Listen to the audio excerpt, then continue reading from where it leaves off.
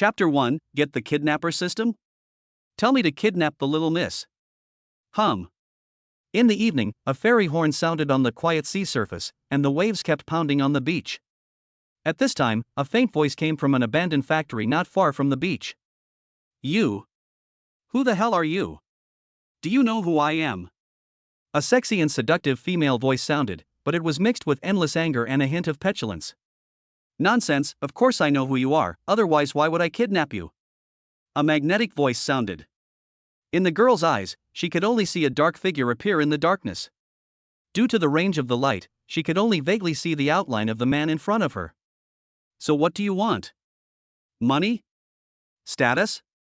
I can give you both, just let me go. Look, that's how a rich person talks.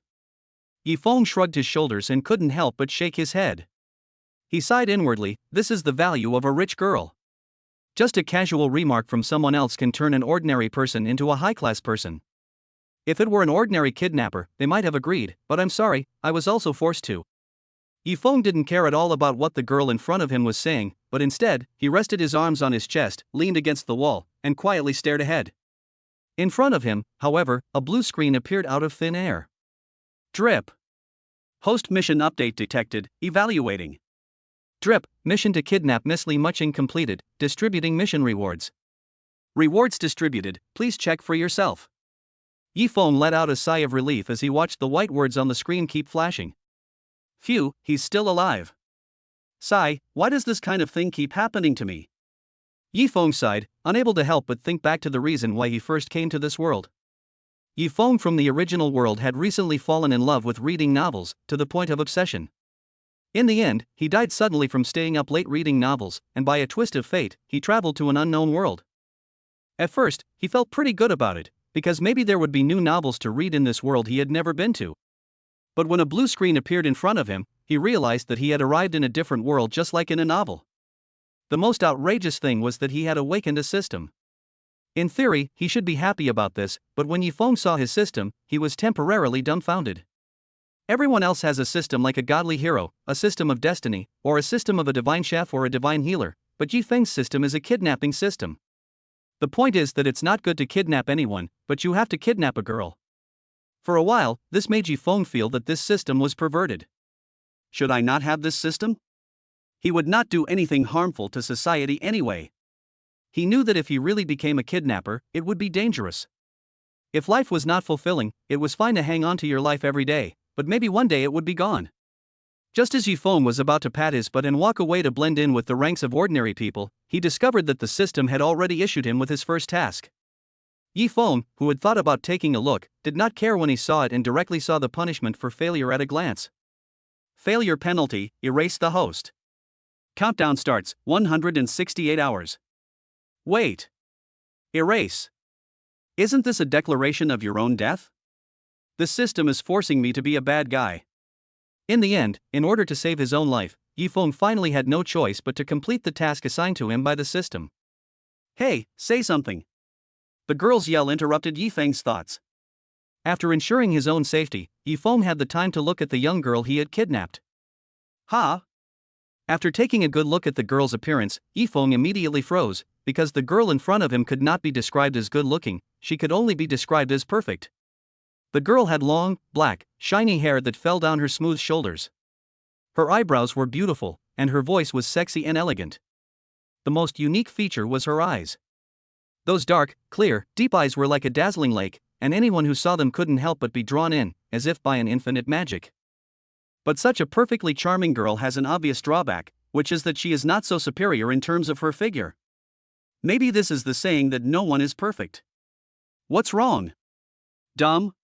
Can't even talk anymore? The girl saw that the kidnapper was afraid to move her own momentum and gradually became arrogant, as if in her eyes this man had already begun to fear her. You just say it. Whoosh.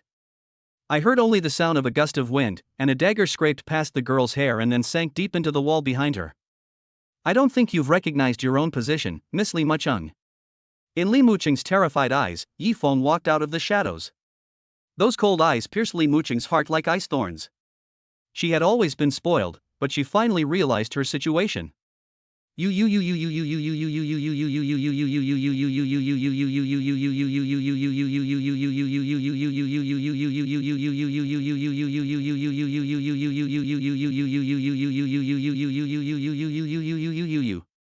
Crying. Crying counts as time. If you cry again, I'll throw you into the sea to feed the fish. Ugh. Upon hearing Yifeng's fierce words, Li Muching immediately stopped crying and shivered all over. Was that too fierce? Whatever, his mission was complete. Yifeng gave Li Muching a cold glare and sat on the box next to him to check his status. Personal information.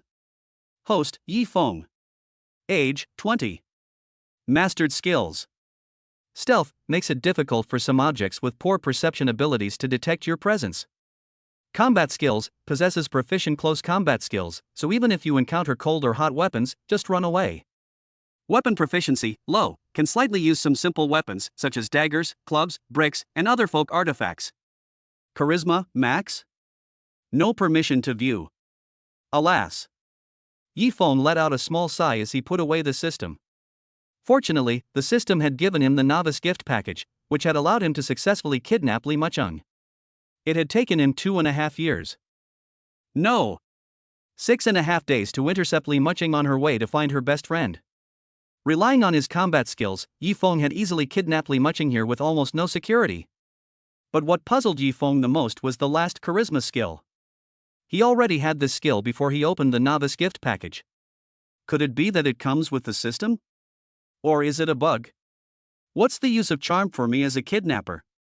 The most important thing is max. Could it be that I have to seduce people with my charm when I'm caught? Just kidding. What a useless skill. This so-called kidnapper system really sucks. Chapter 2, maybe he really can become a master of missions. By the way, I just completed the kidnapping mission and I don't know what the mission reward is yet. Let's take a look. Yifeng impatiently opened the system and sure enough, he saw the only task in his task list showing that it had been completed. Congratulations to the host for completing the task, and the task reward is being distributed. Gain 15 days of life, collect a picture book. Wait, that's it? I was risking my life doing such a dangerous task. You're just giving me an extension of half a month of life? Yifeng was so angry that he wanted to curse, but at least he didn't have to worry about suddenly dying now. Besides the extra half month, why was there also a collection of illustrations? What was the point of this? Yifeng called up the system and opened the illustration book. He found that every page was densely covered in question marks, and the words unlocked were displayed on top. Apart from a 1% figure on the first page, there was no movement. What the heck is this? It doesn't give me any hints, and it even gives me a bunch of symbols. I've really had it with this system. Ding, new task issued. What? There's a new task. You're treating me like a farm animal. Although Yifeng was reluctant, he had no choice if he wanted to survive. Several tasks suddenly appeared on the screen, and Yifeng looked at them for a long time before he understood them. Task 1, approach Li Mucheng to obtain more information. Task 2, complete the collection progress of the illustrated book. Each time 20% of the information on one page is collected, a stage is completed, and there will be additional challenges and rewards. Task 3, kidnap the target Su Yusen. Yifeng gave it a brief glance and then summed it up. This beast system is simply inhumane. But it seems that it is not meant to be human. Excuse me. Just then, Li Mucheng, who was handcuffed to the ground, interrupted Yifeng's thoughts with a mumbled question. What's wrong? What is your real goal? You don't want money or status. Then why did you kidnap me? Hey! What do I want? Who says you, a hostage, can make demands? Seeing Li Mucheng like this, Yifeng was at a loss.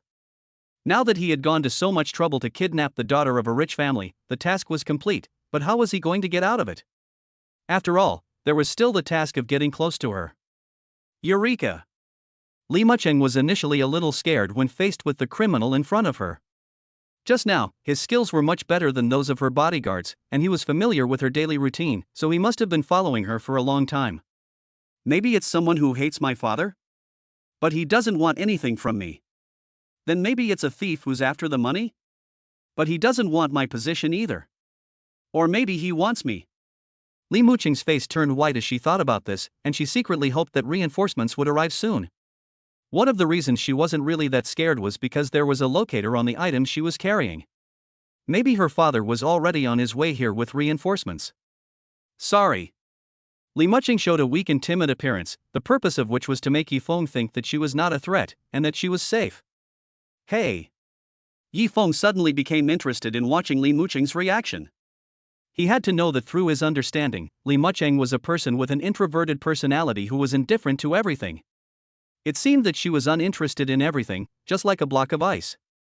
It's a pity that such a good-looking girl is actually a facial paralysis, tut-tut. Yi Feng's playful mood gradually grew here, and he was prepared to play for a while before finding an opportunity to slip away and then approach her again in his serious capacity to complete the task. Tap tap tap. Sure enough, the thing Li Mucheng was most afraid of came. The figure in the black shadow gradually walked out, and then a man wearing a half-faced fox mask stood in front of her. I didn't notice it before, but now I can see that you, Miss Li, really look good. No wonder you can be described as a cold-faced beauty. What are you doing? Need to ask? Even a discerning person can tell. Li Mucheng is now completely panicked. She absolutely will not allow herself to be defiled by such a disgusting man. She would rather die than do so. Watching Yifeng closing in on her, Li Mucheng even wanted to bite her tongue and kill herself, but at this time she couldn't bring herself to do it. A flower that has been growing in a greenhouse for a long time can hardly withstand the ravages of a storm. Even Li Mucheng, who is known as a cold-faced beauty, could not help but cry in the end. Did I go too far? Scaring her a little bit should be enough. If I delay any longer, I'm afraid something bad will happen. Yifeng glanced at Li Mucheng, whose tears were swirling in her eyes. Her pitiful appearance was even more touching now, and even Yifeng himself couldn't help being attracted by her tearful appearance. Heh, it really was effortless. Just then, a shrill voice came from the factory gate, followed by several men with weapons in their hands and arrogant expressions who walked out of the shadows. There are more experts? Yifeng was slightly stunned and turned around to look at the men at the door. He cleared his throat and asked, "May I ask what you are here for?" "You should at least tell me the rules of the underworld, right?" "Pfft, what bullshit rules of the underworld? Don't think I don't know who's behind you. To be honest with you, kid, we actually liked this woman a long time ago. You interfered and took what was ours, and now I want you to give her to me." Yifeng frowned in confusion, looking back at Li Mucheng, who was also staring at him. "Do you know them?" Li Mucheng blinked and shook her head. "I don't know them. Shouldn't they be your colleagues?" "I don't have any colleagues who are that ugly." These loud words reached the ears of the person in charge, who was instantly angry and smashed the iron rod in his hand against the cardboard box next to him. "You brat, you don't want to take the drink, you want to take the punishment. Brothers, attack." Seeing the boss speak, the rest of the brothers also raised their weapons and yelled as they ran towards Yifeng. "TSK, trouble." Yifeng glanced back at Li Mucheng and took out the dagger at his feet to untie the rope in her hands. "Find a safe place to hide later, don't ask so much." "Eh? Aren't you tying me up?" At first, Li Mucheng thought Yifeng was going to take her as a hostage, but she didn't expect that the rope around her body broke when a knife flashed past her. After a while, she muttered in response. "I already tied it." "Ha! Go and play." Yifeng pushed Li Mucheng aside, kicked one of the thugs, then picked up the dagger in his hand and blocked the iron rod of the other thug, before punching him in the stomach. There was only a muffled grunt, and in the blink of an eye, the two thugs collapsed to the ground. Yifeng glanced back and saw Li Mucheng, who was hiding among the wooden crates and sticking her head out, and he let out a sigh of relief. Fortunately, the girl was fine. If anything happened to her, how was he supposed to complete his mission? Maybe he really could become a master of missions. Chapter 3, Angry Li Mucheng. "Boss, this kid is extraordinary, we are no match for him." After a few rounds, the group of thugs, who had been so aggressive just a moment ago, were all knocked to the ground by Yifeng and were rolling around in pain. Tut. The man in charge, holding a machete in his hand, looked at Yifeng, who was leisurely whistling, and yelled with gritted teeth when he saw him slowly walking towards him. "The point is sharp, retreat."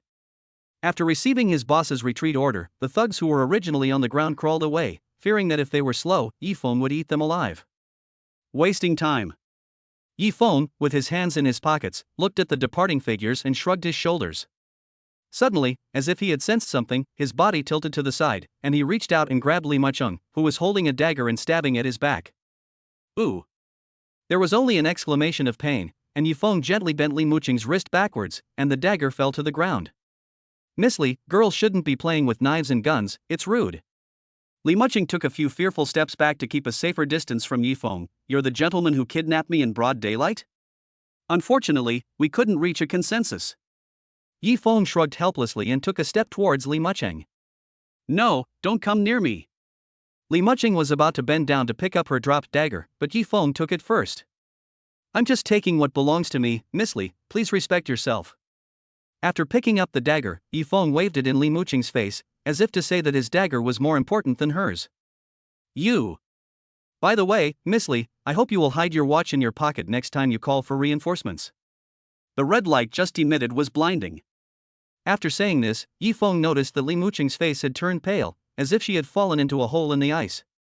So, pretending to be angry, he walked up to her. Don't do anything rash, my father's men and the police are on their way, the consequences will be serious. Oh, but that doesn't stop me from educating you. After saying this, Yifeng trembled all over as he began to build up his strength, and with Li Muqing's terrified expression, he aimed at her head and gave her a thud to the skull. Ouch! Li Muqing let out a cry of pain, covering her head with her hands and squatting down. Tears were still hanging in the corners of her eyes, but when she looked up again, she found that Yifeng had long since disappeared, leaving behind only a half mask. Click! With the sound of a key in a lock, Yifeng pushed open his room door. Creak! Perhaps it was because the room was old and the door was old, it creaked as it was not fully opened. A pungent smell of rotting wood from cheap furniture assailed the nostrils, and Yifeng could only endure the strong discomfort and turn on the living room light. Sizzling! An obvious sound of electricity passed, and a faint light opened from the ceiling. Through the light, one could see the overall layout of the room. The room was not large, only about 10 square meters, and the various facilities were relatively complete. Apart from being too small, everything was normal. Alas! Yifeng went to the bathroom to wash his face. When he looked up at the cracked mirror, he revealed his youthful appearance. The young man had a refreshing short crop of hair, with a few bangs that just vaguely covered his extremely deep and mysterious eyes. It was as if they were a huge, bottomless black hole, and one couldn't help but be fascinated by those eyes, as if they were priceless treasures. Drops of water slid down Yifeng's hair and eventually fell off his chin. The faint light from the lamp perfectly outlined the handsome face of the young man, and even Yifeng himself couldn't help but be amazed. It was worthy of its full charm. Even when I look at it myself, I always feel like something is attracting me. But why does it have so many question marks after the skill description? Is there any additional terms? Yifeng thought for a long time but still couldn't think of anything, so in the end he had to sit on the sofa and bring up the system panel to think about it carefully. At present, in addition to an illustrated book in his hands that he didn't know what to use, he also had two tasks that he had to do. One was to get close to the kidnapped young lady Li Muqing, and the other was to kidnap Su Yusin. So the question is, who is this Su Yusin? Gone. Yifeng took out the battered smartphone in his pocket, clicked the mobile network button with determination, and opened the browser to search for information about Su Yusin. He had to know, because the system would not even tell him the precise target, and would only provide a prompt once he was close to the task objective. Perhaps even the heavens were teasing Yifeng, because after a thorough search, there were dozens of people named Su Yusin. With such a vague scope, he only had 15 days, which was simply not enough. What a waste of time. Yifeng quickly turned off his phone and then got up, staggering towards his room. I'm tired, I'll go to bed now. 15. Rumbling. The roar of cars kept resounding, and the originally quiet factory had long been surrounded by a sea of people. There were black-clad men in suits and police officers everywhere. Miss, I'm so glad you're okay, you had us so worried. A tall man said to Li Muqing, who was sitting in the car. I'm fine, Ah Fu. Have you found the criminal? The man named Ah Fu felt uneasy when he heard Li Muqing's cold voice. He knew that the more calm his young mistress was, the more terrifying she actually was. The police have not found the criminal yet, but please rest assured, young mistress, we will never let him escape from the city. Well, tell the driver to drive, I'm tired. Yes, young mistress, please be careful on the road. A black car slowly drove out of the wide and narrow passage. Li Muqing took a deep breath and shifted her gaze to the fox mask next to her seat. You just wait, I won't let you go. After saying that, Li Muqing raised her hand and rubbed her red forehead. It hurts. D. D. A harsh ringing sound sounded. Yifeng reached out his hand to turn off the alarm clock on the countertop and sat up. It should be about time. Recalling Li Muqing's face last night, as if she wanted to tear herself apart, Yifeng let out a deep sigh. Sorry, Miss Li, maybe we'll meet again. It's really an inexplicable fate. Chapter 4, Passing the Test. In front of a luxurious private villa, there had long been a gathering of tall men in suits, looking like a bodybuilding talent show. Dude, what are you guys doing here? A tall, muscular man in line heard the voice behind him and turned impatiently, until he saw a man a head shorter than himself and sneered. Kid, this is not the place for you, I advise you to go home. I was just curious, so could you please explain? Sure, do you know whose villa this is? No.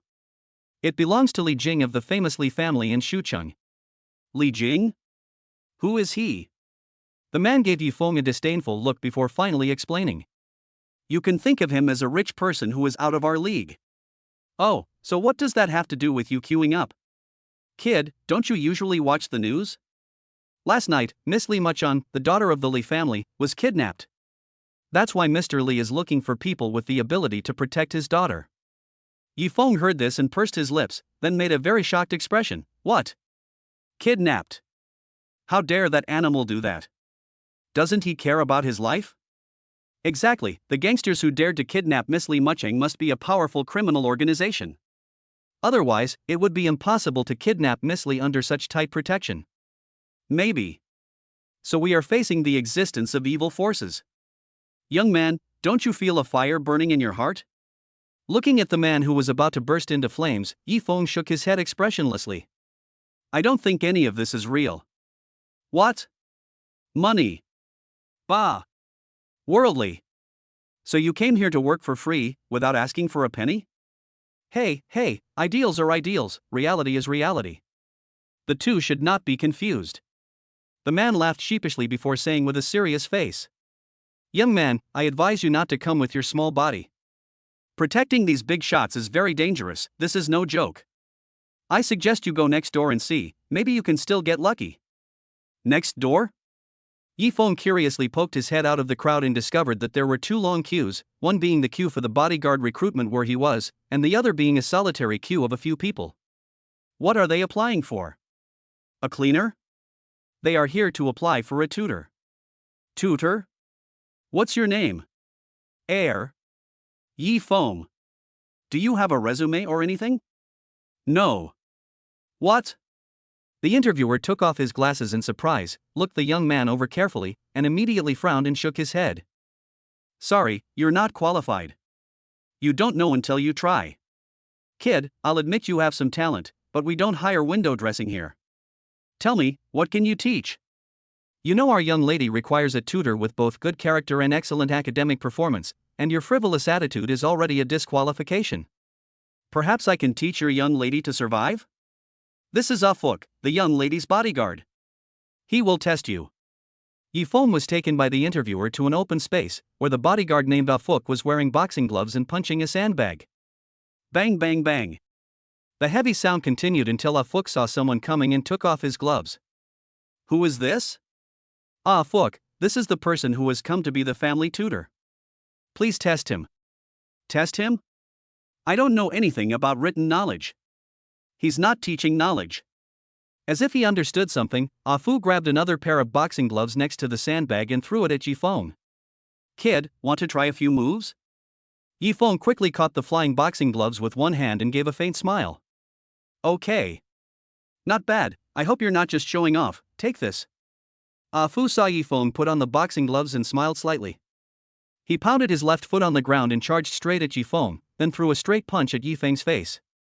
Just as the fist was about to land on Yifeng's nose, Yifeng bent down and instantly avoided Afu's attack, and swung an uppercut at Afu's abdomen.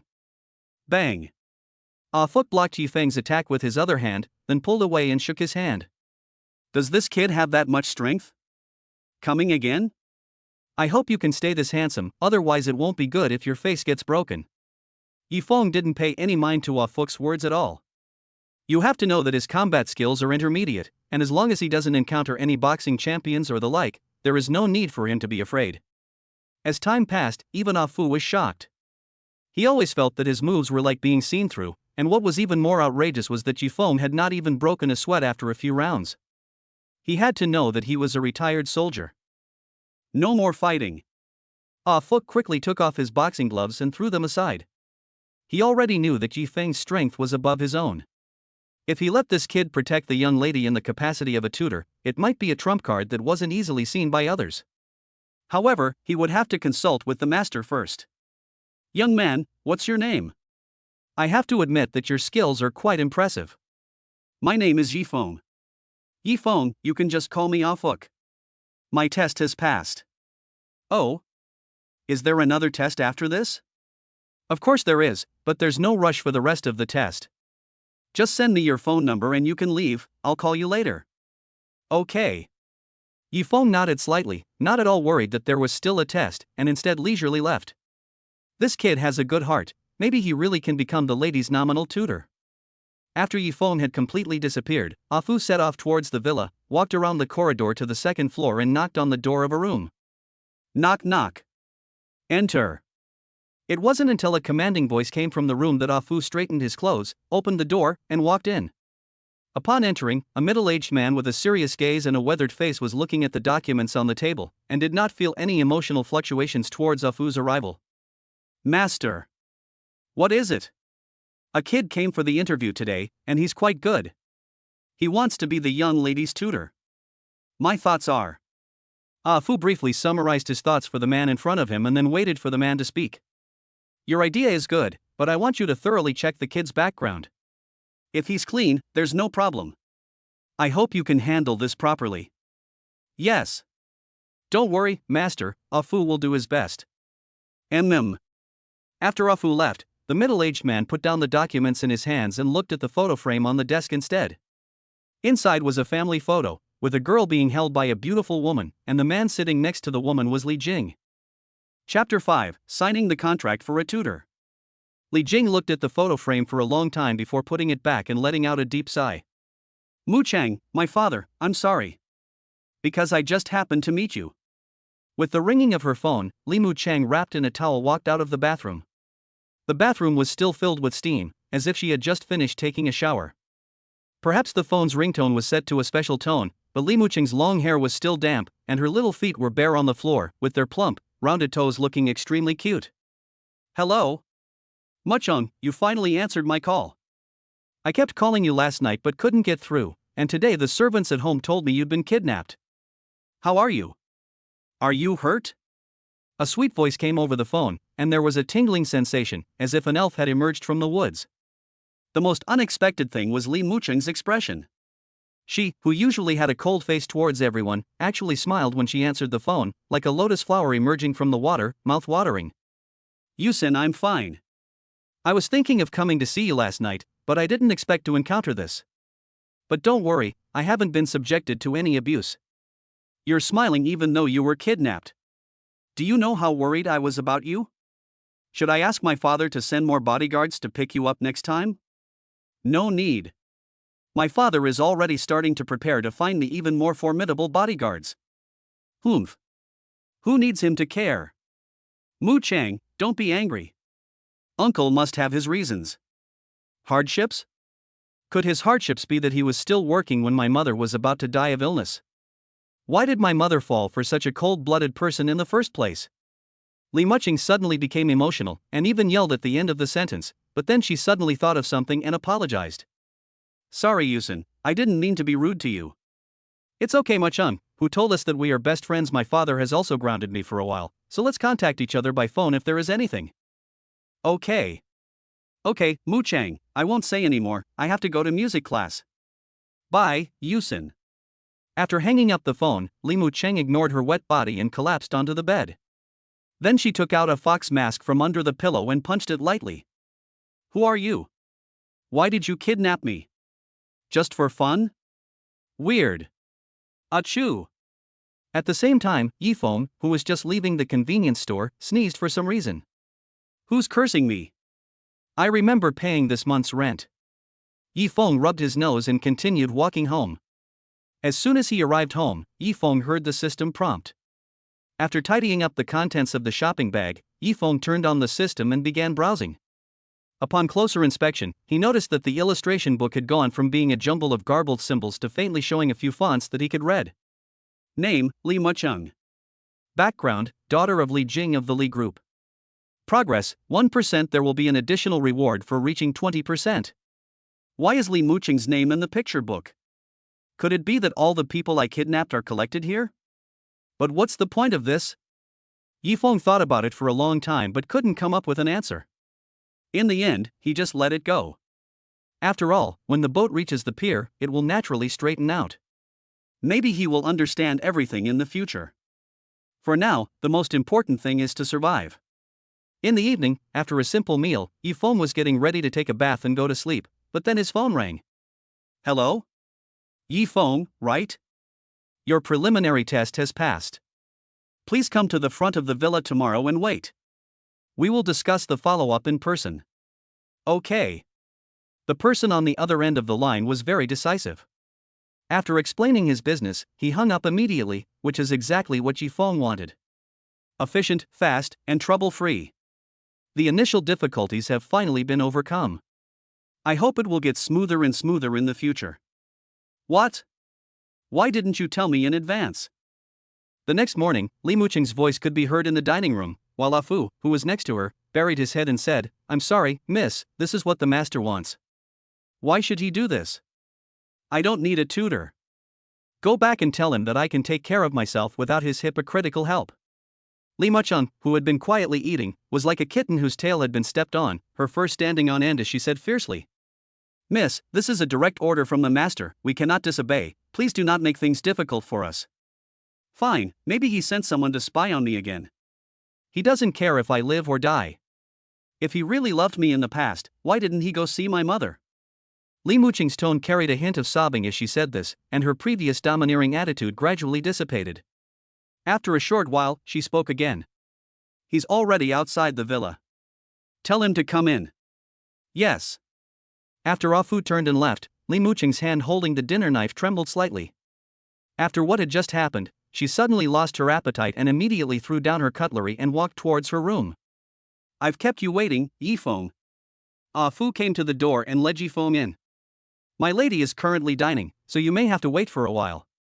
That's fine, after all, this is also part of my future work. This kid is quite obedient, and it is indeed simple to talk to smart people.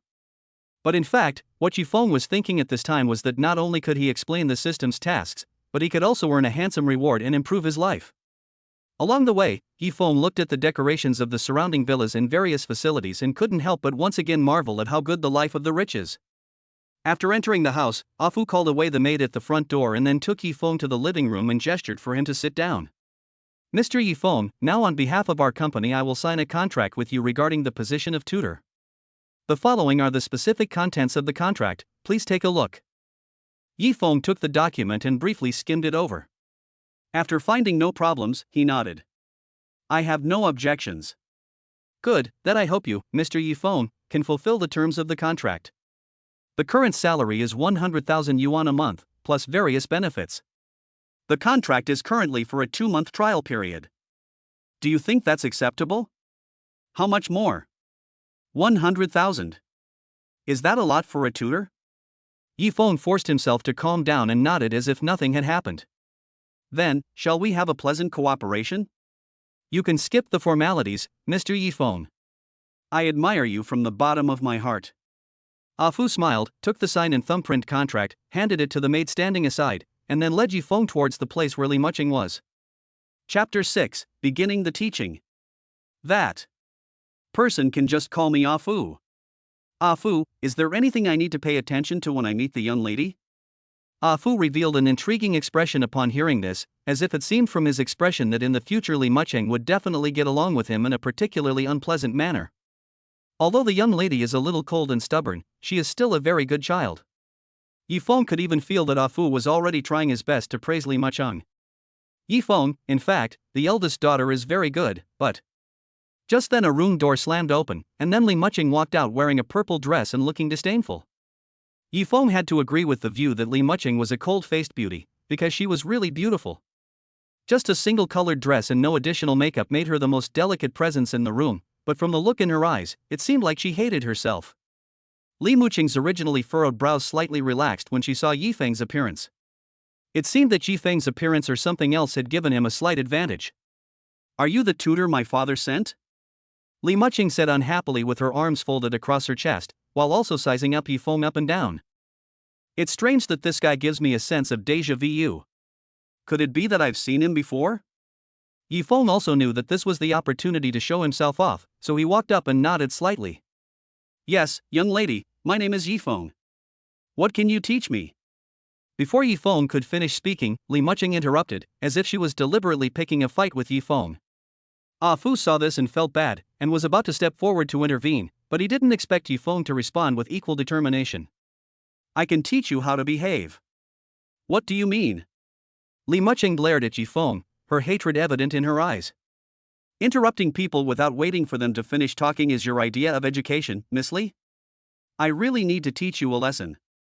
Yifeng did not look away, but instead locked eyes with Li Muqing. Unlike the servants, who would let her get away with things, he was here to be the teacher. "How dare you? Ah Fuk, get him for me." Li Muqing turned her head and wanted to have Ah Fuk throw Yifeng out, but she found that Ah Fuk had already disappeared. At the same time, the gardener outside the villa was watering the flowers and plants when he suddenly realized that the water gun in his hand had been snatched away at some point. When he looked around, he saw Ah Fuk whistling and doing his own work. "Ah Fuk, what are you doing?" "Nothing, I'm just taking a stroll." "Wow. Huh, what's your name?" "Yifeng." "Yifeng, I'll remember you." Li Muqing turned around and wanted to go to her room. In fact, she never intended to let this so-called tutor teach her. "Young lady, I advise you to be a good student." "Oh? Then you have the ability to enter my room." Li Muqing snorted and didn't even look at Yifeng before walking into her room. "TSK, what a disobedient child. Then I, Shu, will teach you a good lesson." Yifeng said and knocked on Li Muqing's door. "Young lady, it's time to come out to class." "I said I don't need any teacher, and you're not my teacher." "Ha!" Looking at the closed door, Yifeng helplessly spread his hands and shrugged. With a personality like Li Muqing's, it's no wonder she's become a cold-faced beauty. Yifeng was not in a hurry. Instead, he lay on the sofa, closed his eyes and rested. The way Li Muqing looked, the more you hurried her, the more she would lash out. Everything had to be done quietly. After listening to no movement outside the room, Li Muqing snorted with disdain. Presumably, at this time, Yifeng had gone to tell her father about herself again. After all, this was not the first time. As time passed, Li Muqing was surprised that she had not received any news during this period, which made her think that there was something wrong with her phone. What was that person doing?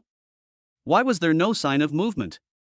With these doubts, Li Muqing quietly came to the door, twisted the door handle, and revealed a tiny crack to observe the movement outside. Peering through the gap, Li Muqing vaguely saw a figure leisurely lying on the sofa, and it was indeed her tutor Yifeng. This guy is sleeping? How dare he? Is he not afraid that I will tell my father about this and have him fired? Despite her doubts, Li Muqing pushed open the door and walked out. As soon as Li Muqing came out, Yifeng stretched and sat up, as if he had really been resting. Oh, the young lady has finally come out. Aren't you afraid that I'll tell my father about your current situation? Seeing Li Muqing mention Li Jing, Yifeng also remained completely composed, yawning lazily. Whatever you say, Missy, I'm just doing my job. Sleeping is your job? It's Missy who isn't cooperating, and that has nothing to do with me, so please don't confuse right and wrong. I said I don't need a tutor. I've read the reports, Missy, you were kidnapped a while ago, right? Suddenly Yifeng changed the subject and interrupted Li Muqing's words. So what if I was? Don't you want to take revenge on the person who kidnapped you? After listening to Yifeng's words, Li Muqing suddenly recalled the intimidation of the fox-masked man and the brain explosion that she could not forget. You have a way? Of course, tracking is also an essential part of the course. Okay, as long as you can help me find that person, I will give you the best treatment, but if you can't, just disappear from my sight. Deal. After Yifeng finished speaking, a system sound suddenly rang in his head. Congratulations on reaching 10% of the illustration book progress, and gaining knowledge of the skill mastery. Knowledge mastery beginner level, like an encyclopedia, covering knowledge on many levels, but not proficient. Hey, this is actually a useful skill. which is quite suitable for the profession of a teacher. But how did this progress increase so quickly? Wasn't it just 1%? Hey, are you even listening to me? Huh? Ah, yes, my lady. When do we start teaching? Yifeng glanced outside at the bright sunny sky and turned his head to reply. Now. Master. Have you found out anything?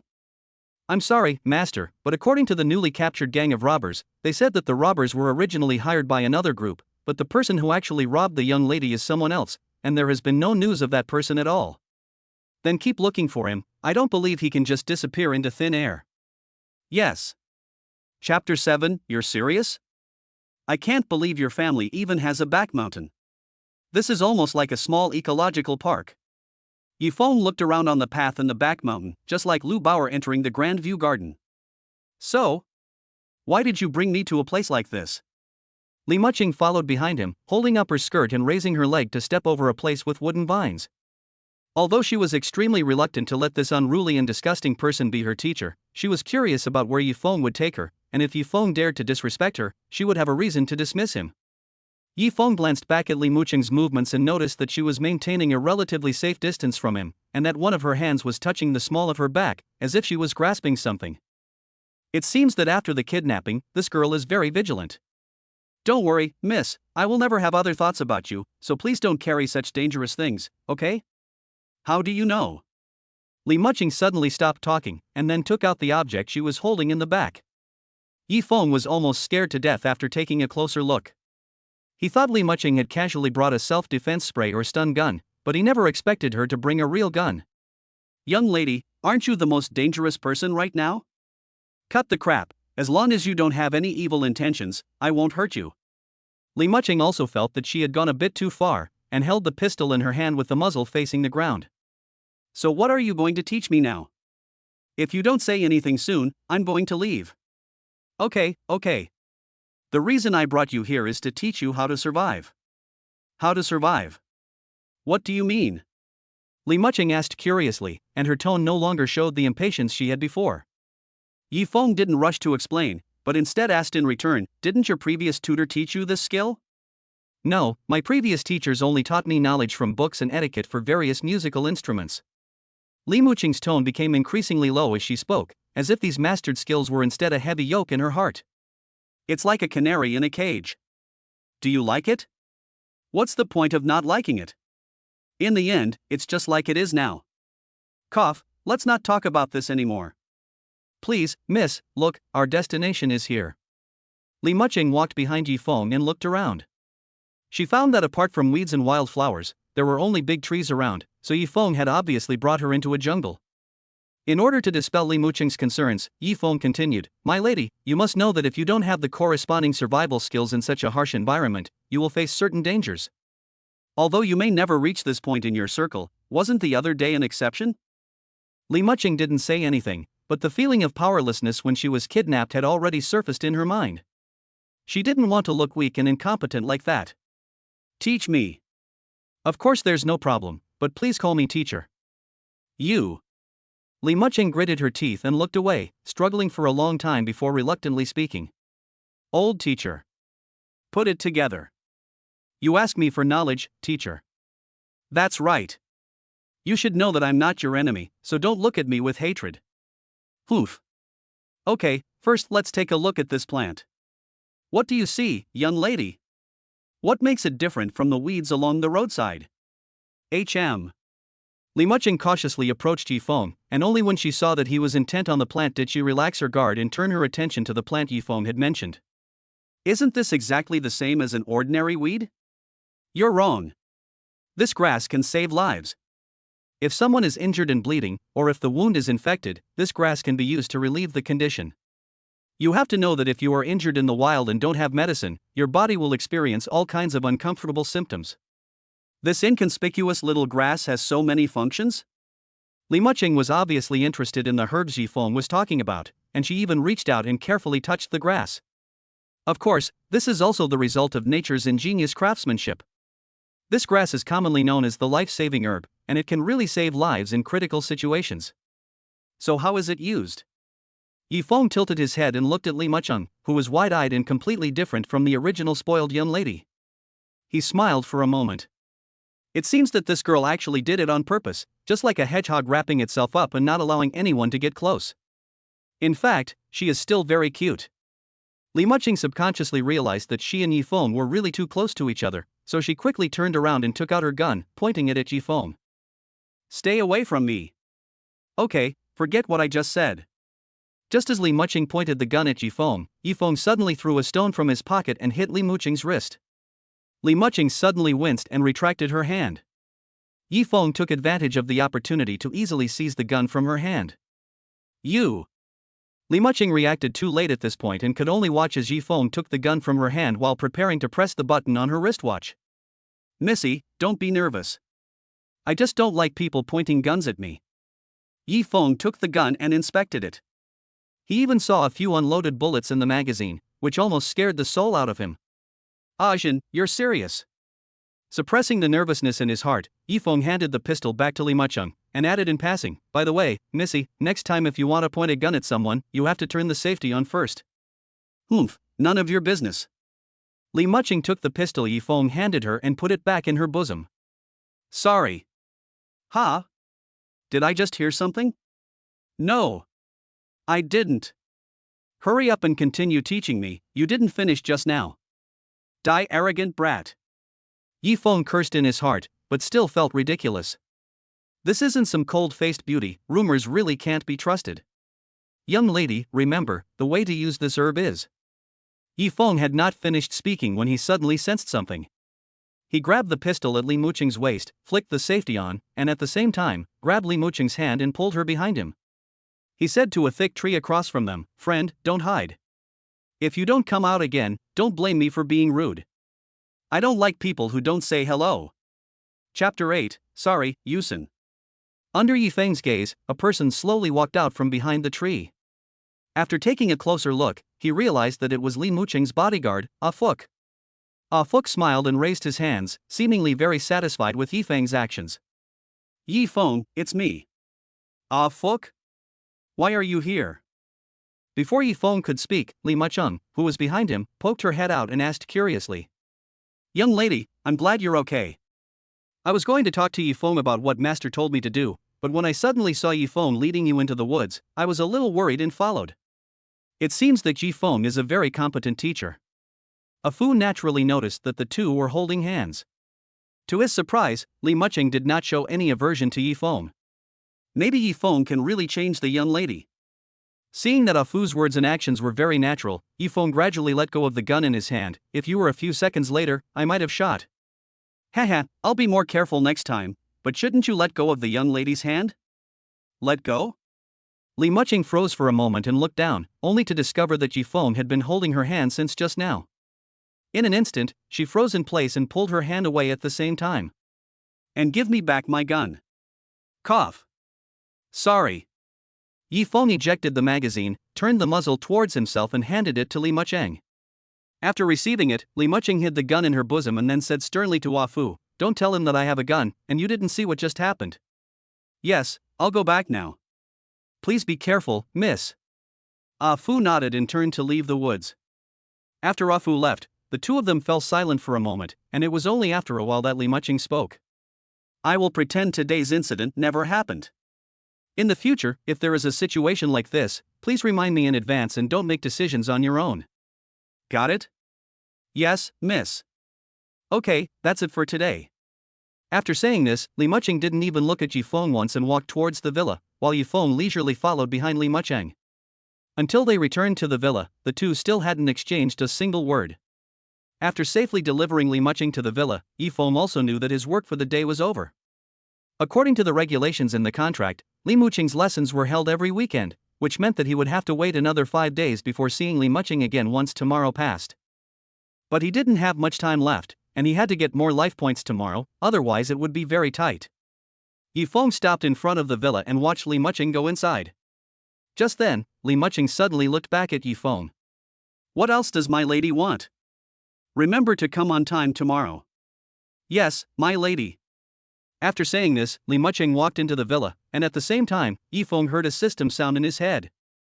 Yi Feng, who was eager to open the system, hurriedly left the villa and, with Ah Fu's help, got into the car and was sent back home. A light scratching sound could be heard in Li Muqing's room. She was holding a pen and seemed to be drawing something in a notebook. Upon closer inspection, it turned out to be the life-saving herb Yi Feng had introduced to her today, followed by the effects of the herb. Just as Li Muqing was writing down the method of use, she paused suddenly and dropped the pen on the table. It seemed that he hadn't finished yet. Li Muqing recalled the scene of Yi Feng protecting her behind her back, and then she raised her right palm and stared at it intently. Why do I always feel so at ease when I have him by my side? Drip, drip, drip. A sudden ringing sound came from her phone. Li Muqing immediately realized that it was her best friend Su Yusin calling. The sudden call made her face flush red, so she quickly reached out and patted her own face to try to calm her restless heart. After a while, she answered the phone. Hello? Muqing, are you busy? In the past, you always answered my calls immediately. Su Yusin seemed to have a strange tone of voice, but her cute, soft tone sounded like she was being coquettish. Sorry Yusin, I was just talking to Ah Fu about something. Okay, I forgive you. You're still the best for me, Yusin. Who says we're not best friends? Right, Muqing, didn't you say your uncle had arranged a new tutor for you? How's it going? Well. Wait, let me guess. Did you not like him and send the teacher away again? Uxin, you shouldn't say that about your best friend. Am I that mean? Hey, after all, this is the fifth one. Li Muqing, perhaps out of concern for Su Uxin or perhaps not wanting her to continue on this topic, took the lead and asked, by the way, Uxin, have you finished your piano lessons? I have, the teacher just left my house. When she said this, Su Yusin's tone of voice could be heard to drop. Muqing, actually I don't like these so-called lessons, but my father and the others insisted on arranging them for me. How about me? But it's been so long now, and it'll be fine when we grow up. Speaking of which, tomorrow is Sunday, so I can come and play with Muqing. Really? Tomorrow? Yes, today is Saturday. Li Muqing was about to agree when he suddenly remembered something, and Yi Feng's face gradually appeared in front of his eyes. No, you can't. Eh? Why? Is there something wrong, Muqing? Yes. I have something important to do at home tomorrow. Obviously, this was Li Muqing's first lie, and even his tone was not very firm. Su Yusin didn't doubt for a second that Li Muqing was lying, because Li Muqing was just like her, sometimes forced to go to dinner parties. She had also met Li Muqing at a party. Oh, I see. Well, that's fine. Unfortunately, I won't be able to see you this week. I'm sorry, Yusin, I'll definitely come next time. It's fine, we're best friends. Muqing, I can't chat with you now, I have to go to dinner with my father. Okay, see you later, Yusin. Li Muqing hung up the phone, clenching it in her hands, and her breathing seemed to be more rapid. It was obvious that she was still very uncomfortable lying for the first time. I'm sorry, Yusin. Li Muqing closed her notebook and lay back on the bed. The image of Yi Feng protecting her came back to her mind, and it seemed that Yi Feng's small action had long been imprinted in the young girl's heart. Chapter 9, Like a Fish in Water. Yi Feng, do you live here? After stopping at Yi Feng's destination, Ah Fu looked at Yi Feng in surprise. He didn't expect someone as talented and capable as Yi Feng to actually live in such an old house. Hey, there's nothing I can do about it. That's why I took the risk to come here and find a well-paid job. You? Ah Fu didn't know what to say, so he just took out a stack of cash from the glove compartment. Ah Fu, this is. Take it to improve your life. Just consider it a loan from me. Your salary may not be paid for a few days. This is for you if you consider me your friend. Don't make me turn my back on you. Then thank you, Ah Fu. I'll pay you back when I have the money. Yi Feng never imagined that Ah Fu would be so generous to him. He had only just become Li Muqing's tutor today. Okay, then I'll go first. See you tomorrow. See you tomorrow. Boom. There was only the roar of the car's engine, and Yi Feng was left alone on the road. Phew. It's finally the end of a busy day, and fortunately, I didn't give Li Muqing a bad impression. As Yi Feng walked home, he put the cash Ah Fu gave him in his pocket. Illustrated Guide Progress Updated. Li Muqing's progress has reached 20%, and the progress reward has been distributed. Rewards obtained: 15 days of life, intermediate firearms mastery, intermediate driving mastery, and unlocked permission for charisma. Ha! So much. At first, Yifeng thought the system would just give him a few random things, but he was surprised to see that he was dazzled by the list. After reading it all over, Yifeng focused on the charm permissions. He initially remembered that the charm entry in his abilities had always been a question mark, and now there was a possibility that it would change, which made him eager to check it out. Name: Yifeng. Age: 20. Mastered skills: cold weapon mastery, driving mastery, firearms mastery, charm max. Items: illustrated book. As Yifeng expected, under the charm skill, a string of charm analysis was unlocked, with a small line of text written on it. Your charm will make you feel at ease in interpersonal interactions, and will have an additional effect when interacting with the opposite sex. What does this mean? It feels like I'm a charming demon in a movie? And it has a special effect on the opposite sex. Yifeng suddenly felt speechless. For some reason, he always felt that this seemingly useful skill would be a nuisance. He hoped it was just an illusion. Yifeng, who had been feeling uneasy for almost a month, finally calmed down. Just as he was about to reward himself with a hearty meal, he heard a heated argument in the hallway outside his door. Who could be fighting so late at night? Can't people get any rest? Yifeng immediately pushed open the door and, as soon as he could make out the source of the noise, he saw that his landlord was arguing with one of the tenants. Landlady! Why is there no water? How dare you say that? You've already been 2 months behind with the rent and you want water? You're lucky I haven't cut off the electricity. You're lucky I'm even giving you water. You have 3 days to pay up, or you're out. Yifeng had encountered a tricky opponent for the first time. Just as he was trying to sneak back to his room, the landlady saw him. Hey, don't even think about running away. You haven't paid rent for a month either. If you... Before the landlady could finish speaking, Yifeng took out the cash, counted it, and handed it to the landlady. Is that enough? The landlady was momentarily stunned, then took Yifeng's money and counted it. After verifying the amount, she completely lost her temper and said with a smile, That's enough, that's enough. Rest well, my boy. I was in the wrong just now. I'll go. Yifeng sighed as he watched the landlady's departing back, picked up the money in his hands, and shook it. Sure enough, this thing still works. Good morning, Ah Fu. Good morning. The young lady is already waiting inside, so I won't disturb you while you're having class. Okay. Yifeng nodded, rubbed his eyes, and walked into the house. As soon as he entered the house, Yifeng saw Li Muching sitting at the dining table in a white dress, quietly staring at him. Young lady, are you ready? We need to start. Yifeng's sentence was interrupted by Li Muching. Don't you even have the most basic manners? What? Manners? Yifeng didn't know why, but as soon as he entered the room, Li Muching snapped at him. After recalling his conversation with Ah Fu just now, he reacted. Ah, good morning, miss. Li Muching nodded slightly after hearing Yifeng's words, picked up the napkin on the table and wiped his mouth, and replied lightly, Good morning, teacher. So shall we begin the lesson now, teacher? Oh, yes. After a familiar journey, Yifeng brought Li Muching to the place where they had the lesson yesterday. Just as he was about to speak about another plant, Li Muching spoke first. Teacher, yesterday you didn't finish talking about the use of herbs before you left. Use? Oh, yes. The use of the herb of life is actually very simple, just chew it up and put it on the wound. Are there no side effects? Apart from a numb mouth after chewing the herb, there are no other effects. Okay, next I will talk about this grass. After Yifeng's patient explanation, Li Muching, who was initially quiet, gradually asked 1 or 2 questions from time to time, as if she was also participating in Yifeng's class.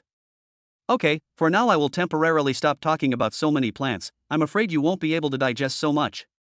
No need. Please continue, teacher. Li Muching suddenly spoke up. Seeing Li Muching like this, Yifeng was slightly stunned. He didn't expect Li Muching to be interested in herbal medicine, but he still waved his hand to refuse. My lady, you eat 1 bite at a time, and you take 1 step at a time. I admit that you are very smart, but I hope you know that life is not just about being busy. The most important thing is to enjoy these beautiful moments in life, isn't it? It's not that beautiful. This is where you are wrong, missy. Come with me. Yi Feng knew that Li Muqing still had the heart of a child. After all, the personality of a child who had just reached adulthood was still different from that of a mature person. The most important process now was to enlighten them. Where are we going? Li Muqing followed Yi Feng behind despite her doubts, not worried at all about what might happen. After walking through the woods, Yi Feng led Li Muqing to a green meadow. A gust of wind blew, like a slender, warm hand stroking Li Muqing's cheek. Yi Feng took off his jacket and spread it out in the shade. If you don't mind, please sit down. After all, it wouldn't be pretty if your white dress got dirty. Well. Li Muqing wanted to say something but stopped herself, obediently sat down, and completely lost the indifferent look she had at first. Chapter 10, Props Reward. Warm sunlight shone through the leaves and fell in the shade. Yi Feng rested his hands on the back of his head, leaned back against the tree, and leisurely looked into the distance at the grass that had been blown low by the wind. Li Muqing, meanwhile, quietly watched it all with her arms wrapped around her legs. My lady, feel all this and you will discover the charm of nature. Li Muqing followed Yi Feng's example and closed her eyes. Sure enough, in that instant, it seemed as if everything had come to a standstill. This allowed her mind to feel an unprecedented sublimation, and her heart, which had been far from the hustle and bustle of the city, also faded away with it. It's so peaceful. Yes, if you ever feel down, missy, you can come here and sit for a while, and your mood will naturally improve. Li Muqing opened her eyes quietly and looked back at Yi Feng, who was still enjoying himself. For some reason, her heart always felt warm, as if a warm hand were melting the ice. Yi Feng, why don't you come and teach me tomorrow as well? Huh? Yi Feng heard this and suddenly opened his eyes and looked at Li Muqing. From her serious expression, he could tell that she wasn't joking. You want me to work overtime? Forget it. Sure enough, you annoying rich people all like to squeeze the sweat and blood of the poor. Sorry, missy, I'm only free on weekends, so. Don't say anything else, I know. Li Muqing's previously stable emotions were suddenly like an explosive barrel that had been lit. Go back, I'm tired. Okay.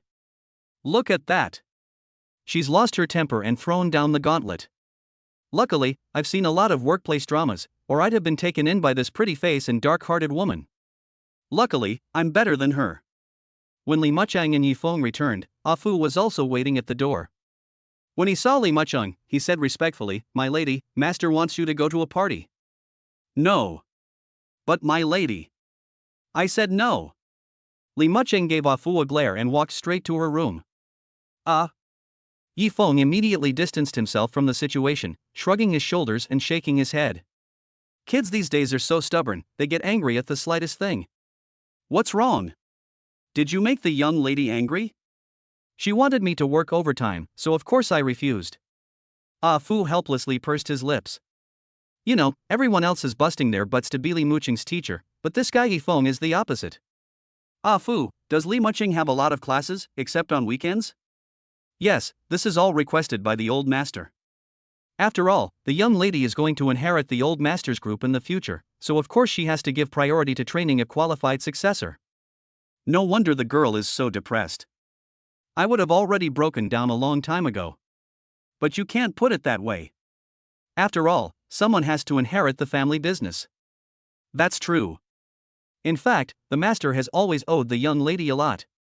He was unable to see her when she left, and this has led to the young lady's relationship with the master being like this. Okay, why am I telling you all this? I have to hurry back and report to the master. I will send someone to take you back later. No need, Ah Fu, I can go back on my own. Okay then, if you need anything, just call me. Here's my phone number. Yi Feng took Ah Fu's business card, waved at him, and left the villa. Little did he know that his every move was being watched by a pair of eyes in a window. Sorry, I didn't mean to. Li Muqing muttered softly as she stared at the place where Yi Feng had left, and she didn't return to the table to continue drawing the herbs until she was sure that Yi Feng was nowhere to be seen. She saw that there was a brief introduction under the drawings of a few herbs. Narcotic, analgesic, soporific. Woohoo! Back home, Yi Feng lay on the sofa, enjoying the beauty of his own time. If it weren't for the system that would forcibly end his life, Yi Feng would have long since started his new life alone in a peaceful place where he wouldn't be disturbed, which was also his dream. Ding! Illustrated book progress increased, please check in time. No way? It's really going up by one day. Suddenly, I feel that Mu Chang is a lot cuter. Yi Feng quickly called out to the system, and following the prompts, he found the rewards he had obtained.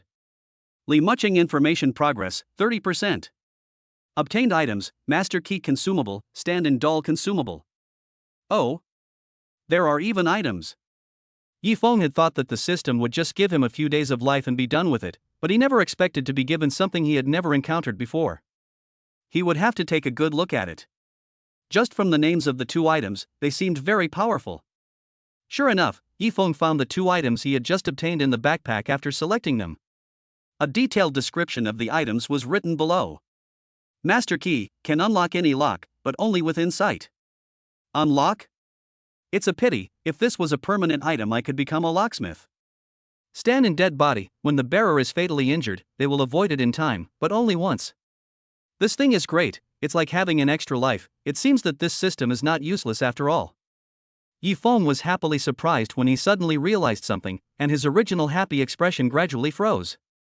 No, why do I feel a premonition of a boss battle when I'm given these items?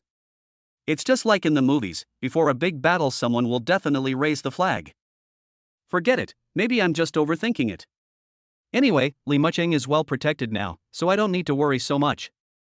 I'll finish the task early and wait to be declared free after saving up a few decades of lifetime. After turning off the system, Yi Feng went to the bathroom to take a shower, and spent the next few days as a vacation for himself. At this time, in an upscale hotel in the city center, countless elegantly dressed and refined people gathered together, chatting and laughing, seemingly attending a party. Lao Li. Suddenly, a loud voice rang out in the crowd, which attracted the attention of many people around. One of the waiters saw this and snorted disdainfully, as if serving these upper-class people had sublimated him. Who is this uncouth person? It's really embarrassing to run around shouting at an occasion like this. Before the waiter could finish speaking, a slap went towards his face. The waiter was stunned, and when he came to his senses, he found that the person who slapped him was the hotel manager. The manager? They saw their manager glaring at him with displeasure, and he read out his anger word by word. You can cut off this mouth if you don't want it. Do you know who he is? He is Su Wanli, the undisputed boss of Shucheng. If anyone hears what you just said, our entire hotel will be finished. The waiter then realized that his indiscretion had almost caused a major disaster. He hurriedly bowed to express his error, but it was already too late. You don't need to come in tomorrow. Get out of here now. Yes, I'll get out of here right now. Chapter 11 Su Yusen. Old Li. A burly man can be seen sprinting over to a man named Old Li and hugging him excitedly. Hey, Su, don't mess around, it's not good to have so many people around. Hey, we're old comrades after all, it's just a simple comradeship. It's inevitable that the bad media will make a fuss over this, so it's better to be cautious. They dare. Su Wanli's brow suddenly furrowed, as if he had changed from a kind-faced arhat to a fierce demon. Su Wanli, don't be ridiculous, we still have to give the people above face. Li Jing gave Su Wanli a glare to calm him down. His old comrade was good at everything else, but his temper was still as impulsive as ever. Okay, Su Wanli, are you here alone today? Where are your daughter and sister-in-law? Su Wanli, who had looked like a furious Buddha, instantly returned to his usual friendly self when Li Jing mentioned his wife and daughters. My daughter-in-law seems to have gone to play mahjong with the wives, and Yusen is eating cake at the party. She said she'll be here in a while. It seems she has something to tell you. Something to tell me? It's probably about Mu Chang. Is Mu Chang's niece still angry with you? Have you explained to her? No, I was unable to see Chanxian one last time that day, and that has always been a pain in my heart. Li Jing's eyelids drooped as he spoke, as if he had aged 10 years in an instant after saying those words. Oh, it's not your fault. At that time, we still had a mission to complete. Su Lao. You've had too much to drink. Oh, yes. I've had too much to drink. Su Wanli nodded in agreement hastily, as if they had talked about something they shouldn't have. Father. At the same time, a soft, sweet and tender voice sounded from behind the two of them. Looking in the direction of the sound, they discovered a young girl with blonde hair standing nearby. Yusen, you're here. This is your uncle Li Jing.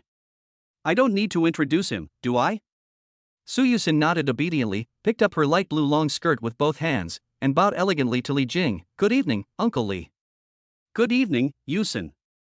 I didn't expect you to come to the party today.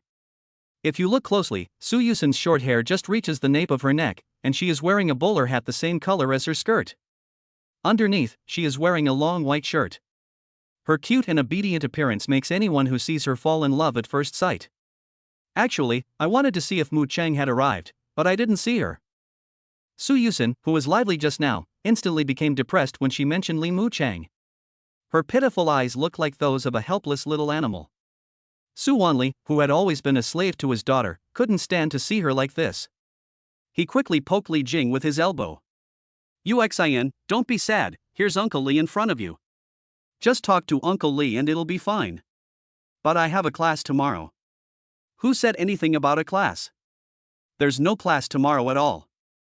Your teacher called me tonight to say she doesn't feel well and told you to make your own arrangements tomorrow." "Really? Fathers are so good."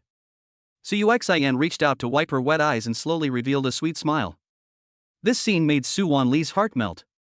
Over the years, he and his wife had carefully protected their precious daughter, and they would agree to whatever she wanted. However, Su Yuxian was very understanding, and had always been a good girl since she was little, which had also saved Su Wanli a lot of worry.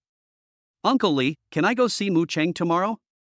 Looking at Su Yusun's big, wide eyes, Li Jing had no choice but to relent and agree. "No problem, I'll tell the teacher tomorrow." "Yes.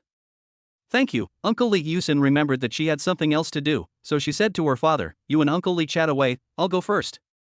Seeing that her plan had worked, Su Yusun skipped off, so happy to see Li Muching again. She hadn't seen her for so long that she knew she had to get ready properly when she went back. "Hey, Lao Li, is Mu Chang's state of mind still okay? After all, she just went through something like that. Ah Fu told me that Mu Chang is doing well, and she's even more cheerful than before." "Huh? How is that possible?" "You know that the real kidnapper has not been found yet, and I'm afraid that there's something wrong with the kid. I've already notified the entire underground level to find her without fail. It's not for those reasons, it's a tutor that's made Mu Chang better." "Tutor? Didn't Mu Chang's niece hate it when you randomly assigned her to him?"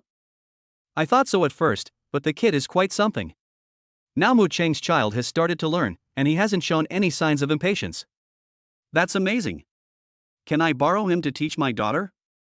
"If he can get Mu Chang's niece to learn, he must be a great teacher. The kid has already signed a contract with our family, so I'm afraid you won't have that opportunity." "What? You said he was young?" "Well, he's just turned 20, his family's not particularly well off, and it seems his parents can't be traced, probably because they died young." "So you're confident this kid will teach your daughter? You're not worried about friction?" Su Wanli immediately stopped when he saw Li Jing's serious expression. "Ah Fu said that the kid takes his career very seriously, and from the moment we met, his attitude was that he only regarded himself as a teacher." "Is this kid really that good-natured?" "You should know that many families would kill for the chance to marry off their daughter to Mu Chang's nephew." "I don't know. We'll just have to take things one step at a time. Right now, that kid is the only cure for Mu Chang." "Achoo!" Yi Feng, who was eating, sneezed again. "Huh? Why again? Could it be that I have a cold? But this season shouldn't be. Never mind, I'd better take some cold medicine just in case." Early the next morning, after finishing his meal, Li Muching was preparing to go to the study for class as usual, but was suddenly stopped by Ah Fu behind him. "Miss, please wait. Today's class, the teacher said he can't teach, and there's someone looking for you outside the door." "Someone is looking for me?" Li Mucheng blinked and thought back to her conversation with Yi Feng yesterday. In fact, as soon as she entered the room, she knew she had made a mistake. She shouldn't have said those things to Yi Feng, but her emotions just poured out of her like they were out of control. Could it be that the guy really came? Li Mucheng walked briskly out of the dining room and sure enough, she heard a noise in her room. "This guy is really rude. How dare he enter my room without permission? Wait, the book is still on the table." Li Mucheng thought of this and panicked. He pushed open the door and barged in, quickly saying, "Who allowed you to enter my room without permission? Get out." "Huh?" Li Mucheng was momentarily dumbfounded after taking a good look at the person who had come, because the person in the room was his best friend Su Yusun. Chapter 12, Pervert. "You Yusun? How could it be you?" "Oh." Su Yusun was obviously shocked by Li Mucheng. She thought she would give her best friend a surprise, but in the end she gave herself a fright. I'm sorry, Muchung, I entered your room without saying hello to you. I'm really sorry. Looking at Suyusin, who was almost about to cry, Li Muchung quickly went up and shook Suyusin's hands, pulling her to sit down by her bed. I'm sorry, Uxin. I never thought it was you. If I knew it was you, I would never have done it. Really? Su Yuxian raised her cute little head and looked at Li Mucheng's eyes with a fluttering gaze, as if to confirm whether Li Mucheng was telling the truth. Of course it's true. We're best friends. Li Mucheng smiled and shook Su Yuxian's hand tightly to change the subject. By the way, Uxian, why did you have time to come here today? Well, my teacher had something to do today and didn't come, so I thought I'd come and play with Mucheng. Oh, in that case, let's go out and play now? In the corner of her eye, Li Mucheng deliberately glanced at the notebook on her desk. She seemed relieved to see that there were no traces of tampering. Okay, but when Mucheng just entered the room, did she call someone else's name? It seems to be Yi something. She flinched. Li Mucheng's heart stopped for a moment when she heard Su Yusin's words, and after quickly blinking her eyes, she forced a wry smile. How could that be? I just thought a servant had entered the room. I clearly told them not to clean my room, that's why I yelled. That Yi is the surname of one of my maids. So that's what happened. Su Yusin of course had no doubt that her best friend would hide nothing from her, so she followed Li Mucheng out. Good morning, miss. Good morning, teacher. Before long, it was the weekend again, and Yifeng, as usual, was the first to greet Li Mucheng. Just as Yifeng was about to speak, Li Mucheng unexpectedly spoke before him. I wonder what herb you will be identifying today, teacher? We won't go to the woods today, we'll talk about something else. Not going? Why? Li Mucheng said discontentedly, knowing that she had been waiting for a whole week. My lady, today we will learn other knowledge, which is also in my teaching curriculum. Okay, what shall we learn? Learning to hide. Hide? Yifeng took Li Mucheng to the outdoor garden and said to her, My lady, hiding is also part of survival. If you master the skill of hiding, you will not be easily discovered in times of crisis, which will greatly increase your chances of survival. Isn't it just about finding a place to hide? What's there to learn? Of course not. What you did could at best be considered hide and seek. Concealment actually involves hiding in plain sight, and the way you do it will change with the environment. I don't understand. If you don't understand, that's fine. Dare you bet with me, Missy? What's the bet? I'll bet that later on, Missy, you won't be able to hide from me in this garden. What's the stake? Li Mucheng asked.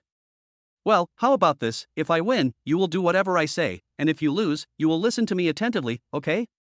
Okay. You made a promise. Li Mucheng thought about Yifeng's words for a moment, and after pondering a bit, she found that she seemed to have nothing to lose, so she immediately agreed. Then, the clock starts now. I will give you 5 minutes to hide. If I can't find you within the next 10 minutes, I will lose. The timer starts now. As soon as Li Mucheng heard Yifeng's words, she ran towards the depths of the garden. The large garden was extremely hidden, even if you hid among the flowers and plants. Li Mucheng had already imagined the moment when Yifeng conceded. After much deliberation, Li Mucheng chose to hide among the flowers, which matched the color of her clothes. The sound of the girl's breathing gently blew the flower petals, waiting quietly for the passage of time. Li Mucheng, who had thought she had the upper hand, suddenly heard a footstep approaching. No way. How did he know I was in these flowers? He must have just happened to be here, that's it. As the footsteps almost reached her, Li Mucheng held her breath, hoping that Yifeng would leave the area where she was hiding. Missy, don't hide, I know you're here. Who knew Yifeng would suddenly break the silence like that, but there was still no movement in the flowers. Strange, did I go the wrong way? Seeing no response, Yifeng scratched his head and slowly left. This move made Li Mucheng's heart drop, and at the same time, she secretly gloated that Yifeng's skills were not as good as her own. Humph. When I go back, I will definitely humiliate you properly. Who told you to always hold your head high in front of me? Just as Li Mucheng was about to open the champagne early, a hand suddenly patted her on the back from behind. Who? Oh. Li Mucheng was so scared that she immediately stood up from the flowers and looked back to find Yifeng staring at her with a smile on his face. Sorry, miss, you lost. A smug smile appeared at the corner of Yifeng's mouth, as if he were mocking Li Mucheng. How is that possible? How did you find me? Li Mucheng was incredulous. She didn't realize that Ji Feng had discovered her long ago, and she thought that he had just been pretending, but in fact he had long since seen through her disguise. My lady, you have revealed yourself long ago. From the beginning, there were muddy footprints on the floor tiles and cough. Yi Feng coughed at this. And what? And my lady, you. Speak. Your smell. My smell? Li Mucheng was stunned at first, but then suddenly reacted. The puzzled feeling of being caught was gone, replaced by a strange sense of shame and anger. Her cheeks flushed red, and she stammered and shouted. You're a pervert. Yi Feng, you're a pervert. Yi Feng also realized that there was a hint of flirtatiousness in his words, and quickly raised his hands in apology. Sorry, miss, I was rude. But I still stand by what I just said, and this is one of the things I noticed about you. Pervert. Miss, don't get me wrong, I would never be interested in a little girl like you. Yi Feng was trying to avoid trouble, but he didn't realize that he had already stepped on Li Mucheng's trigger. Get out. The atmosphere, which had been quite interesting, suddenly cooled down when Li Mucheng said get out. For a moment, she seemed to have turned back into the cold girl she had been at the beginning. Missy, I told you to get out. Li Mucheng yelled hysterically, letting out the emotions in her heart. If anyone were to ask why she had changed so much, I guess only she would know. From today onwards, I don't need you as my teacher, you can stop coming. Yi Feng opened his mouth and tried to say something, but in the end he simply replied lightly with a yes and turned around to leave the garden. Chapter 13, Li Mucheng, with a guilty conscience. Ah! A man's shrill yell echoed in the basement. Looking around, he saw that he was tied to a stake, his body covered in dried blood. Several carefree men stood around the man, and one of them, holding a red-hot iron in his hand that was emitting white smoke, said calmly, still not talking? The bound man hung his head in a dejected manner and said in a dying voice, I've already told you everything I know, please let me go. It seems you still have no remorse. The torturer grinned, and slowly advanced towards the prisoner with the iron. I really don't know. We met that fox man for the first time too, we really don't know who he is. Then your employer doesn't know either? The torturer waved the iron in front of the prisoner's face, and the scorching heat made the prisoner shiver. The employer contacted our boss, we just did what we were told. The boss just said to take the Li family's daughter as a hostage, and that was it. Sizzling. Ah. Sizzling. As he looked at the sizzling barbecue leaves, Yi Feng fell into deep thought. He didn't know what he had done today, but he had accidentally stepped on Li Mucheng's tail. It seemed that he had messed up this time, but if the mission failed, he would be erased. Sigh. Yi Feng bit into the barbecue while thinking of a solution, but when he checked the system for nothing, he was suddenly stunned by the data in front of him. What? Yi Feng stood up excitedly, still holding the fragrant kebab in his hand.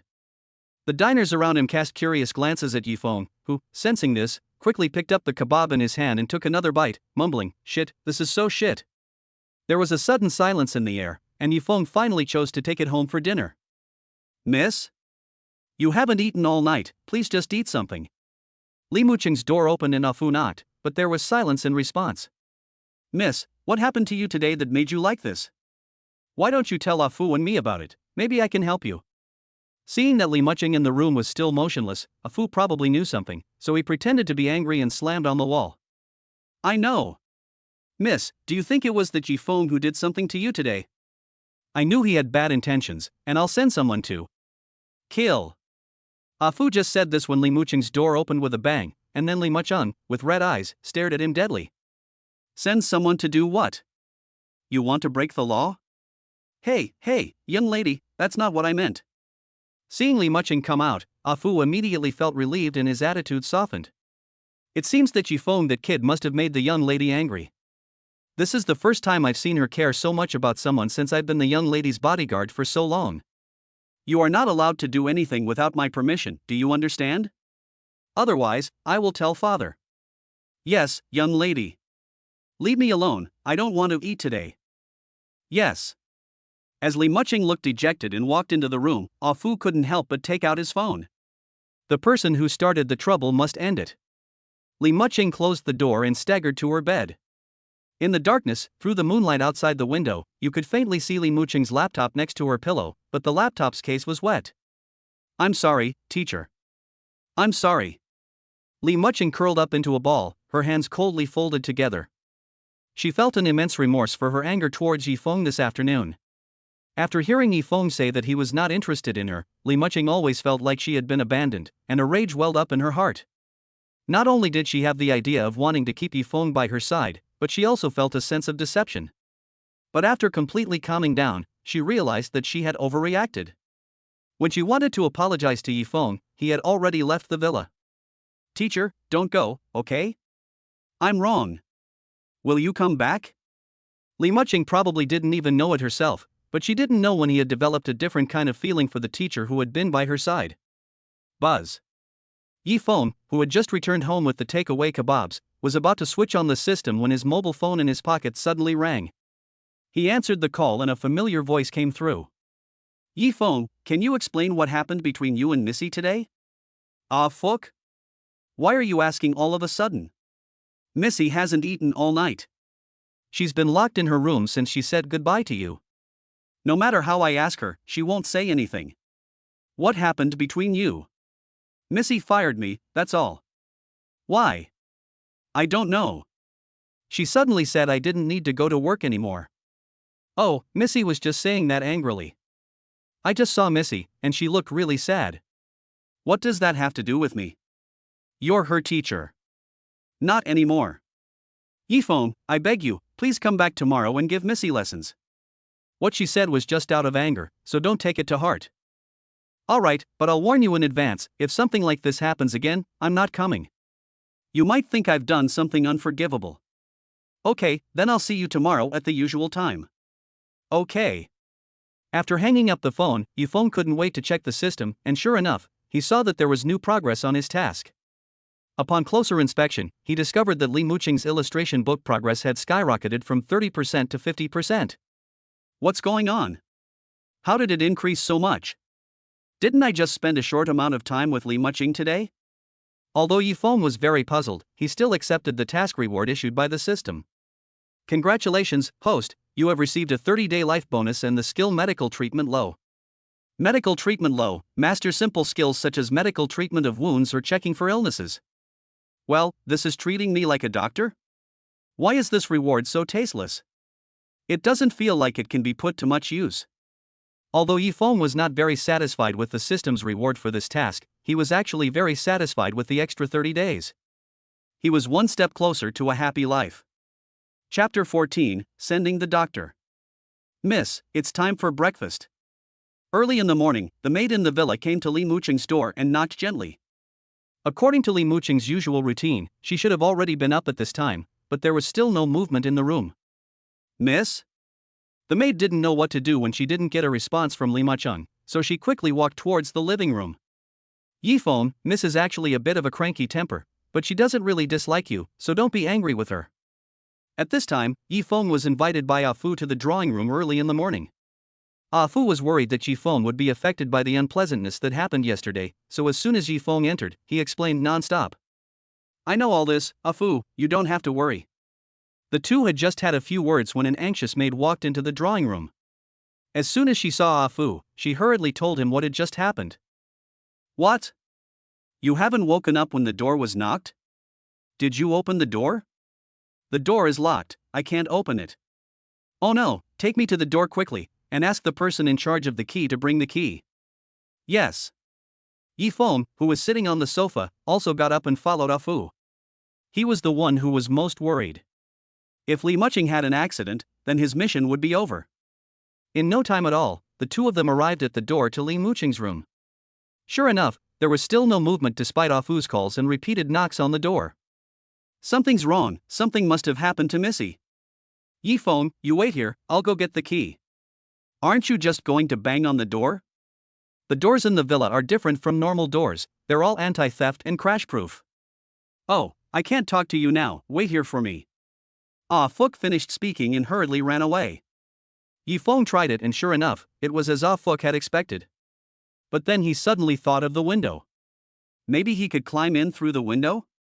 Thinking of this, Yifeng hurriedly went around the back end, through the structure of the house, found the window to Li Muching's room. He immediately climbed over the fence and arrived at the windowsill. However, when Yifeng tried to pull open the window, he realized that it had been locked from the inside. So there was only one thing left to do. Bang, bang, bang. Yifeng clenched his fists and pounded the window with all his strength. He had to admit that the glass was really durable. Yifeng swung his fists several times, but the glass didn't budge. Instead, his fists were bleeding from the cuts he got on them. Hey! I got it! Just then, he suddenly remembered that the master key item he obtained before could unlock all the locks in sight. Yifeng immediately summoned the system and brought out the master key in the inventory with his mind. Sure enough, a silver white key floated in the air and glistened. Yifeng stared at the locked window, while silently chanting in his heart to use it. Sure enough, with a click, the window lock opened by itself. Seeing this, Yifeng quickly opened the window and jumped into the house. As soon as he entered the room, Yifeng smelled a nice, fresh fragrance. This smell was exactly the same as the smell on Li Muqing's body yesterday. This fragrance was like a spell, attempting to control Yifeng's temperament. Fortunately, Yifeng had a strong mind, and he shook off the distracting thoughts in his head and arrived in front of Li Muqing's bed. When he looked clearly, he found that at this time, Li Muqing was curled up in a thin black pajama. The girl's loose hair was draped beside her pillow. Her delicate features were like the sleeping beauty in a fairy tale, and her slender waist and long white legs were even more embellishments. The scene was as beautiful as something in a painting. Yifeng noticed that Li Muqing's quilt was not covered, and her breathing was exhaling hot air, and her cheeks were red. Oh no, this girl must have caught a bad cold. Yifeng, who had acquired medical skills, immediately saw what was wrong with Li Muqing. He gently placed the back of his hand on her forehead and sure enough, it was very hot. Oh no, it seems like she's had a fever for a long time. We have to go to the hospital quickly for medication. Yifeng frowned seriously, carefully put his arms around Li Muqing's neck and calves, and muttered, "My lady, I apologize for any inconvenience." Then Yifeng picked Li Muqing up and put a blanket over her. Don't feel bad. Just then, Li Muqing opened her eyes dazedly as if she had felt something, and the two of them looked at each other. Damn it! Yifeng cursed inwardly, and just as he was about to explain, Li Muqing moved at that moment. Old teacher? Li Muqing blinked her eyes with a dazed look in her eyes. Perhaps it was because of the fever, she was weak all over and even her speech was mumbling. Why is the teacher here?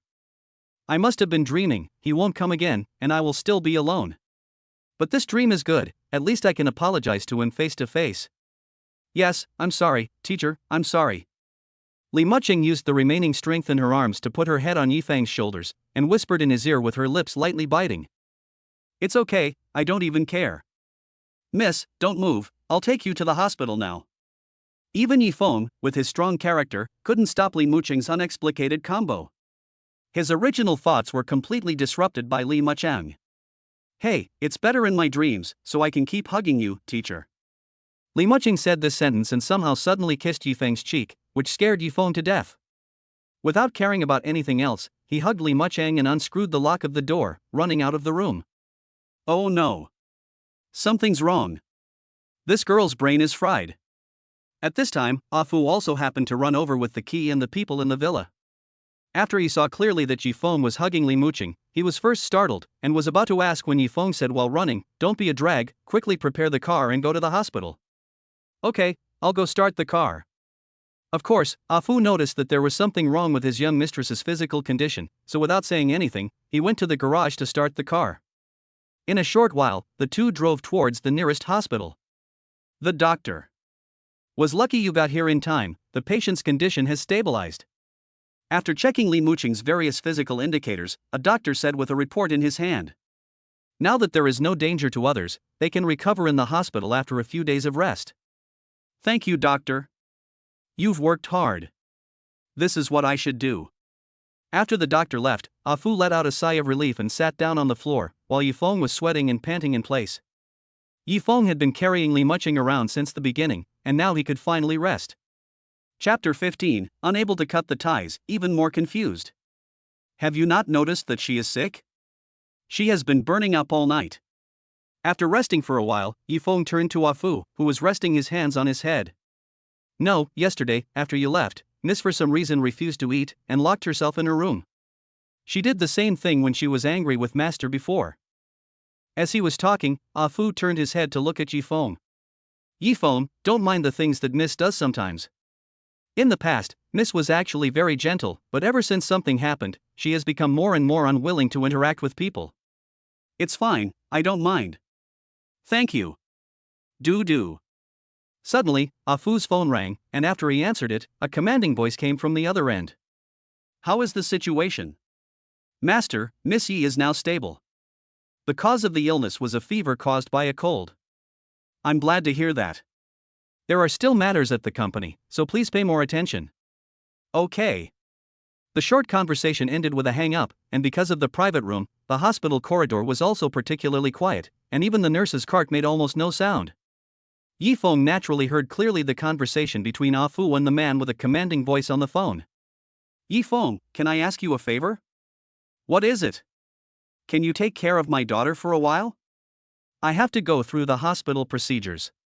It's fine, you go. Thank you. After Ah Fu left, Yi Feng wanted to get bored and play with his phone, but he heard a slight coughing sound coming from the ward, which made him rush into the ward to check on the situation. As soon as Yi Feng entered the room, he saw that Li Mucheng, who had originally been lying in the bed, had somehow sat up, and the blanket on her body had fallen off, revealing a flash of springtime. Hearing the sound of the door opening, Li Mucheng, who had originally sat up, was suddenly attracted to Yi Feng, who had just entered. Li Mucheng blinked blankly, then lowered her head until she saw her thin pajamas and looked up at Yi Feng again. Cough, miss, you're awake. Before Yi Feng could finish speaking, Li Mucheng pulled the quilt over her hands and shrank into it in a blink of an eye, wrapping herself up tightly. The sound of Li Mucheng's voice could be heard from inside the thick quilt. Why are you here? You just barged in without my permission? Yi Feng also knew that he was not immune from this embarrassing situation, and hastily explained, Miss, don't get me wrong, I heard your coughing and was a little worried, so I came in without saying hello. Ooh. A cute whimpering sound came from under the quilt, and then two dark eyes slowly appeared from under the quilt, staring at Yi Feng. I'm worried, he actually said he was worried about me? What's wrong with me? Why am I here? Li Mucheng muttered. Well, it has to start from this morning. Yi Feng told everything that had happened today, but of course he covered up what Li Mucheng had done to him. He could only think of it as Li Mucheng's confused actions due to the fever. Sick? Am I sick? Li Mucheng recalled that it seemed like she did have such a memory, but at that time she thought it was a dream. After all, she was. Wait. It wasn't a dream? Oh no. Li Mucheng was lucky to have covered her face with the quilt, otherwise Yi Feng would have seen her right face. Of course, the doctor said that Missy has a bad cold, which is why she has a fever. Who knew that Li Mucheng's thoughts were not on Yi Feng at this time, but had long since drifted back to the memory of Yi Feng hugging her in the morning and she stealing a kiss from him. Missy, are you listening? Missy? Ah, I'm listening. Li Mucheng came back to her senses and looked at Yi Feng's cheek quietly, as if she had already left her mark on him. Miss, don't be so silly in the future. At night when you go to sleep, you should at least cover yourself with a quilt. Teacher. What's wrong? I'm sorry about yesterday. You mean this? Actually, it's not a big deal. But if you want my forgiveness, you have to promise me one thing. What is it? In the future, don't go to bed without a quilt. Getting sick is very painful. Okay. I promise.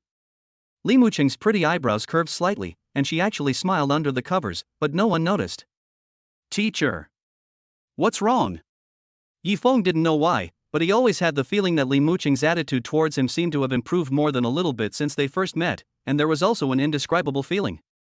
Can we continue tomorrow? Li Mucheng asked carefully, and after saying this, her small hands tightly gripped the edge of the quilt, holding her breath as she waited for Yi Feng's answer. Oh, I'm afraid that's not possible. What? Do you mean, it's not possible? So it really is my own fault.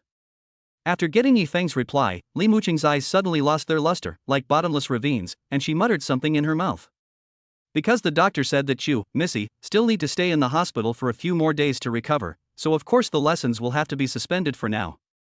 Huh? Suspended? Yes, Missy, how could you possibly go to class in your current condition? If Ah Fu finds out, he won't let me off the hook. Oh, I see, that's why. You scared me. Li Mucheng patted her small breasts and in an instant she returned to her original sweet and delicate appearance. Looking at Yi Feng standing beside her bed, Li Mucheng's eyes twinkled as she suddenly thought of a way out. She pursed her lips and said, "Teacher, I'm a little hungry." Hungry? I'll call Afu and have him bring some food up. No. Li Muching suddenly interrupted Yifeng, afraid that he would take out his phone and really call Afu. "We're in a private room now, and there's a special dining area in another part of the floor. Teacher, can you order some food for me? And this kind of treatment?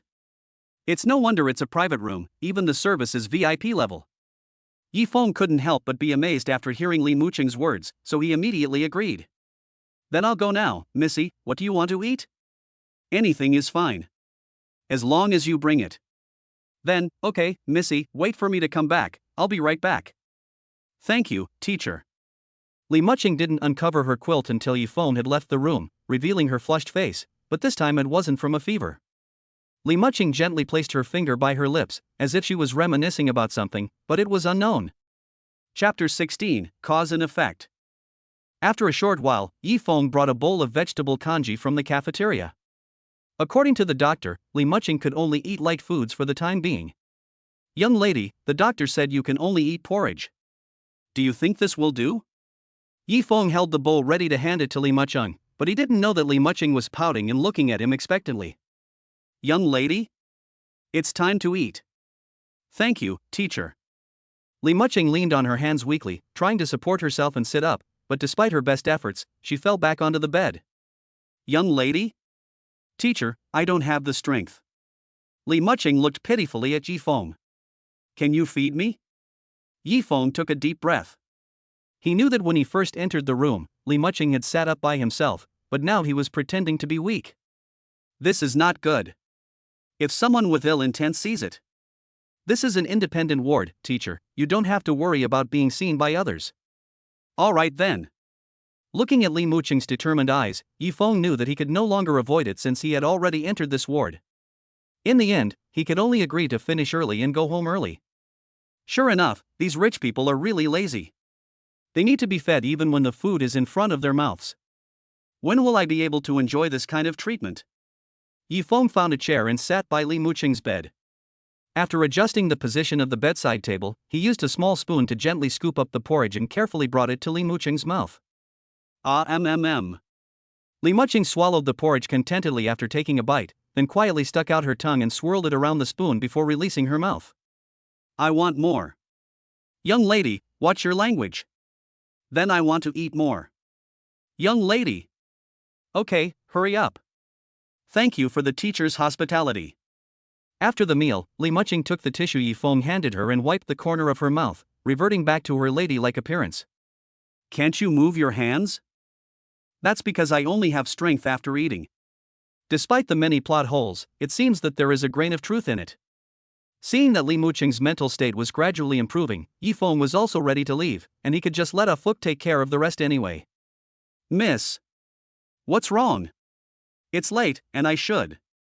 Yifeng looked at Li Muching's expression halfway through his sentence. "What if this girl goes crazy again later?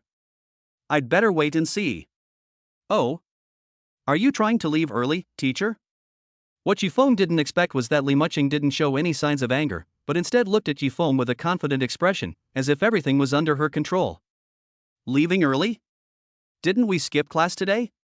"Although we didn't have class, teacher, do you think we should make it up?" "It seems so." "If we have to make it up, won't we have to find a day from Monday to Friday to make it up?" "That's right." "Then won't that be one more day of class and we'll be very tired?" "Yes. Isn't that right?" Li Muching said with a smile, as she folded her hands. "If you do that, teacher, you might as well stay until the end of the day. I'll talk to Afu, and we'll work out a way to make up for your day of classes." "Huh?" After listening to Li Muching's suggestion, Yifeng thought about it carefully. It seems that this is the case. I have to say that she is the daughter of a chaebol, and she knows what's going on. What do you think, teacher? Do you think there's a problem with what I said? Li Muching narrowed her eyes and waited quietly for Yifeng's reply, but she already knew the result. No problem. The young lady is still very clear-headed. Of course, so teacher has to stay with me until the end of class. Okay. Just as she had expected, after seeing Yifeng sit obediently beside her, a smile rose to the corner of Li Muching's mouth. She just leaned against the bed and stared intently at Yi Feng's profile, as if enjoying the best thing in life. Knock knock. Suddenly there was a knock on the ward door, followed by Ah Fu's voice. Yi Feng, are you in there? Ah Fu? Yi Feng hurriedly got up and went to open the door as soon as he heard this. Li Muching bit her lip and let out a soft grunt, as if scolding Ah Fu for returning at this time.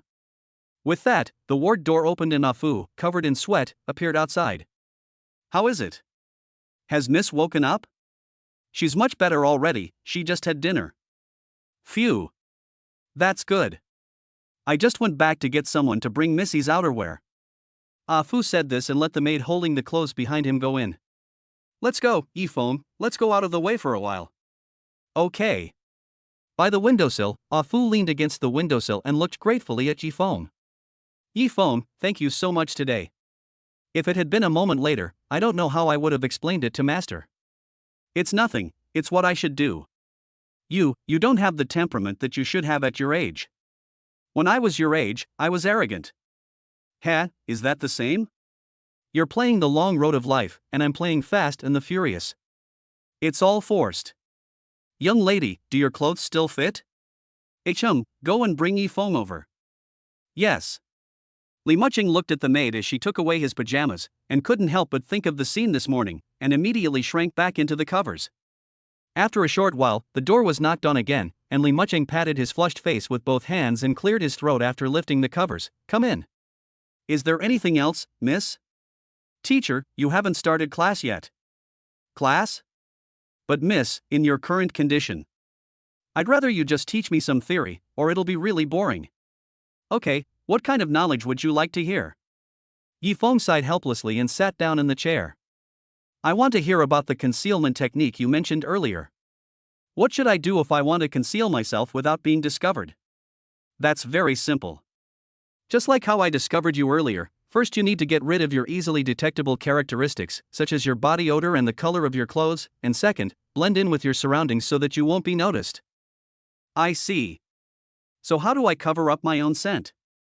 You weren't paying attention when I was teaching you, but one of the herbs I taught you can cover up your own scent. Just crush it and apply it to your clothes. I see, I understand now. Yi Feng, who was acting as the teacher for the first time, obviously forgot the saying that goes, the master teaches the apprentice and the apprentice makes the master starve to death. The cause you plant will eventually become the effect in an imperceptible way. Chapter 17, First Meeting in the Elevator. Teacher, can I ask you a question?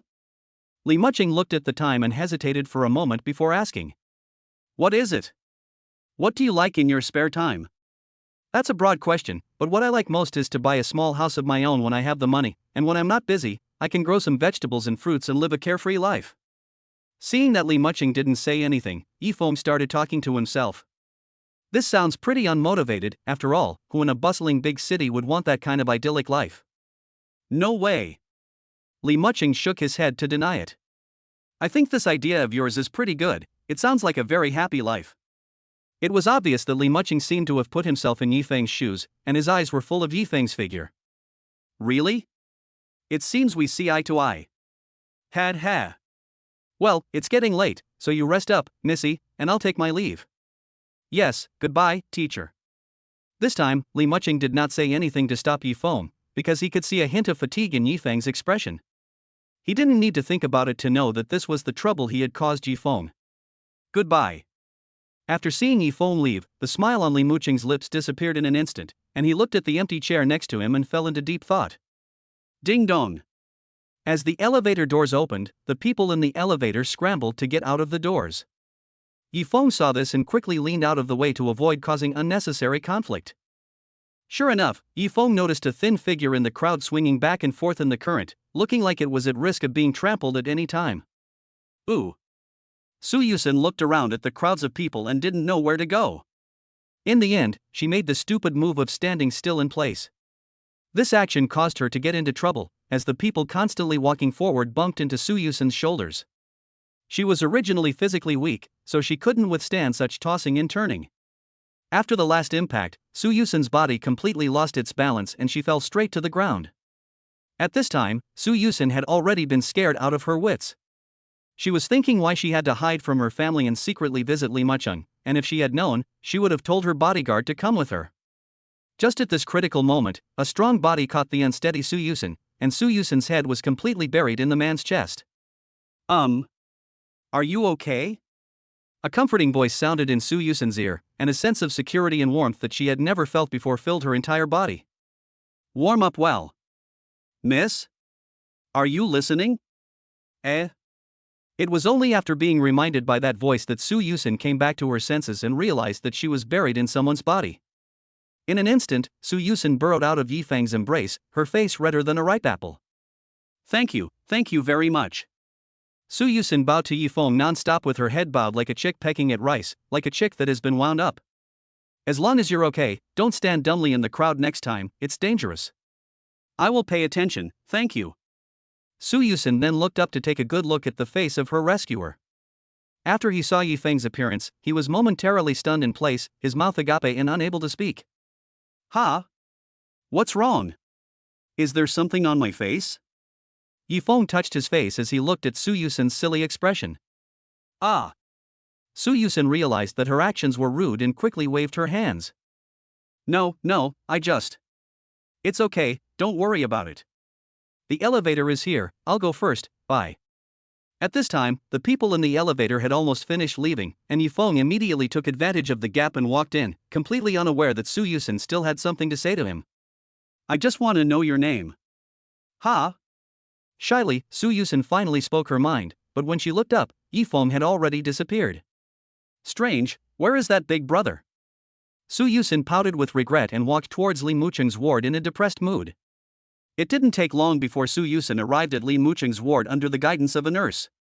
Ah Fu, who was guarding the door, stood up from his seat as soon as he saw that the person who had arrived was the daughter of his boss's best friend, and walked up to Su Yusun and bowed. Hello, Miss Su. Ah Fu, right? May I ask if Mucheng is inside right now? Yes, Miss Su, you can just go in. Thank you. Anxious to see her best friend, Su Yusun knocked on the door and walked in. Li Mucheng happened to notice the ward door open at this time. At first, she thought Ah Fu was looking for her, but when she saw the person at the door was Su Yusun, she showed an expression of surprise. Yusun? Why are you here? Mucheng, are you okay? Su Yusun's heart was in her throat as soon as she saw that her best friend was safe and sound, but she quickly calmed down and walked quickly to Li Mucheng's bedside and hugged her. Really, you scared me to death. If my father hadn't told me that you were sick, I still wouldn't know. How did your father know that I was sick? Of course it was you. Your father told my father on the phone. Actually, Uncle Li. Su Yuxian suddenly realized that what she was about to say was off limits to Li Mucheng, so she quickly changed the subject. Anyway, I know. So what? Are you going to hide this from me too? No. I just don't want you to worry about me. After all, you're my best friend. Then you should have told me. Don't do that again. Okay, I know. Li Mucheng rarely showed a sincere smile in front of Su Yusun, because she knew that Su Yusun was her only good friend. By the way, Mucheng, are you free next weekend? Let's go to the amusement park together. Li Mucheng shook his head apologetically and rejected Su Yusun's proposal. Sorry Yusun, I may not be free at the weekend. Why? Mucheng, it's been a long time since you visited me. Su Yusun saw that Li Mucheng was still unwilling to be visibly depressed. Since Li Mucheng was kidnapped, it seemed like she had become a different person and didn't like to spend time with her. Because I didn't attend class before, and my teacher decided to make it up this week, that's why I don't have time. Okay then, Mucheng, will you call me when you're free? Li Mucheng solemnly nodded as he took Su Yusun's hands. Of course, there's no problem. Chapter 18, except for him. In no time at all, the two close friends had become close best friends, chatting about interesting things and filling the entire hospital room with laughter. Mucheng, let me tell you about something else that just happened to me. Su Yuxian said this with a rosy face, and quietly sat by Li Mucheng's bed and whispered in her ear. Yuxian, stop it, my ears are itchy. Li Mucheng gave Su Yusun a coquettish look, patted her shoulder unkindly, but when she found that Su Yusun's face had turned red when mentioning the topic about to be discussed, she became interested all of a sudden and asked with narrowed eyes. What on earth is the matter that even the Su family's eldest daughter is blushing? Could it be that you have met your true love? Oops. Muchang, don't tease me. Su Yusin felt even more embarrassed when she saw that Li Muchang had poked her thoughts. At the same time, she recalled the handsome appearance of the man who had protected her in the elevator. Oh, it's a pity that she didn't hold on to him. You must have something on your mind when you look at me like that. Tell me quickly, maybe I can still play matchmaker for you? Li Muchang took Su Yusin's arm and listened with anticipation, her beautiful eyes like obsidian suddenly lighting up. Well, if I tell you, you mustn't laugh at me. How could I? I can't wait for my best friend to find a handsome boyfriend. Okay, stop talking, I'll tell you. Su Yusin's tone gradually became coy, and after taking a deep breath, she began to tell what had happened to her in the elevator. Originally, I learned from Uncle Lee that Mu Chang, you were sick, so I secretly came to the hospital to see you. After asking the nurse at the front desk, I took the elevator to the floor, but that's when the accident happened. Su Yusin paused for a moment and then used a sweet tone to tell the rest of the story, as if she were telling a fairy tale. Because there were too many people in the elevator, I was pushed out, but I got lost in the crowd. Just at the critical moment, a body caught me. Oh, a typical hero saving a beauty plot. Li Muchang also followed a member of the audience and held up the joke for Su Yusin, oblivious to what would happen next. Then, a gentle voice entered my heart like a ray of warm sunshine in the cold winter, and it was very warm. Don't describe your psychology. Just tell me the result. Su Yusin glared at Li Muchang angrily after being interrupted, but continued, when I looked up, I saw the face of that boy. He was the most handsome boy I had ever met in my life, and I don't know why, but he was like a magic spell that attracted me. Li Muchang, who had been smiling the whole time, felt a pain in her heart as if something had grabbed her after hearing Su Yusin talk about her feelings. No, it can't be him. Obviously, Li Muchang already had a rough idea of who Su Yusin was talking about. Judging from the timing, it was most likely Yi Feng. Then he looked down at me and told me to be careful, but I was in a daze, and as a result, he took the elevator and left. I didn't even know his name. Su Yusin pouted with a face full of regret, but after she had finished telling her story, she noticed that Li Muchang, who usually liked to strike up a conversation, had not said a word. She looked up at Li Muchang in puzzlement and noticed that her face had long since lost the smile it had at the beginning, and her gaze was dull as if she were thinking about something. Muchang, what's wrong with you? Muchang? Su Yusin lightly placed her hands on Li Muchang's shoulders and began to rock back and forth. Ah. What's wrong, Yusin? What did you just say? Humph, Muchang, you didn't even listen to what I said. No, I was just imagining what the scene you just described would be like, because it sounds so dreamy. Haha, I feel the same way. It's like the prince in a fairy tale appeared in front of me. Muchang, do you think he'll remember me? No. Li Muchang said resolutely, but suddenly realized something and changed his mind. Because you both don't know each other's names, of course not. Exactly. It's all my fault for not even asking his name. Su Yusin helplessly rested her head on Li Muchang's shoulder, as if everything was just a bubble. Li Muchang didn't say anything, but her eyes were no longer as bright as they had been at the beginning, and her mood became increasingly complicated. Yusin, you only met him once. You can't judge a person by his appearance.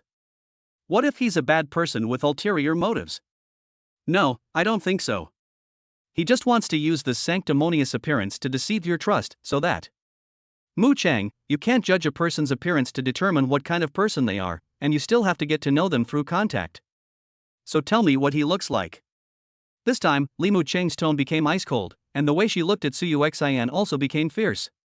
Why, Yuxian? I've already warned you, why do you keep making the same mistake over and over again? Su Yusin became excited as she continued, he has short, messy hair and is a full head taller than me. The most distinguishing feature is his face, with particularly handsome facial features, and his voice. Stop it. Li Muchang immediately shouted, and the higher volume brought Su Yusin, who was still immersed in her story, back to reality.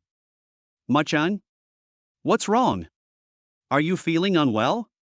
Looking at Li Muchang, who was full of displeasure, Su Yusin asked carefully. This was the first time she had seen Li Muchang show such a cold expression to her. Realizing that her emotions were too wrong, Li Muchang quickly reached out and held Su Yusin tightly in her arms. I'm sorry, Yusin.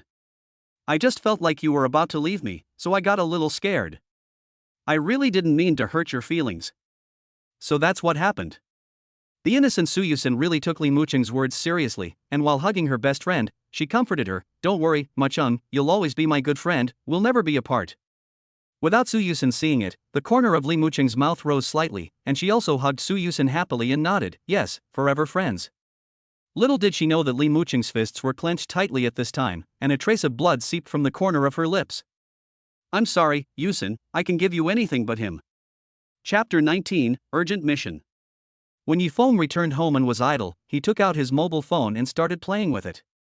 Although his phone was very old, there was no problem with checking the news and playing minigames. As soon as he opened the news feed, the first thing that caught his eye was a bright red highlighted headline. A big melon against the heavens. A rookie actress broke the news that she had been secretly controlled by company executives, and now she has been tragically blocked and her whereabouts are unknown. It seems that even in an unfamiliar world there are people who will eat others. However, the editor who broke this news is quite impressive. Yifeng expressed his opinion and then continued to flip through the pages. After all, in this world, he is just living as an ordinary person. Flipping back, there were some gossip news or trivial matters of people's livelihood. Soon, Yifeng lost interest and immediately turned off his phone and got up to cook. He was unaware that on the obscure overseas news section, there was a message. An infamous mercenary squad has disappeared overseas, with the destination of an unknown eastern country. Miss Su, someone is looking for you. As soon as Su Yusin and Li Mucheng finished hugging, they heard Ah Fu's voice outside the door. Su Yusin of course knew who was looking for her, so she reluctantly looked at Li Mucheng. "Mucheng, I have to go now, my father has sent someone to find me." "Go ahead, Yusin, we'll get together again when I'm better." "Well, you must take care of yourself." "I will definitely come back when I have time." "Okay, have a safe trip." "Goodbye, Mucheng." After saying goodbye to her best friend Su Yusin, Li Mucheng's smile on her face faded at a speed visible to the naked eye. Eventually, she looked out the window at the setting sun, as if mumbling something in her mouth. "Yusin, it's not too late to turn back. Can we go back to being as close as we used to be? Don't go any further, please. TSK. Why do I always feel so chaotic?" Yifeng looked out the window with mixed emotions, and even the noodles he had just made didn't smell as good. It must be because he hadn't slept well these past few days. Yifeng, who had thought about it carefully, came to this conclusion and in his spare time, opened his system interface. The interface displayed the same things as always, and Li Mucheng's illustration book progress also remained at 50% without change, as if everything had reached an impasse. "No, I can't. I always feel that if I just keep doing this one task, how long will it take before I can be truly free? Where the hell is Su Yusin from task 3? The task doesn't give any hints at all." At least when Li Mucheng was kidnapped, it was revealed that she was the group's eldest daughter. But now, the difficulty is only getting higher and higher. Just as Yifeng was pondering, a crisp system sound suddenly interrupted his thoughts. "Emergency task released. Please go to the corresponding location within the specified time. Task completed." Upon hearing this news, Yifeng froze for a moment. This was the first time he had encountered an emergency mission in the system. A nervous Yifeng quickly opened the system page to observe the details of the mission and prepared to go out at the same time. Emergency mission, kidnap Xie Yuyan, the girl from West Lane. Time limit, 10 minutes. Reward for completing the mission, Master Key X1, Firearms Proficiency Intermediate, 15 days of lifetime, and 1 promotion point. Punishment for failing the mission, 30 days of lifetime. Damn it! After browsing the task, Yifeng, who was very calm, cursed out loud, thinking that the time he had worked so hard to earn would be taken away again. How could this not make people angry? Although the rewards for this urgent task were very generous, the sudden release of the task made Yifeng very passive. On the one hand, he was unprepared, and on the other hand, there was no time to think, and he didn't even have time to think. If he went to a dangerous place, he would be finished. Seeing this, Yifeng took out a half-face rabbit mask from the closet, and incidentally took the dagger in the closet compartment with him, and quickly ran out the door. Pop! With the sound of a slap, a man in a suit was angrily looking at the bald man opposite him. Worthless! You can't even keep a woman, what use are you? The bald man, who had received a slap in the face, did not hesitate and fell to his knees in front of the man with a thud. Boss, this is not my fault. We had already captured that girl and brought her to the car, but for some reason her handcuffs opened by themselves and she injured a few of our men. The handcuffs opened by themselves? Do you take me for a fool? I told you that she was a dangerous person in the organization who needed special treatment, and you just felt safe with handcuffs? Boss, I'm sorry. It was my negligence. Our people hurt her, she can't have gotten far. I will bring that woman to you myself. Baldy saw the man's face gradually grow dark, and he was scared and quickly knelt down and bowed his head several times. I'll give you 10 more minutes to find her for me. You know this is the old town, if anyone finds out, you'll be meeting the CEO with your head in a basket. Yes. Please be assured, sir. Remember, keep a low profile. Don't let the common people find out. And remember not to shed any blood, the police station is always on alert for us. Baldy was overjoyed to hear this and quickly got up, leading the surrounding brothers in pursuit of the direction the woman fled. Bah, what a bunch of good-for-nothing losers. Ha ha ha. At this moment, a figure on West Street was weaving through the alleys that were not illuminated by street lamps. From the outline of the figure, it could be seen that it was roughly a woman. The woman panted heavily and looked back every few steps, as if on guard against something. No, the drug is taking effect. Xia Yuyan thought to herself, no good. Although I managed to break free of the handcuffs in the car, I was accidentally cut on the abdomen by a knife during the fight in the car. Although the wound is not deep, the knife was coated with a special anesthetic poison. Anyone who is cut will gradually lose mobility and eventually faint. Damn it, is this how it ends? I'm not willing to accept it. Xia Yuyan bit her lips to try to wake herself up, while continuing to walk forward. Although she didn't know where to go, as long as she got as far away from those people as possible, she would be able to survive. Xia Yuyan? Just as Xia Yuyan was about to leave the alley, a man wearing a rabbit mask slowly walked towards her at the exit of the alley and blocked her way. Sorry, I don't know this person you were talking about. Xia Yuyan calmly answered the man in front of her, without showing any flaws. Really? But why are you touching the knife hidden at your waist? Chapter 20, Confrontation. Who? With the sound of breaking the air, in the blink of an eye, Xia Yuyan, who seemed weak and powerless, instantly drew out the bayonet from her waist and held it in the palm of her hand. She took a step forward and used her last strength to stab the masked man. I don't want to go back there ever again. I want to live my own life. Oh? Poisoned? Yifeng, with his medical skills, saw the wound on Xia Yuyan's lower abdomen with the weak light. Combined with the symptoms she was experiencing, it was likely related to a paralytic poison. It seemed that the person chasing her didn't want to harm her life. Die. Only the bayonet was getting closer and closer to Yifeng's heart, but he didn't even try to dodge. Something's wrong. Xia Yuyan frowned slightly, sensing something wrong with Yifeng in a very short period of time. Although Yifeng was posing with his guard down, Xia Yuyan, who was always cautious, noticed that Yifeng's body was slightly tilting to one side, as if he was trying to avoid her attack. Who the hell is this guy? Could it be that he is the newly trained killer in the sect? Whatever, just kill him. Thinking this, Xia Yuyan made an attack that relied on brute force to stab Yifeng in the chest. She took a step and used the force of the step to stab Yifeng in the blink of an eye. Just as the sharp bayonet was about to pierce Yifeng's heart, as Xia Yuyan had expected, the masked man in front of her lightly sidestepped and avoided her attack. However, the seemingly obvious attack was just her feint. Just as the two of them brushed past each other, Xia Yuyan's hand holding the knife suddenly moved, and her wrist deftly rotated a full circle, flinging the bayonet out of her right hand.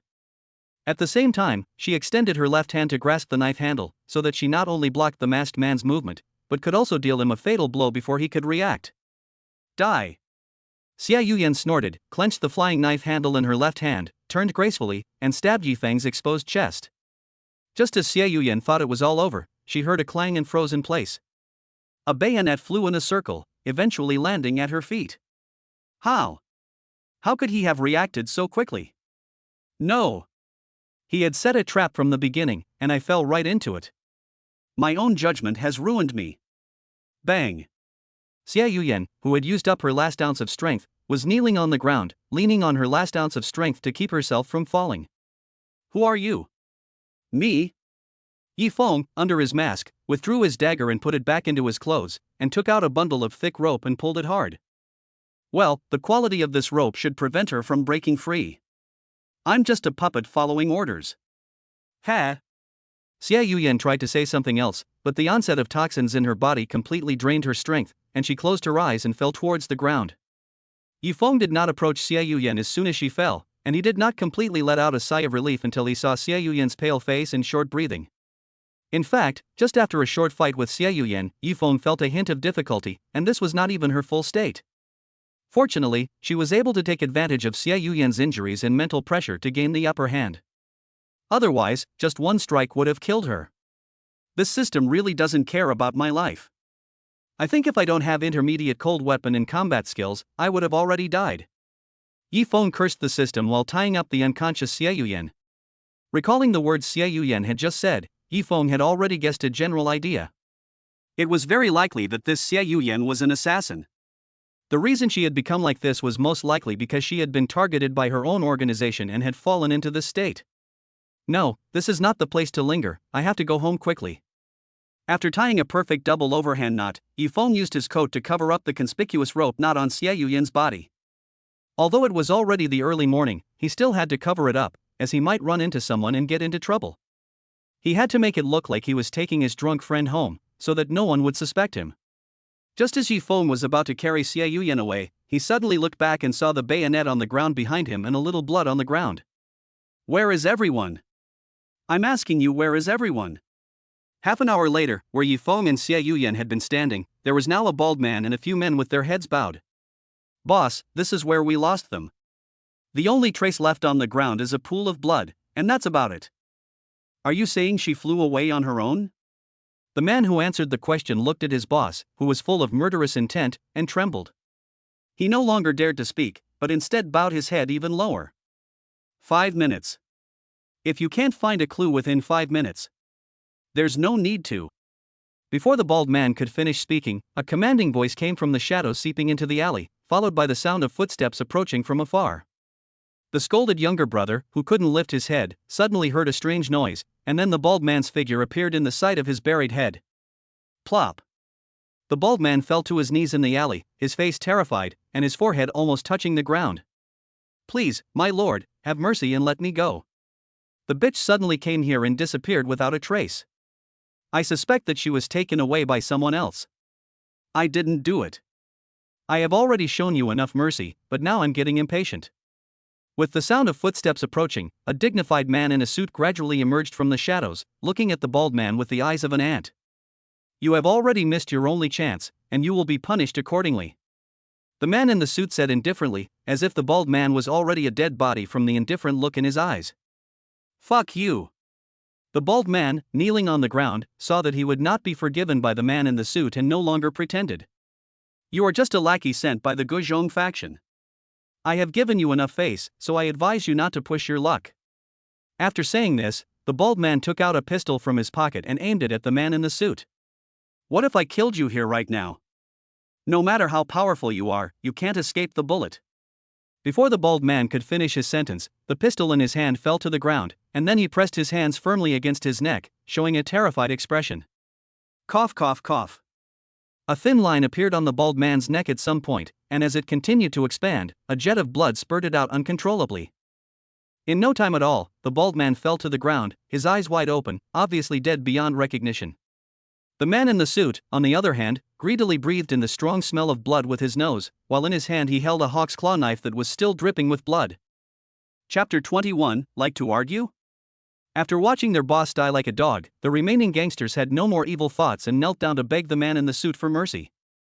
Please spare our lives, sir. We are just his lackeys, we have always followed orders. Please spare our lives while we look for the whereabouts of that woman. Yes, yes, you are a magnanimous man, please spare us. Yes, yes.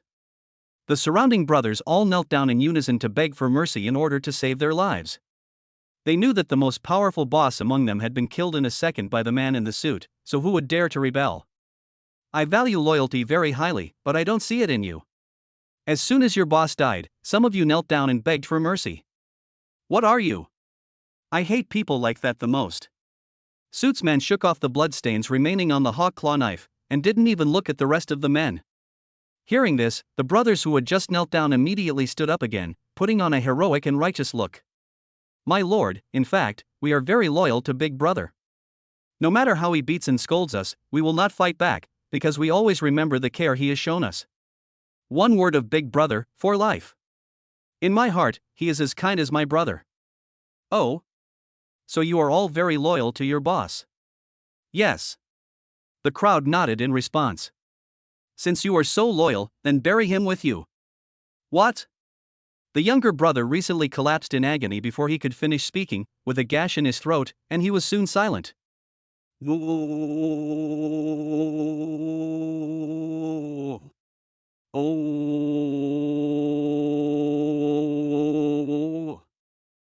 Screams and wails resounded through the alley, but soon returned to silence. The air was filled with a strong smell of blood, and the original man in a suit was standing in the center of the crowd with a face of ecstasy, breathing in the smell contentedly. You're still as perverted as ever. An elderly voice came from the alley where the man in the suit had been. Did you find the woman? We lost her. Someone must have rescued her. Rescued her? Does she know someone? I don't know. Never mind, let's quickly clean up this mess. The sect master is still waiting for us, and he'll probably lose his temper again. Ho ho! Yifeng threw Xie Yuyan, who was to be tied up tightly, onto the sofa, and then quickly took the first aid kit that was in the room and rushed to treat Xie Yuyan. Luckily, no one was on the road, or else it would have been trouble. You guys, don't die, I still rely on you for my mission. Yifeng took out scissors and cut open Xie Yuyan's clothes, sprinkled them with medicine powder and alcohol, and saw that Xie Yuyan, who was frowning tightly from the pain, was still alive, so Yifeng let out a sigh of relief. Fortunately, his efforts were not in vain. Sure enough, after Yifeng finished applying the medicine to Xie Yuyan, the system tone suddenly sounded. But at this moment, Yifeng didn't have time to open the system to check, so after letting out a sigh of relief, he was about to wrap Xie Yuyan's wound with gauze. Just then, with the help of the light, Yifeng could clearly see the full picture of Xie Yuyan. Xie Yuyan had bright red hair that was naturally curly and reached just below her shoulders. But none of that stood out, because there were so many people with unusual hair colors in this world. What was most distinctive was Xie Yuyan's devilish figure, which was exquisite like a beautiful work of art, and her control of body proportions was unparalleled. If you were to compare Li Muqing to Xie Yuyan, it would be the difference between a basin and a mountain peak. Even Yifeng couldn't help but be amazed when he saw her. This woman is unexpectedly so pretty, I didn't pay much attention to her just now.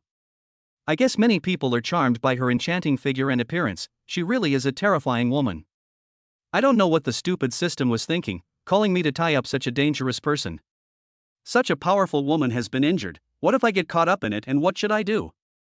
No, I have to find a way to protect myself, don't want to wait for my time to come and get killed, who am I going to complain to? Yifeng let out a sigh of relief after feeling the dagger at his waist, and just as he was about to take a bath, he suddenly noticed Xie Yuyan's eyelashes twitching slightly, so he helplessly shrugged. Don't pretend to be asleep, I'm not your enemy. After being exposed by Yifeng, Xie Yuyan, whose drug-induced sleep had worn off, opened her beautiful eyes and stared at him with a pair of deep blue eyes. Who exactly are you? Is this how you treat your rescuer?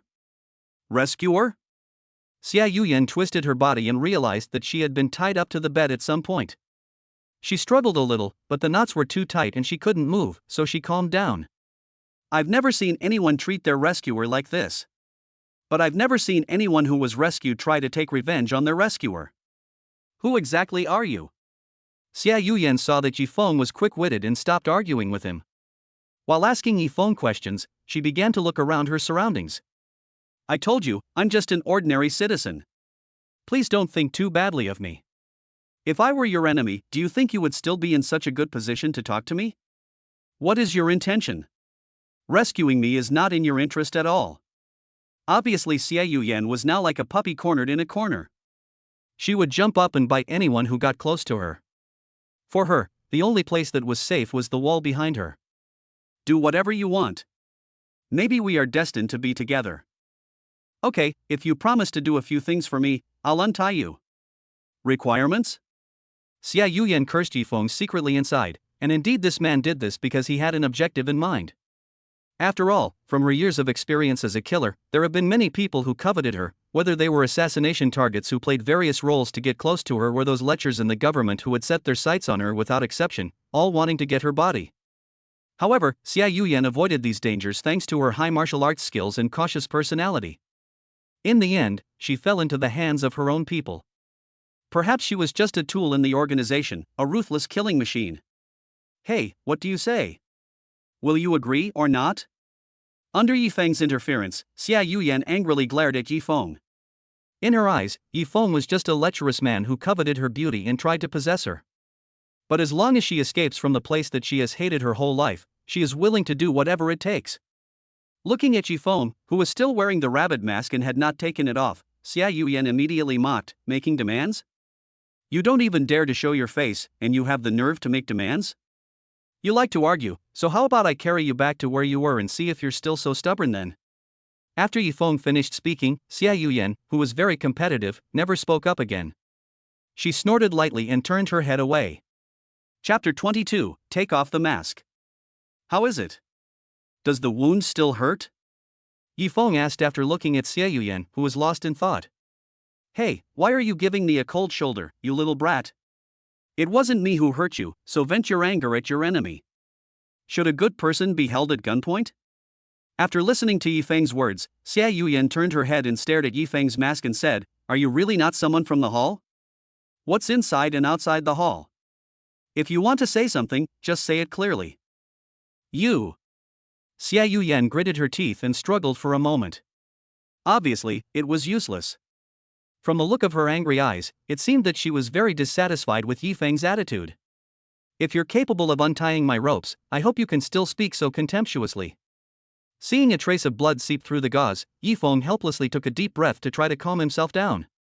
Suddenly, he felt that Li Muqing's strange temper was actually quite good. Don't move, the gauze needs to be changed. Yifeng gradually approached Xia Yuyan, decisively holding down the constantly shaking Xia Yuyan while using scissors to cut the clothes on her lower abdomen into even smaller pieces. Ah!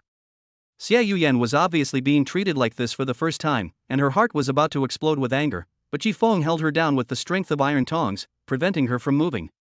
With his medical skills, Yifeng quickly rebandaged Xia Yuyan's wound. Don't move again, if the wound bleeds again, I won't be responsible for you. Why did you save me?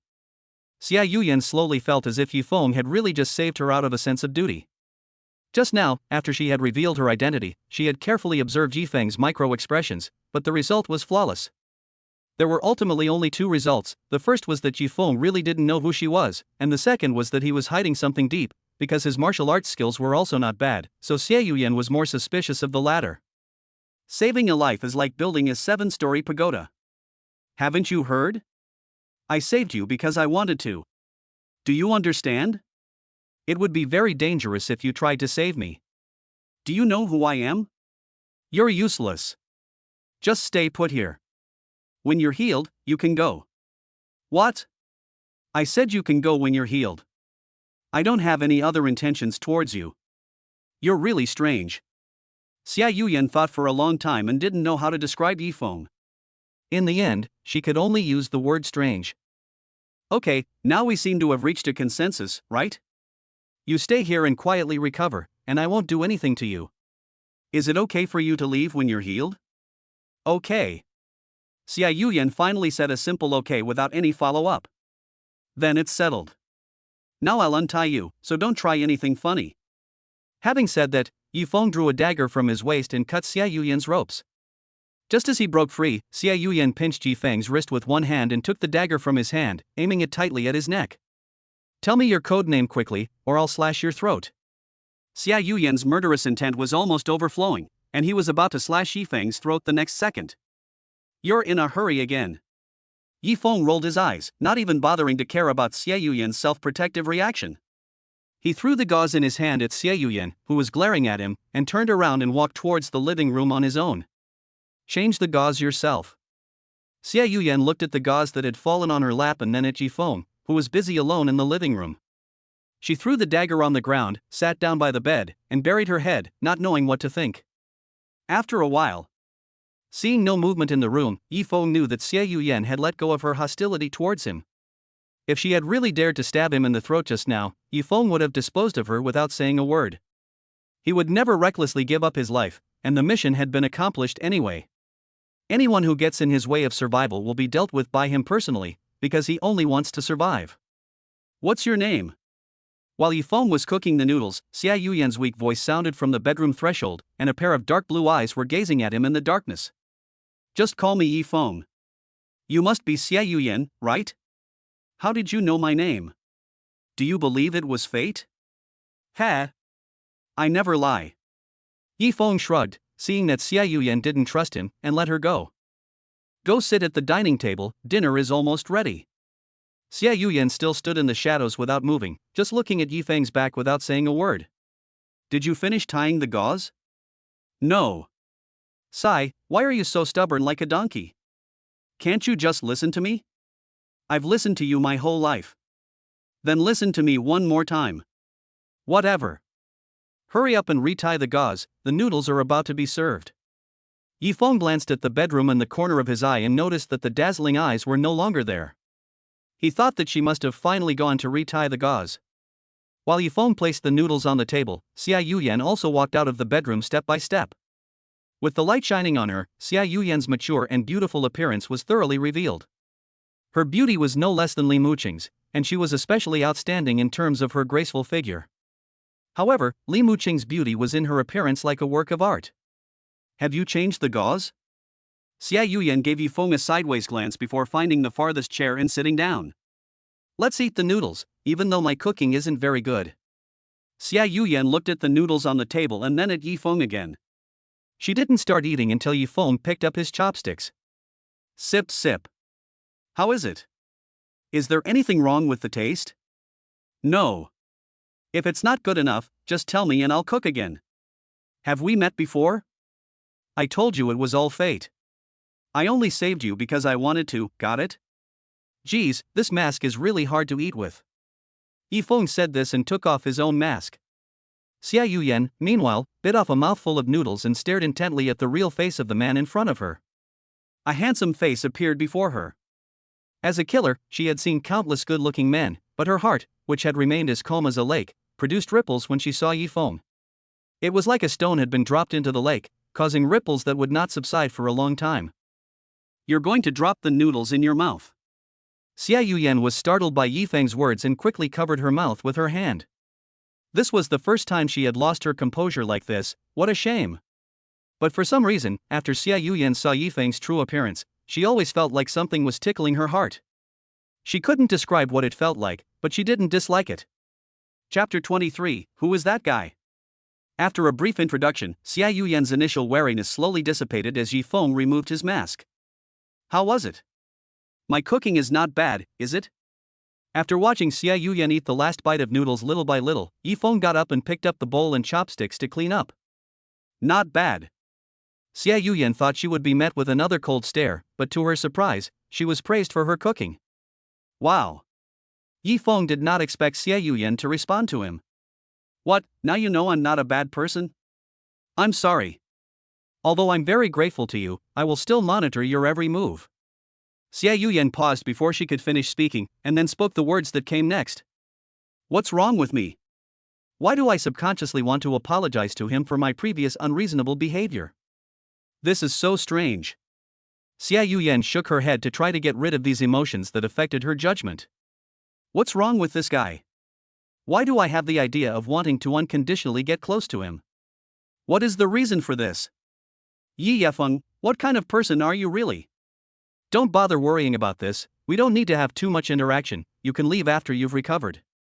If this were before, Xia Yuyan would definitely be overjoyed, but for some reason, after spending a short time with Yi Feng and hearing him say these words himself, her heart felt chaotic, and her chest felt as if it was blocked, making it hard to breathe. What's wrong with me? Why do I feel so strange? If you don't say anything, I'll take that as your consent.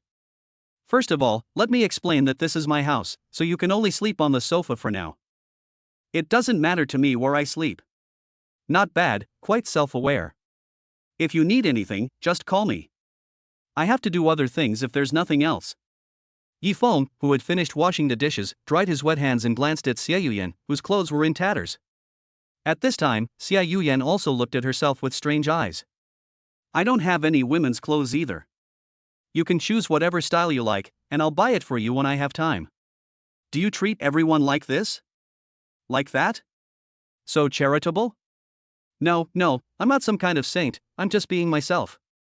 So you saved me of your own free will? Actually, I was forced to. Ha! Xia Yuyan rolled her eyes on the sofa. She never imagined Yi Feng would be as stubborn as she was. Just save the person, what's with all the excuses? Remember not to get the wound wet, and apply the medicine yourself. I've put it on the table for you. After everything was ready, Yifeng was ready to go back to the bedroom to check on his reward for the task, which he had been holding back for almost a whole night. Thank you. Hey, now you know how to say thank you. Seeing Yifeng staring at her with incredulous eyes, Xia Yuyan didn't bother arguing with him. She lifted the quilt and rolled into the sofa. Even though the quilt was very thin, Xia Yuyan still felt warm. The sounds around her also died down with the disappearance of Yifeng. Xia Yuyan, who was usually the more cautious the quieter it got, suddenly felt a wave of sleepiness coming over her. Strange, no, I can't sleep. How can I sleep in this strange environment? Hoo. Enhancement points, which skill does this thing enhance? Yifeng, lying on the bed, was staring at the system page, mesmerized. After just receiving the reward, in addition to a new firearm skill, there was also the so-called enhancement points. After being explained by the system, Yifeng understood that the so-called enhancement points could only be used to upgrade one's skills to the next level, for example from intermediate to advanced, that is, the top level. This thing is quite useful, and this is the first time I've seen such a rare thing. Looking at the skills he now had, Yifeng wasn't in a hurry to choose which one to upgrade, but instead saved the upgrade points. Who knows if these points are easy to come by, so it's best to save them for now and see what happens. After returning to the system page, Yifeng suddenly discovered that one of his original 3 tasks had been increased by 1. Upon closer inspection, it said approach Xia Yuyan to learn more, see illustrated book progress for details. Xia Yuyan is in the illustrated book too? Yifeng hurriedly opened the illustrated book and indeed found that one of the pages of garbled code had long since turned into Xia Yuyan's information panel. Name, Xia Yuyan. Identity, top assassin of the Dark Chamber. Age, 20. Progress, 9%. It seems that this illustrated book collects information on all the people I have kidnapped, but what's the point of that? Will there be any additional rewards when the progress reaches 100%? Yifeng thought about it for a long time but still couldn't figure it out. After a brief look, he was going to go to bed. Now that he had a new task, he had to get some rewards from Xia Yuyan. After seeing her identity, Yifeng had a slight worry. A secret organization of assassins? I hope it doesn't have anything to do with me. I don't want to live every day being assassinated by countless assassins. Oldly, you've been socializing a lot lately. At this time, in another conversation, Su Wanli came to where Li Jing was and greeted him. How's it going? Is my niece Mu Cheng feeling better? She's already much better, and fortunately nothing unexpected happened. Li Jing was shaking the red wine in his hand and seemed to be thinking about something. You deliberately told Yusin, didn't you? Well, they are the only two who get along. I told you, why is my usually obedient daughter acting so strangely today? Luckily, someone followed her and told me she was at the hospital, or I would have been really scared. Su Wanli took the wine the waiter handed him and gulped it down. By the way, Laoli, do you remember the day when Mu Cheng was kidnapped? Do you have any clues? No, they are not in the same gang. We have tried everything, but we still can't get any useful information. It seems that the person who kidnapped my daughter is declaring war on me. Oh? What do you mean? Think about it. After catching Mu Cheng, that person didn't ask for anything right away, they just simply arrested her. They also happened to beat up the thief who had evil intentions, so it goes without saying that he had another purpose. What the old and cunning Li Jing doesn't know is that this time he is completely playing against the wind, and he is still trying various methods to find the kidnappers. Fortunately, there is that kid, so Mu Cheng can relax a bit. Who? Su Wanli suddenly seemed to have captured some key words, and as soon as he heard the word kid from Li Jing, he extracted the keywords and repeated them. Who is that kid? Chapter 24, Protest from the Stomach. Oh, I forgot to tell you. Ever since Mu Cheng was kidnapped, I found her a nimble-fingered tutor. I thought he would be her bodyguard in the capacity of a teacher, but I didn't expect this kid to be really good at it. You know Mu Cheng hates it when I hire tutors for her, right? I know, didn't it make you really frustrated? Exactly. But since this kid came, Mu Cheng seems to have changed. Her formerly headstrong temper has improved a lot. Really? Is this kid really that amazing? I don't know. Maybe it's just that people of the same age can talk to each other. Anyway, this kid is really good, I like him. Aren't you afraid that your precious daughter will be lured away by him? You know, I have hired all female teachers for my daughter UXAN, just in case she meets someone with ulterior motives. I'm not afraid because the boy doesn't have any other thoughts. At first I was quite suspicious, but after Rafu's surveillance, I was completely relieved. The boy is simply dedicated to his career, and he can't wait to punch in and go home every day. Li Jing laughed at this point, and such a steady and mature personality is actually seen in a young man who has just turned 20. Such a unique state of mind is different from ordinary people. Is this boy really as amazing as you say? If you don't believe me, just say so in advance, and promise not to try to poach me. I have high hopes for this guy. Look at what you're saying, am I that kind of person? Besides, I definitely won't let a man be my daughter's teacher. Okay, I won't waste any more of your time. Today, the overseas group is coming to discuss the contract with me, so I need to get ready. Go ahead, and be careful. Su Wanli looked at his watch after seeing his best friend leave. The time showed that it was almost time to leave. He said that in addition, people of Li Jing's status coming to these gatherings were just to support the people above. Okay, it's time to go find my good daughter to go home. Ha! Su Wanli was about to lift his leg to go to the refreshments to find his daughter when he didn't expect Su Yusin to suddenly stand in front of him. From her serious expression, Su Wanli could tell that something was wrong. UXIN? When did you come? Didn't you go for some cakes? No. Su Yuxin shook her head slightly and looked at Su Wanli with a serious expression. Father, is what Uncle Li just said true? When did Mu Cheng find a tutor for the family? And who is that kid you guys are talking about? And UXIN, wait a minute. Su Wanli was almost confused by Su Yuxin's barrage of questions and quickly interrupted. One question at a time, okay? Okay. First, is what Uncle Li and you just said true? Are you talking about the incident where your Uncle Li hired a tutor for Mu Cheng? Yes. Su Yusin nodded with a determined look in her eyes. She had originally come to say hello out of politeness, but she had never expected that just as she walked into the crowd, she heard Su Wanli and Li Jing talking about Li Mu Cheng. Su Yusin also listened in on the conversation in secret at that time. Well, I just heard a general idea, so let me tell you. Your Uncle Li hired a bodyguard and tutor for Mu Cheng, and the results are quite good. Why didn't Mu Cheng tell me about this? Maybe it was an unremarkable thing. No way. Mu Cheng would tell me about anything, and I'm obviously her best friend. Su Yusin suddenly felt betrayed, and it was extremely uncomfortable as if her heart was blocked. Mu Cheng, why didn't you tell me? Are you hiding something? You weren't like this before, why are you doing this? Why? No. I'm going to go find Mu Cheng and ask her. What? No, it's late. You have class tomorrow, UXIN, you can't be messing around. Then father, can I ask you for a favor? What is it? I want to know who Mu Cheng's tutor is. This. Su Wanli wanted to refuse, but when he looked at his lovely daughter's eyes full of tears, if he didn't agree, Su Yusin would cry out the next second. It shouldn't be a problem just to find out, right? Anyway, I'm not poaching Lao Li's corner, maybe Yusin will listen after taking a look. Alas, that's fine. But Yusin, you have to be obedient and don't ever leave without permission again, or I'll have to ground you. After receiving her father's consent, Su Yusin put away her pitiful face and turned to a sweet smile. My father is the best to me. Ugh, why do I have an ominous feeling? Achoo. TSK. What's wrong with me lately? Why do I keep sneezing? Yi Feng, who was lying in bed, tightened the quilt around himself.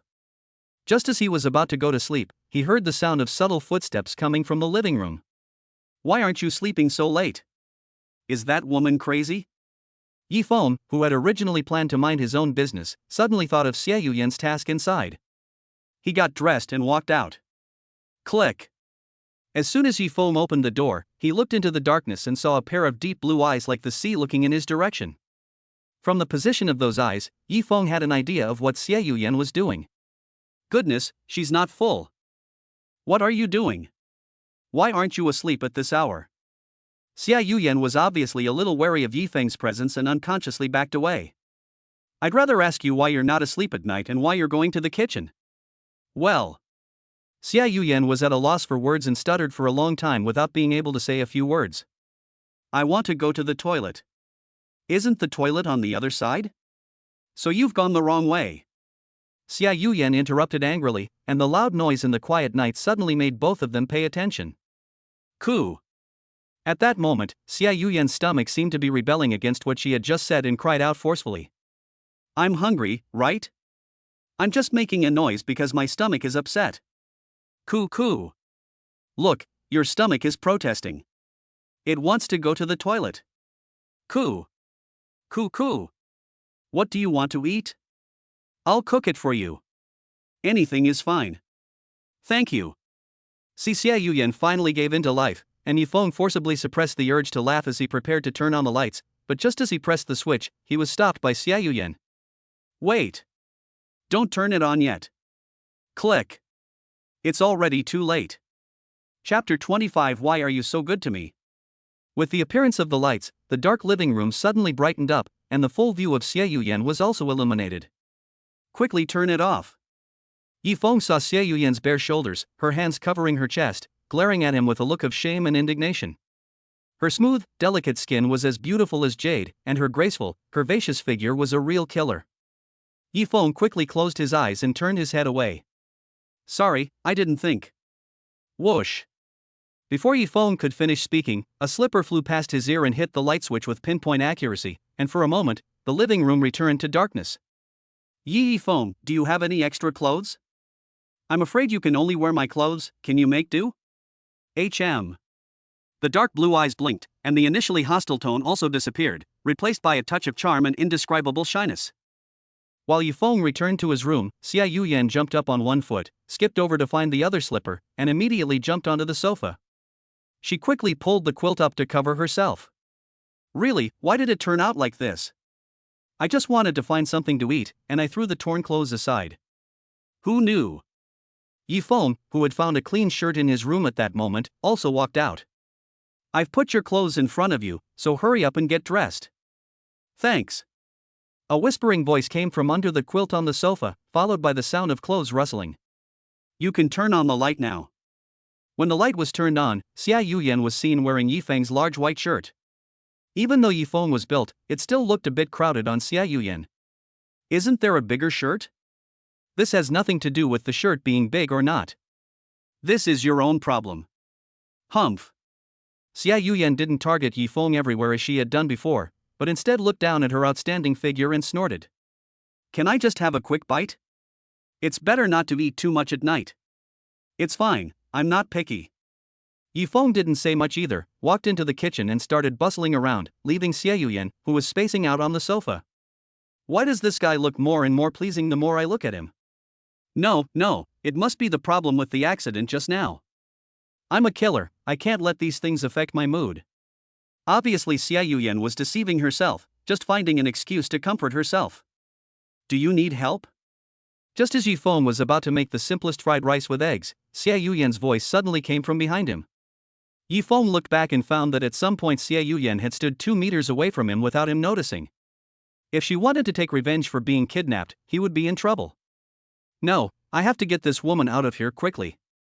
Staying here is always a hidden danger. Maybe one day she won't like the way I look and stab me with a knife, and I'll die on the spot. Who would I go to for justice? Please make some noise when you walk next time. I'll try to change if I get used to it. Are you sure you're not hurt? It's fine, this is a minor injury in my career. Xia Yuyan lowered her head as she spoke, as if she were remembering her past, but from the expression on her face as she gritted her teeth, it seemed that most of it was not very pleasant. Then could you please break 2 eggs?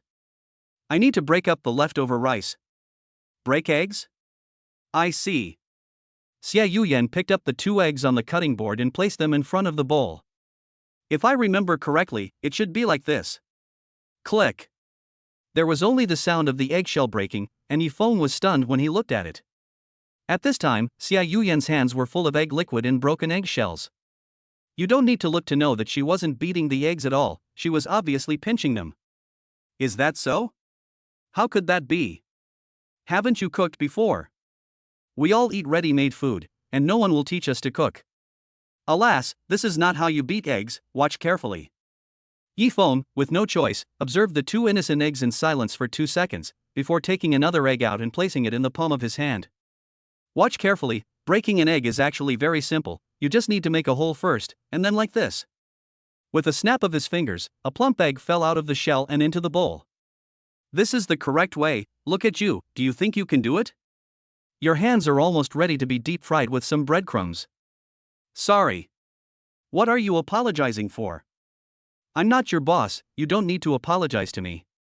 It's just a small thing, just pay attention next time. Xia Yuyan looked down at her slippery hands and finally raised a smile. Can I really have this kind of life? It feels pretty good. Okay, go wash your hands and get ready for dinner, it won't take long. Okay. Clang. Yifeng brought a plate of fried rice to Xia Yuyan's face. How does it taste? It smells good. Xia Yuyan looked at the steaming fried rice, moistened her dry lips, picked up a spoon, and ladled a spoonful of fried rice into her mouth. Ham. How is it? Is it to your liking? It's delicious. It's really delicious. After saying thank you, Xia Yuyan took another bite. In the past, when she was out, she would eat dry food and bread that could fill her stomach. As assassins, they could not be distracted in any way. Eating was just to maintain their physical functions in her mind. Now that she is free, she has experienced such a good feeling. Xia Yuyan can't help but be grateful that she escaped, and a better life may be waiting for her in the future. Yifeng, thank you, I will find a way to repay you. Yifeng, who was eating fried rice, suddenly heard Xia Yuyan say this, and he wanted to wave his hand to refuse, but looking at Xia Yuyan's determined expression, he nodded and agreed. Perhaps finding her a new goal might dispel her anxiety, so that she doesn't have to worry about not fitting in and causing trouble. Let's not talk about it for now, let's eat. Okay. Soon after, listening to the sound of the spoon hitting the bottom of the bowl, Yifeng got up to clear Xia Yuyan's bowl and chopsticks. The quick-witted Xia Yuyan was quick to grab her own bowl. What are you doing? Give me the bowl. I'll wash it. Let me do it. After all, I can still do something. You're the injured one now. It's fine if you want to help, but everything has to wait until you're better. Okay? Right now, you just need to rest. Yifeng. Why are you being so nice to me? Why? Chapter 26, Nervous. Xia Yuyan stood in the kitchen doorway looking at Yifeng, who was washing the dishes. For some reason, she always had a strange feeling. She had been raised to be cold-blooded since childhood, and she had no idea what family and happiness were. She only knew that home was a happy place, and whenever she saw a family playing outside or getting along harmoniously at home, her eyes would fill with longing. But she knew that she didn't deserve such a beautiful thing in her life, because her hands were stained with too much sin. She would never say things like "the murderer is not me" or "I'm not a member of the murderer's organization." At one point, she even wanted to end her sinful life by committing suicide, but when the tip of the knife was pressed against her neck, she couldn't bring herself to do it. Yifeng. Ha? Yifeng had just finished washing the dishes and was about to wipe his hands when he heard Xia Yuyan call his name.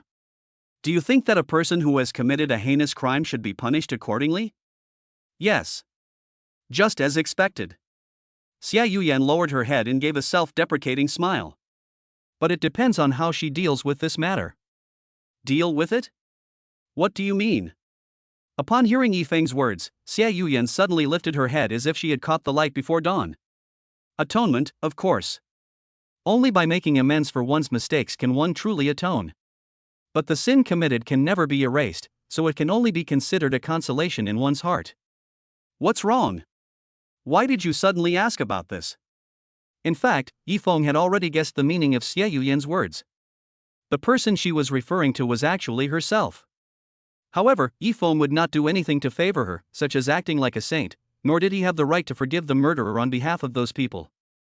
Nothing, I was just asking casually. Xia Yuyan's eyes avoided looking at Yifeng, and she hurriedly returned to the sofa, facing the backrest and wrapping herself up in a ball. Think of something more meaningful for you. After all, becoming a killer was not a choice you made of your own free will, right? From Xia Yuyan's tone and confused look, Yifeng judged that Xia Yuyan was most likely forced to become like this, because she had something different from a real killer, and that was a conscience. I don't have to hurry to answer me, you have to answer yourself. Xia Yuyan opened her mouth to say something, but in the end she closed it. Yifeng, good night. Good night. With the closing of the door, Xia Yuyan turned around and gazed deeply into Yifeng's room. After just a short night of contact with this man, Xia Yuyan had never felt so at ease. Yi Feng. Well. Yi Feng woke up in the morning and was getting ready to wash up when he suddenly noticed a notification from the system in front of him. He clicked to open it and found that he had been waiting for a reward of an illustrated book for some time. He looked closely and saw that Xia Yuyan's progress had suddenly soared from 9% to 30% overnight. What on earth had happened? Had that woman come to her senses? Just as Yi Feng was wondering, he noticed that Li Muqing's progress had almost reached 60%, rising by 1 or 2 points almost every day. Although all this was very puzzling, it was ultimately a good thing, and Yi Feng didn't pay much attention to these problems. Under the guidance of the system, Yi Feng received this task reward. Perhaps this time his face was too dark, and apart from the reward of 30 days, there was nothing else. Damn. This system is getting stingier and stingier. It doesn't want to give you anything if it doesn't have to. After a short period of time, Yi Feng looked at his personal information and browsed it roughly. Host, Yi Feng. Age, 20. Remaining lifetime, 3 months. Mastered skills, firearms proficiency, cold weapon mastery, driving mastery, medical care, charm. Possessions, illustrated book, master key, substitute doll. If I keep this up, it won't be long before I have the life I want, and I won't have to put up with this damn system anymore. At the thought of this, Yi Feng's heart even felt much better. After getting dressed, he walked out of the room. As soon as he left the door, Yi Feng noticed that Xia Yuyan was still asleep, and she didn't even look wary when he opened the door. Considering that he did not want to disturb the injured Xia Yuyan, Yi Feng went to the bathroom with the noise kept to a minimum. Just as the bathroom door closed, Xia Yuyan, who had her eyes closed, opened her deep blue eyes. I actually slacked off. Xia Yuyan had to admit that last night was actually the most restful night of her entire life, so much so that she could not forget it. Was it because she had no tasks to worry about? No. Was it because the soft sofa was so comfortable? No. Maybe it was because of him. Thinking about this, Xia Yuyan turned her gaze towards the bathroom. Listening to the gentle sound of the water, Xia Yuyan couldn't help but smile.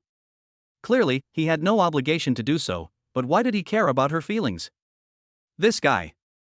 Missy?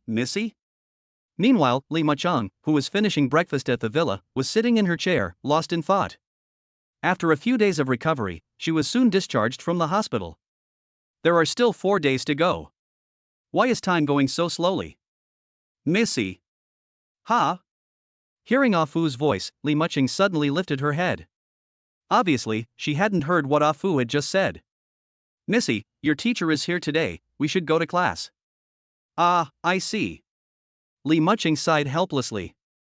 Ever since taking Yi Feng's class, she had not been able to muster the slightest interest in any other class. Only she knew that it was only Yi Feng's class that she would devote herself to wholeheartedly, and in her heart, Yi Feng was the only one who was her real teacher. Teacher, I wonder what you are doing right now. Oh, you're awake. Yi Feng saw Xia Yuyan sitting on the sofa watching him as he came out of the bathroom. Good morning. Good morning, how are you? Does the wound still hurt? This little wound doesn't feel anything to me, but thank you. Xia Yuyan smiled self-deprecatingly. She had been standing on the tip of the knife licking blood for many years, and getting injured was the norm for her. It was already a miracle that she could survive unscathed.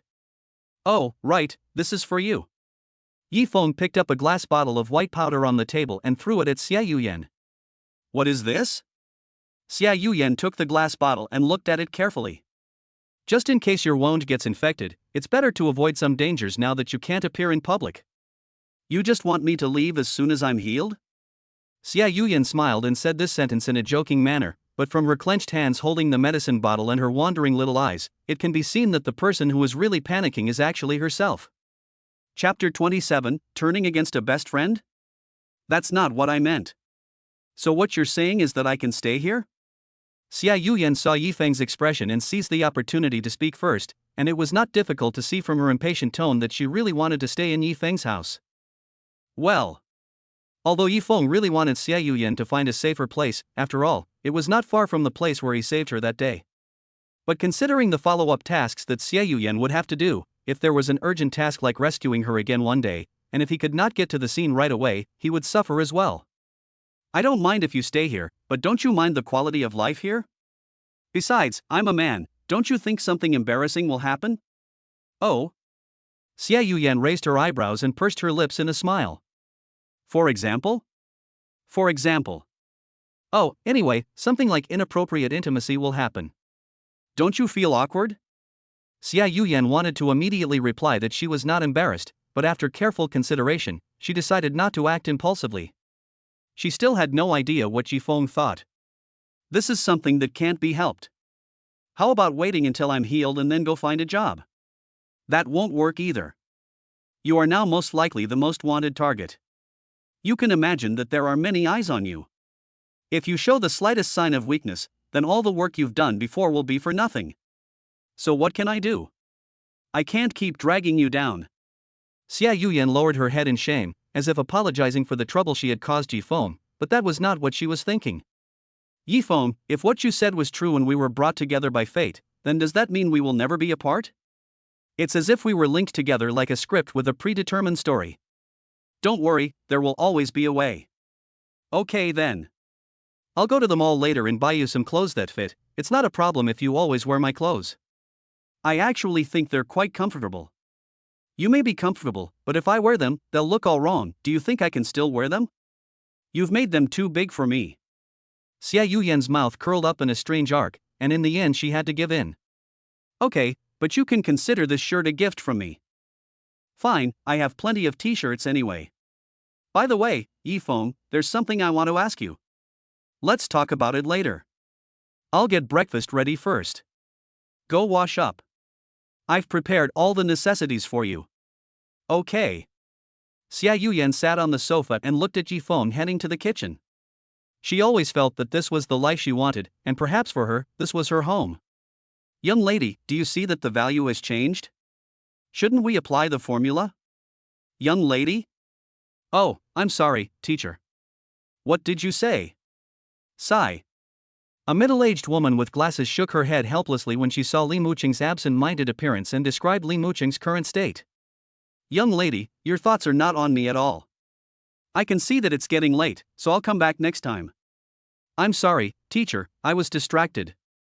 Li Muqing blushed as she spoke, not knowing why. Every time she was free, she would think of the bits and pieces of her time with Yifeng. These beautiful memories were like a movie playing in a loop, always making her reminisce about those moments.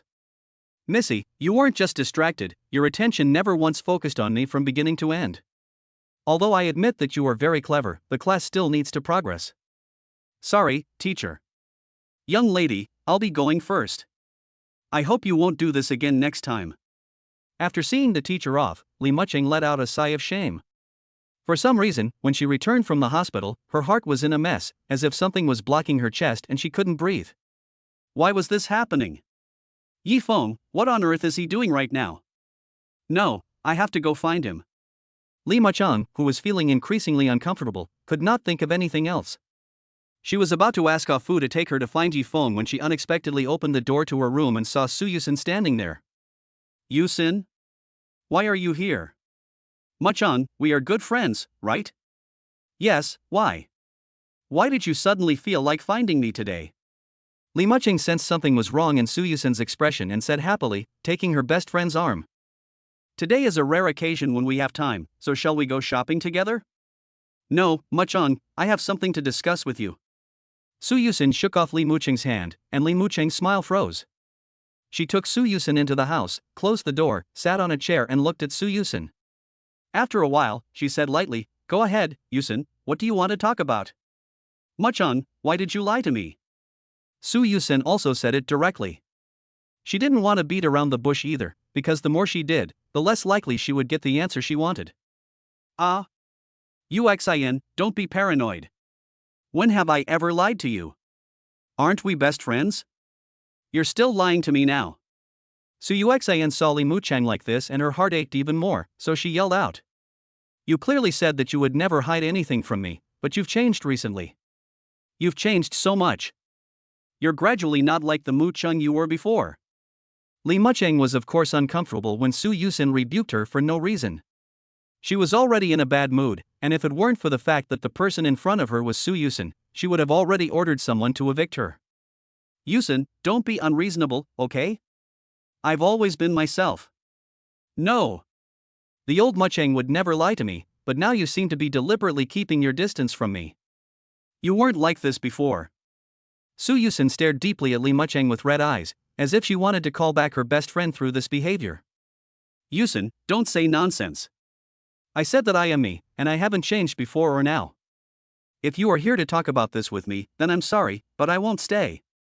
Li Mucheng also had a temper and glared back unwillingly. If you're still going to hide it from me, then I'll just come right out and say it. And don't blame me for ruining our friendship. Su Yusin crossed her arms and looked at Li Mucheng in a Western-style dress. First, explain who that tutor is. Why have I never heard you mention him? Tutor? Li Mucheng instantly realized who Su Yusin was referring to, and her eyes became fierce. Is this the reason why I feel uncomfortable? Who told you that? Chapter 28, A Discordant Parting. So it's true. Mucheng, why didn't you tell me the truth? You said you hated the new tutor. Feeling betrayed by her best friend, Su Yusin's heart ached as if it had been stabbed by a needle. She simply couldn't believe that Li Mucheng would lie to her. Until the truth came out, the trust she had held onto had vanished. Why? Why did you lie to me like this? Aren't we best friends? Su Yusin, who was facing reality, cried out in agitation, and her eyes looking at Li Mucheng held a touch of resentment. Seeing that she could no longer hide what had happened, Li Mucheng looked away distractedly, glancing out of the window, and said in a flat tone, "I'm sorry, Yusin, but I have my own reasons for what happened." What on earth could make you betray our friendship? Could it be that our previous interactions were all fake? Su Yusin desperately tried to retain her best friend, but from Li Mucheng's expression, she could even sense a hint of impatience towards her. Do you like your tutor that much? You don't even care about our friendship that's lasted so long? Silence is often the most hurtful move. Su Yusin was completely heartbroken, and turned and walked towards Li Mucheng's room. Fine, in that case I won't say anything else either. I wish you well. After saying this, Su Yusin dried her tears and walked out of Li Mucheng's room. Li Mucheng did not turn around, but instead held the laptop on the table tightly in her arms. Yifeng misses you so much. In fact, I don't think anyone will find me. On the other side, Yifeng was about to go out to buy clothes for Xia Yuyan when she stopped him and said that she also wanted to go with Yifeng. No way. Don't you dare have any expectations of this fluke mentality. Even if you have the strongest ability to disguise yourself, do you really think you can rest assured? I can handle this myself. But Xia Yuyan couldn't bring herself to say it, and swallowed her words back. I'm worried something might happen to you. Don't worry, who will know who you are except for me? The best thing is for you to hide here and not be discovered. Just think, if you are discovered because you went out today, the consequences would be unimaginable. Okay, but you have to come back early. Xia Yuyan was finally convinced by Yifeng, and said to him, pulling on the hem of his shirt. Don't worry, I don't really like shopping that much, I'm leaving. Be careful. Watching Yifeng leave, Xia Yuyan was momentarily frozen in place. Lonely, she looked around. For some reason, after Yifeng left, a feeling of fear gradually arose in her heart, and an illusion was born in her heart that Yifeng would not run away and never return. Yifeng. At this moment, Yifeng had no idea what kind of life he would face next. The shopping mall was not too far from Yifeng's home. As Yifeng walked past a road, a man wearing sunglasses walked towards him.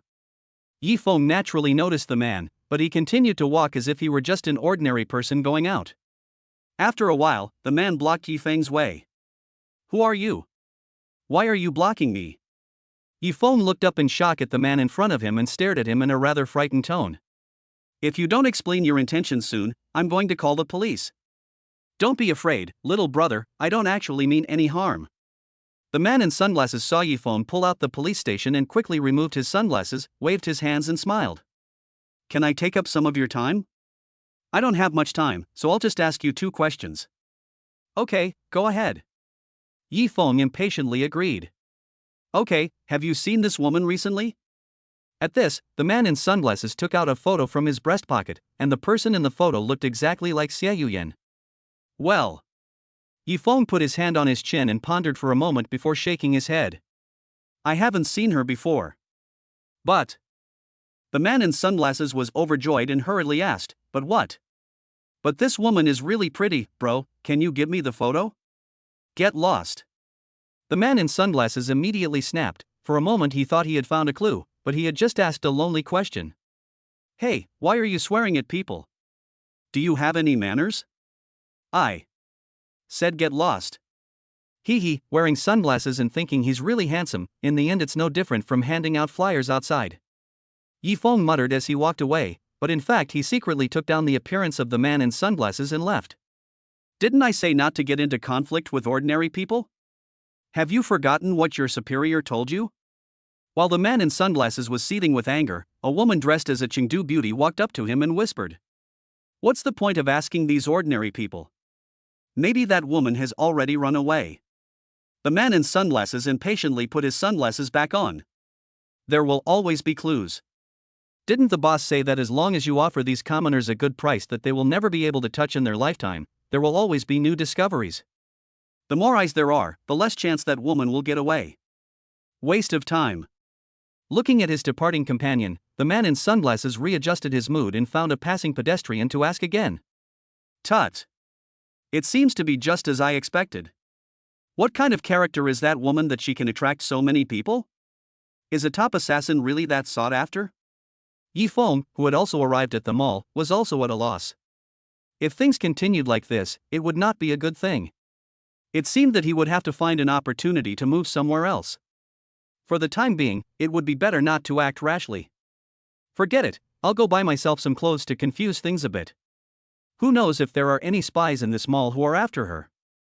President Su, please take a look at the summary of recent business. A finance manager from the Su Group handed her the list to the tall man in front of her. Well, has anything major happened recently? Su Wanli asked while going through the report. As the top person in charge of Shucheng, he naturally needed to pay attention to these things. Li Jing looked at the obvious things, while he was responsible for the hidden things. This was the fundamental reason why the two groups had stood the test of time. Recently, it seems that many people from outside the city have flocked into our city, with mixed identities, as if for a certain purpose. Oh? Find out for me, this matter cannot be sloppy. Su Wanli saw that there was no problem with the summary and submitted it to the finance in front of him. Find out for me within 3 days, using all available forces. Yes, President Su. Su Wanli, who had a stern expression, suddenly saw a familiar figure outside the office. He immediately widened his eyes and put away his imposing manner, not for anything else, but because the person who came was his beloved daughter Su Yusin. Chapter 29, Su Yusin, who had a little scheme. Yusin. How did you think of coming to Daddy's company today? Didn't you say you wanted to go play with Mu Chen? Su Wanli secretly rejoiced in his heart. After all, his daughter had finally grown up and knew how to share the load for him. She was truly his proud little cotton-padded jacket. Father, can I ask you a favor? Anything, as long as it's within my power. Su Wanli patted his chest and said it was time to show off his tall image as a father. I want to meet someone. Who? A tutor. Tutor? Isn't that very simple? Yusin, just tell your mother to ask the tutor you want to see to come over. I'm not talking about my tutor. I'm talking about. Su Yusin said, clenching her little fists. In her eyes, it was this so-called tutor who caused her to fall out with Li Mucheng. If she got rid of this tutor, maybe Li Mucheng would reconcile with her. It's Mucheng's tutor. What? Su Wanli was taken aback. He didn't know why Su Yuxian suddenly pointed to the young man Li Jing had mentioned, but he had already guessed that it was probably Li Mucheng who had told his daughter about it. This. Su Wanli was at a loss for a moment. You have to know that the young man Li Jing mentioned is Li Mucheng's personal tutor, because it also involves the duties of a bodyguard. But considering that his daughter just wants to meet the young man, it shouldn't be a problem. Yusin, can you tell your father why you want to meet that teacher? It's the teacher I hired for you. Is there any difference in teaching methods? I'm afraid Yusin can't comment on that. Su Yusin put her hands on her chest in a firm manner. This was one of the rare times that Su Wanli saw his daughter being so stubborn. Su Yusin was obedient in his eyes, but when she made such a move, even 8 horses couldn't pull her back. Okay, but before that I need to discuss it with your uncle Li Jing. Okay, I'll wait for your news, father. Su Yuxian nodded in response and found an empty chair to sit on. See, this is forcing me to do it now. Su Wanli smiled helplessly, took out the mobile phone locked in the safe, opened the phone book and pressed the call button for the only contact, which was his private contact with Li Jing. Hello? Old Li. What's up, Su? You sound like you have something to tell me. Hey, you're right. I do have something to discuss with you. Su Wanli suddenly felt his daughter looking at him with an expectant expression, and finally helplessly blurted out his request. Didn't you tell me about Mu Cheng's tutor at the banquet before? I want to ask you to let me meet that guy. What? Lao Su, what are you doing? Why do you want to see that kid? This has nothing to do with you. I know that kid has nothing to do with me, but my daughter is hitting on me. There was a moment of silence on the other end of the line, and Li Jing let out a deep breath. You mean Yusin's kid? Exactly. I heard about Mu Cheng hiring a tutor somehow, and today he insisted on meeting the young man in person. As his father, I couldn't refuse. Are you saying that you want me to be the bad guy? Of course not, I'm just discussing this with you. Come on, don't think I don't know what you're thinking. Isn't Yusin just wanting to meet the young man? No problem, I'll just give him a heads up. You name the place and I'll tell him to come over tomorrow. Hey, that's a lot of trouble. It's Li, and you can tell I'm being honest when I talk to you. Okay, cut the crap, I've got things to do here, I'll send you the guy's contact details later. Remember, don't poach him for me, I'm using him. Don't worry, Li, the thing I hate most in this life is people who poach. UXIN is just curious to meet him, there won't be any misunderstandings. That's good. Okay, that's it then. I have to go back to work. Okay, then. I won't bother you. After the exchange was over, Su Wanli hung up the phone. Father, have you and Uncle Li settled everything? Don't worry, Yusin. It's all been settled. The boy will come tomorrow if nothing unexpected happens. That's great. I mean, I can finally meet this teacher that Mu Cheng values so highly. Su Wanli looked at his daughter's expression, which seemed to be half smiling, and didn't know what to say. In the end, he just patted Su Yusin's golden hair and said tenderly, Yusin, if there's anything, you must tell me and your mother, okay? Don't worry, father, I understand. Su Yusin saw that her plan had succeeded, and she returned to her good girl appearance. At the same time, she already had a plan in mind for how she would treat Li Mu Cheng's tutor every day. Mu Cheng, we will make up, we will. Hello. Could you help me choose some clothes? After buying one or two of his own clothes, Yifeng went to a store selling women's clothing. The salesperson was slightly startled when he saw the customer entering the store was Yifeng. Hello, customer. May I help you? Ah, it's like this. My girlfriend is working on a business trip, but I want to buy her some nice clothes as a surprise. Looking at the handsome Yifeng, the salesperson was momentarily stunned, and after reacting, hurriedly greeted Yifeng and invited him to come into the store. It seems that you really love your girlfriend, and she is really lucky to have such a good boyfriend. Well, she also buys clothes for me a lot. What kind of clothing style does your girlfriend like to wear? Is it this kind of elegant-looking long dress or a sexy short skirt?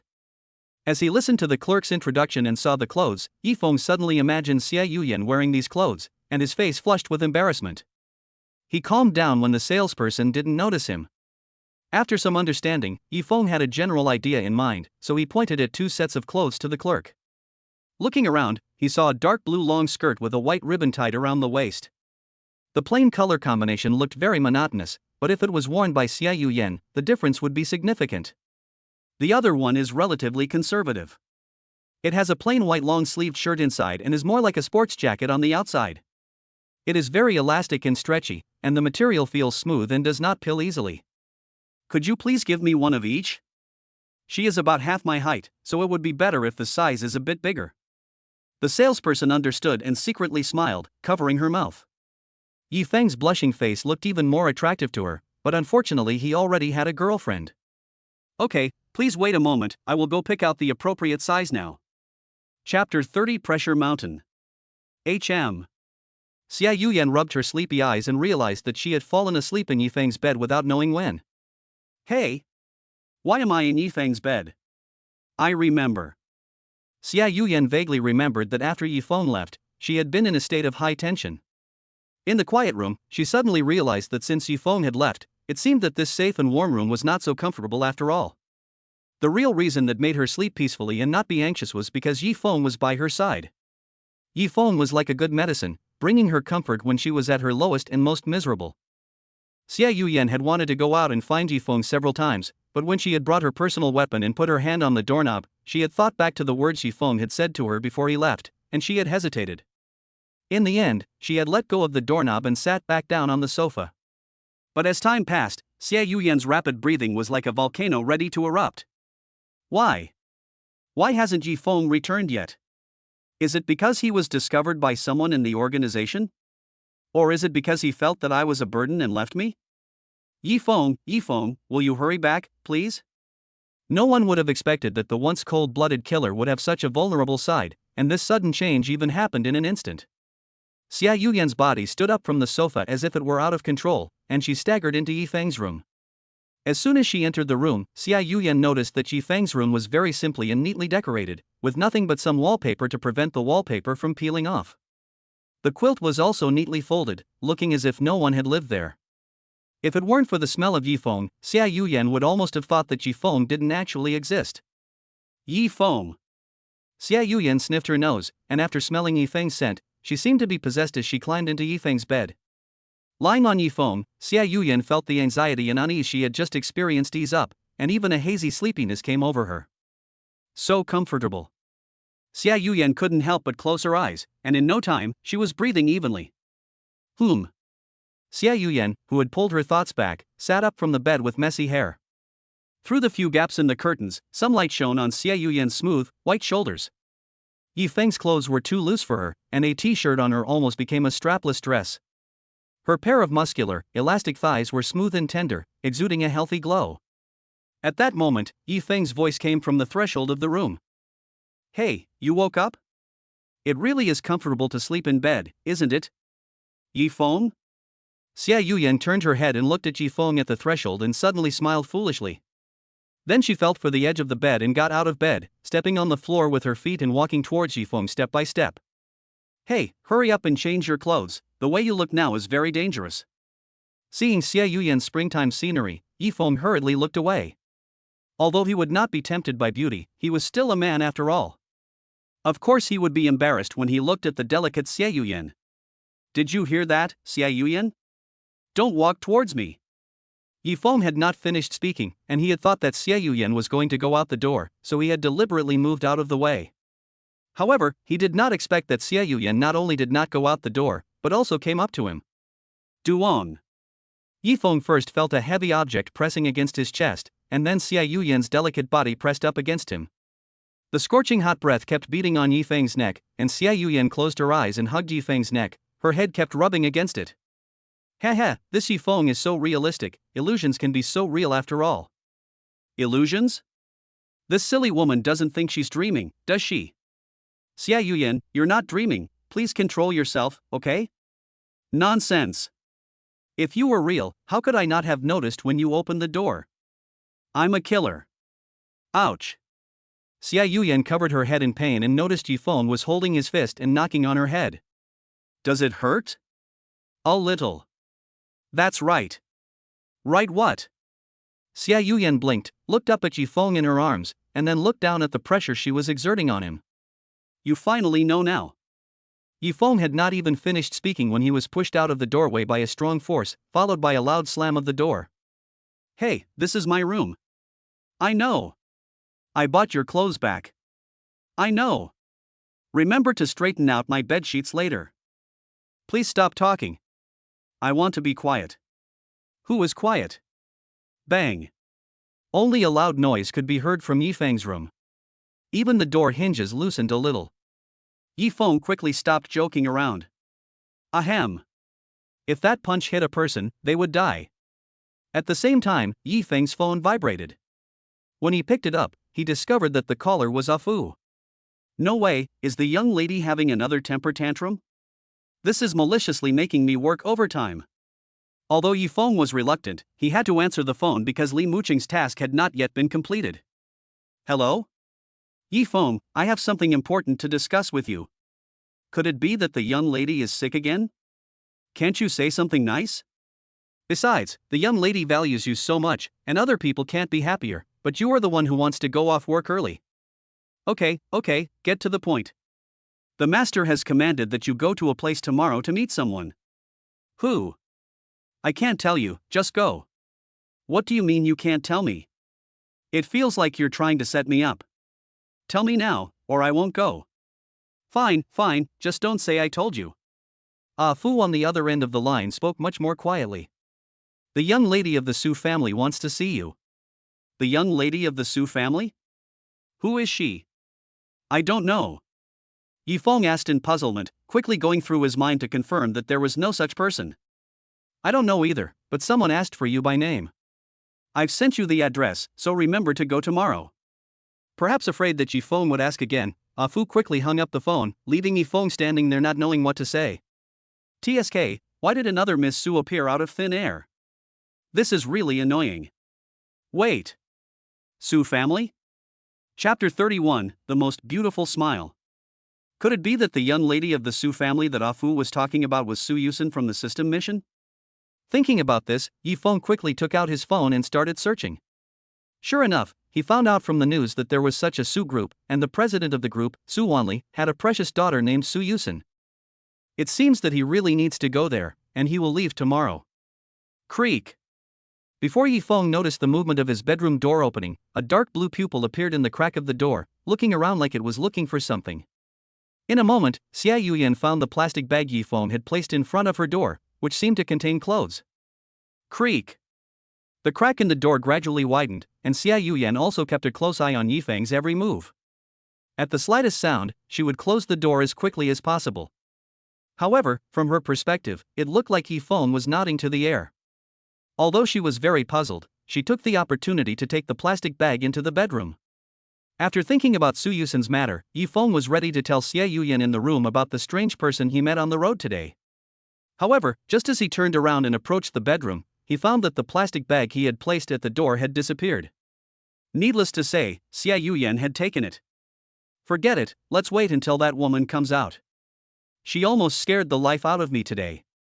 People who don't know would think she drank fake wine. Bang.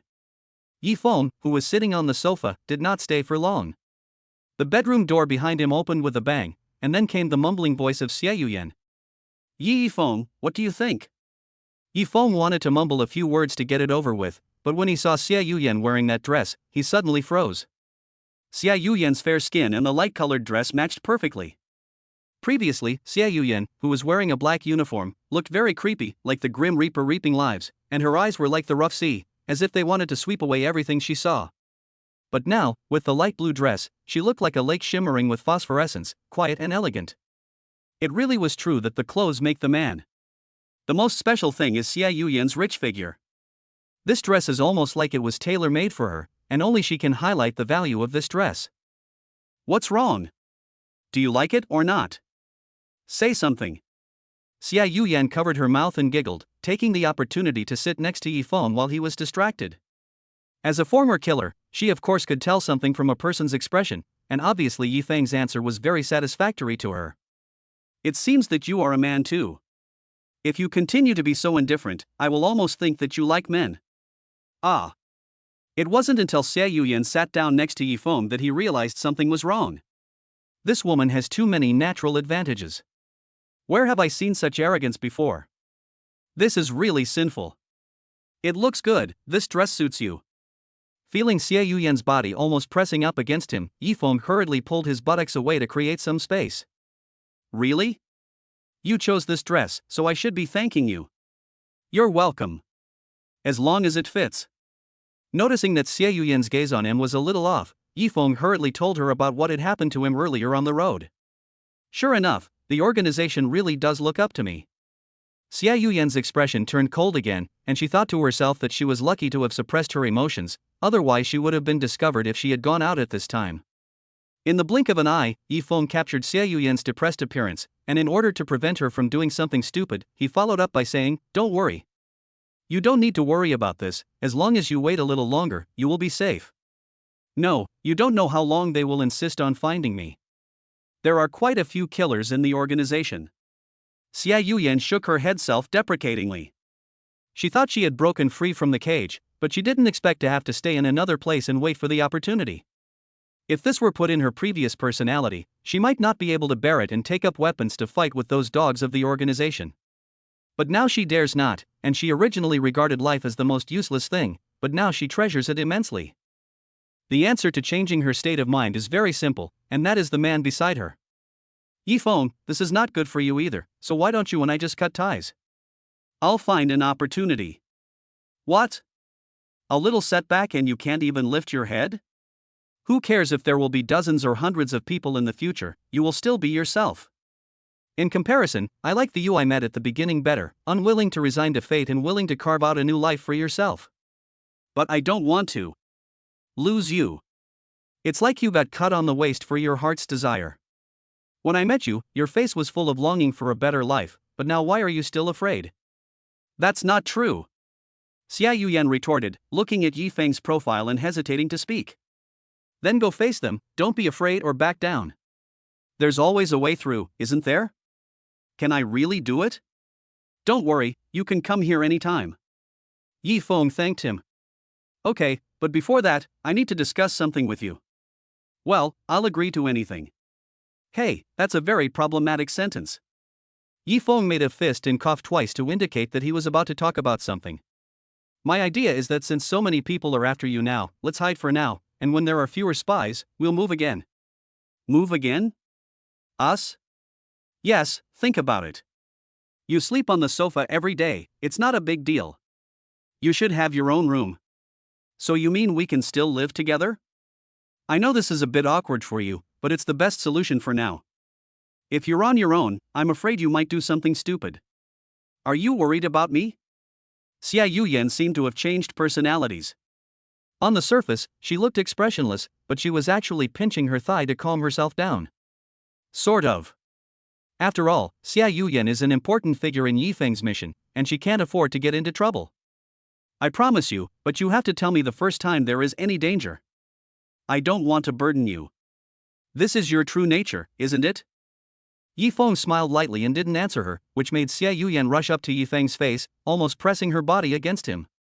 Hey, I promise, don't keep threatening me. Who's threatening you? Xia Yuyan blushed, smiled sweetly while holding her skirt, and revealed the most beautiful smile of her life to Yifeng. Thank you, Yifeng. Chapter 32 Su Yusen's Prince Charming. Are you really leaving? The next morning, after breakfast, Yifeng told Xia Yuyan that he was going out later. Yes, I am now a tutor and bodyguard. I have to go teach the students every weekend. But today is not the weekend. Xia Yuyan could not help smiling in the dress Yifeng bought her yesterday. She had thought that she could spend the whole day with Yifeng today. There is a special situation today. I was told to meet someone at the Su group last night. Is it a man or a woman? Xia Yuyan asked this question for some reason, but from the way she swallowed her saliva, she cared about the answer. It should be a girl. Well. Upon hearing this, Xia Yuyan's heart felt like it was being pricked by a needle. The thought of Yifeng being with another woman made her feel uncomfortable. So, how long will you be back? Xia Yuyan of course knew that with her current situation, trying to keep Yifeng would be a fantasy. She just needed to gradually improve her relationship with Yifeng. Besides, perhaps Yifeng's students simply looked up to him as a teacher, and she didn't need to be so sensitive. He should be back soon after we meet. Actually, I don't want to go, but it's part of my job. Yifeng changed his clothes and walked all the way to the door, while Xia Yuyan followed him silently and watched all this. Be careful on the road. Don't worry. Bang. With the door closing, the house returned to silence once again. Xia Yuyan stood at the door, staring blankly at the place where Yifeng had left, and the smile on her face disappeared. The feeling of unease in her heart welled up again after Yifeng left the house. No, don't go, okay? Yifeng. The ticking clock on the wall was beating like a hammer on Xia Yuyan's heart. As a former killer, she had never felt afraid or lonely, but now she hugged herself and crouched down, trying to calm herself down. Why? Why do I feel like this? Why? Xia Yuyan touched her hot face and seemed to realize something.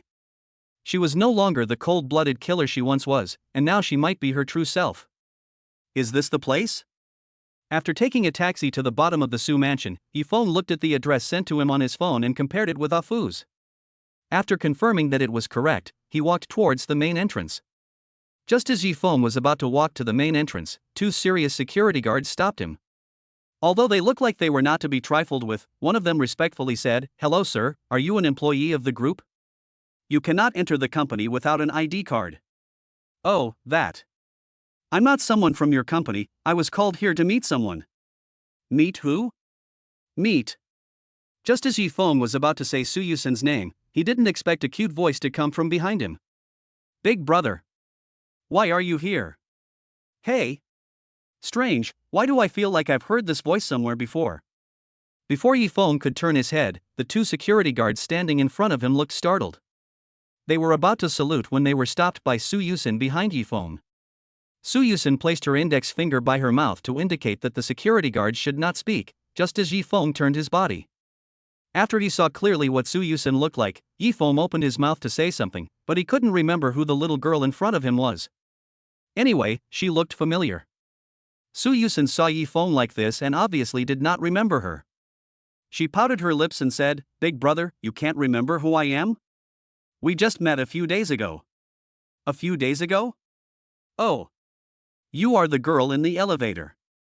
With Su Yusen's reminder, Yifeng finally remembered who this girl was. In fact, it wasn't that Yifeng had a bad memory, but he was only focusing on the task at hand and ignoring everything else. "It seems that you, big brother, don't have a bad memory either." Su Yusen was happy to hear that Yifeng still remembered her, and she pinched the hem of her skirt with her small hands. Fortunately, she had dressed up for the day and gone out, or she would have been embarrassed. Looking at the blonde loli in front of him, Yifeng couldn't help but sigh that all the girls he knew were so good-looking. What set her apart from the others was that Su Yusen had short blonde hair with two pigtails tied with butterfly hair ribbons on each side of her face. The bangs on her forehead just reached her eyebrows, and her petite and delicate height made people mistake her for a child if they didn't know any better. But the only feature that directly killed Yifeng's judgment was the one that Li Muching didn't have, which was the difference between a small hill and an airport. It seems that this child is very picky about food, and the nutrients have been diverted to other places. "Anyway, big brother, why are you here?" "You're here to apply for a job." Su Yusen couldn't help but come up to Yifeng's side, and looking at Yifeng's pleasingly handsome face made Su Yusen happy and bubbling with joy. "I'm not sure about that either, I just came here to find someone." "Find someone? Then just leave it to me, brother, I can help you find whoever you're looking for." Su Yuxin quickly dropped the formalities, and the term brother made her feel much more at ease. Whenever Su Yuxin called Yifeng brother, her heart would stop for a moment. "Wow, I never thought I'd meet my brother here, I'm so happy." "That piece of shit Yifeng, get lost. I don't care about him today, I want to stay with my brother." It was obvious that Su Yusen had long since regarded Yifeng as her Prince Charming since the elevator incident. Meeting again only strengthened her resolve that it was all fate and that she and Yifeng were destined to meet again. Since it was fate that had brought us together, then of course we should gladly accept it. "Are you sure about this? Can they let us in?" "Don't worry, brother, come with me." Su Yusen, who had read many romance novels and watched many TV dramas, of course knew that opportunities were reserved for those who were confident. Underneath the mask of the good girl was a little devil with a spade tail. In an instant, Su Yusen went up and took Yifeng's hand, blushing as she led Yifeng in front of the surprised expressions of the security guards. "She's bad, missy. This pretty boy has lured her away." "Yes. Ever since we two have been guarding the door, it is the young lady's smile that has made me feel the happiest, but now a brat has made the young lady so agitated, I really feel aggrieved." "Right, quickly tell the president. The president will be angry when he finds out." "Yes, this is no different than that brat stopping a ghost fire in front of our company to take the young lady away, and even calling the president Laodang. This is nothing but blatant provocation." Obviously, Su Yusen's cute appearance is recognized by everyone. Chapter 33, Exchanging Names. After Yifeng was forcibly dragged into the company by Su Yusen, the surrounding employees cast surprised glances. You have to know that the girl who pulled Yifeng is his president's daughter, but in private everyone knows that Su Wanli is a senior daughter slave.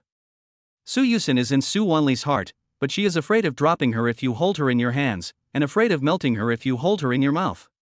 But they were collectively dumbfounded by the scene in front of them.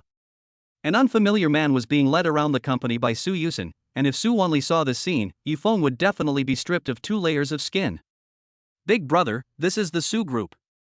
Su Yusin stopped when she brought Yifeng to the door of a manager's office, but she did not let go of Yifeng's hand, perhaps on purpose. Big brother, what kind of position do you want to apply for? I'll just take you straight to the manager. Looking at Su Yusin's cute smile, Yifeng of course also noticed something wrong along the way.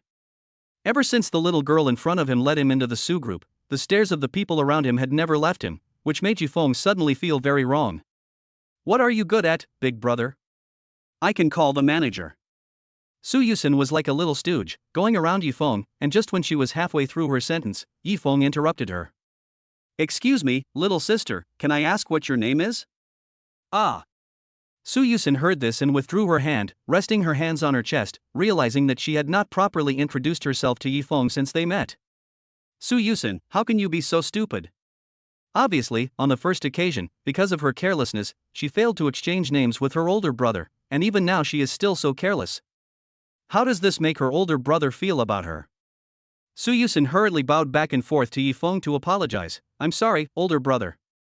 I haven't been able to introduce myself to you until now, and I'm really sorry for being so rude. It's okay, little sister, you don't need to be so formal.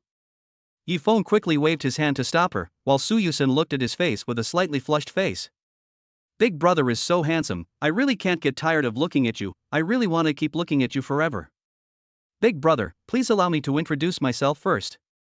Su Yusin cupped her hands on both sides of her skirt, slightly crouched down and bowed to Yifeng. Her almost perfectly elegant posture made Yifeng guess the identity of this little girl. My name is Su Yusin, I am the daughter of the president of the Su group, please take care of me. Sure enough.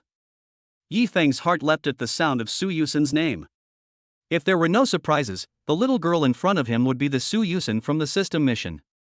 Hello Su Yusin, my name is Yifeng.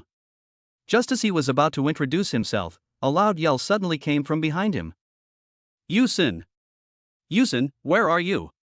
This powerful voice resounded throughout the company hall. Yifeng followed the sound and found a large man with a fierce appearance anxiously looking around. Father? Su Yusin's body trembled when she saw Su Wanli. She didn't expect her father to look so panicked. Su Wanli had always appeared to her as a kind father, and this was the first time she had seen her father lose his temper like this. After suddenly hearing the voice of his precious daughter in the quiet lobby, Su Wanli turned around and discovered Su Yusin, who was with Yifeng. Even though he was wearing leather boots, he quickly ran over. Seeing such a burly Su Wanli, Yifeng also realized that something was wrong, so he quickly backed up to a safe distance. He didn't want to get into an argument with someone who looked so dangerous. Yusin, you scared the hell out of me. Su Wanli first glanced impatiently at Yifeng next to Su Yusin, and only after confirming that Su Yusin was safe did he, as an old father, let out a sigh of relief.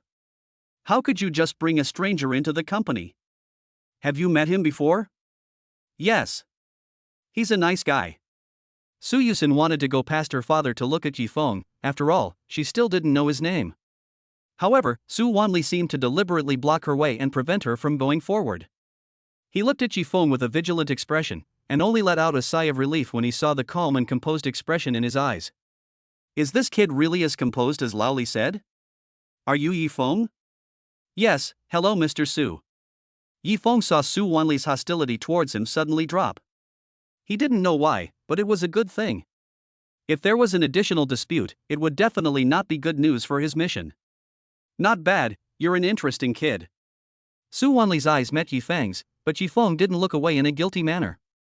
Instead, he looked Su Wanli square in the eye. From the way he stood upright without fear of the shadows, one could roughly tell whether he was a reliable person. Where did this guy dig up this treasure? I'm even beginning to doubt whether this kid is from here, because this state of mind is not common in ordinary people.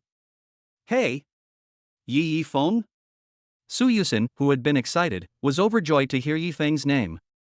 This meant that she had officially met Yifeng, her big brother. But when she thought about it, Su Yusin suddenly realized that something was wrong. Because Yifeng was Li Muqing's tutor. Su Yusin's smile froze, and her eyes looking at Yifeng became blurred. How could it be like this? How could it be? I didn't mean anything by asking you to come over today, I just wanted to see if you really are as amazing as Laoli said you were.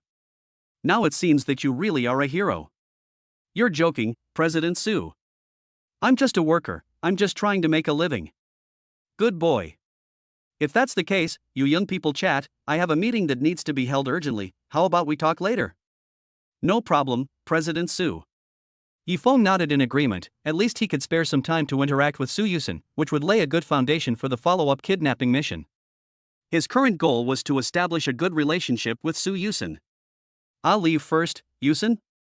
Weren't you just so happy? Why are you so quiet now? Su Wanli felt strange looking at his daughter's dazed and speechless appearance, but he still left the hall after giving her a few reassuring instructions. As for whether he would worry about his daughter having an accident? Old Li personally examined the person, how could I possibly worry? Could it be that this kid could still tie up my daughter? Just joking. After Su Wanli left, everything returned to normal order, and Yifeng felt a bit creepy looking at Su Yusen tilting her head and looking at him. This expressionless Su Yusen was so different from the cute and sunny look she had just now.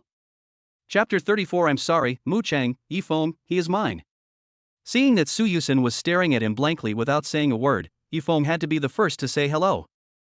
Hello Miss Su, I'm sorry, I don't know your identity yet, and I apologize for my presumptuous behavior just now.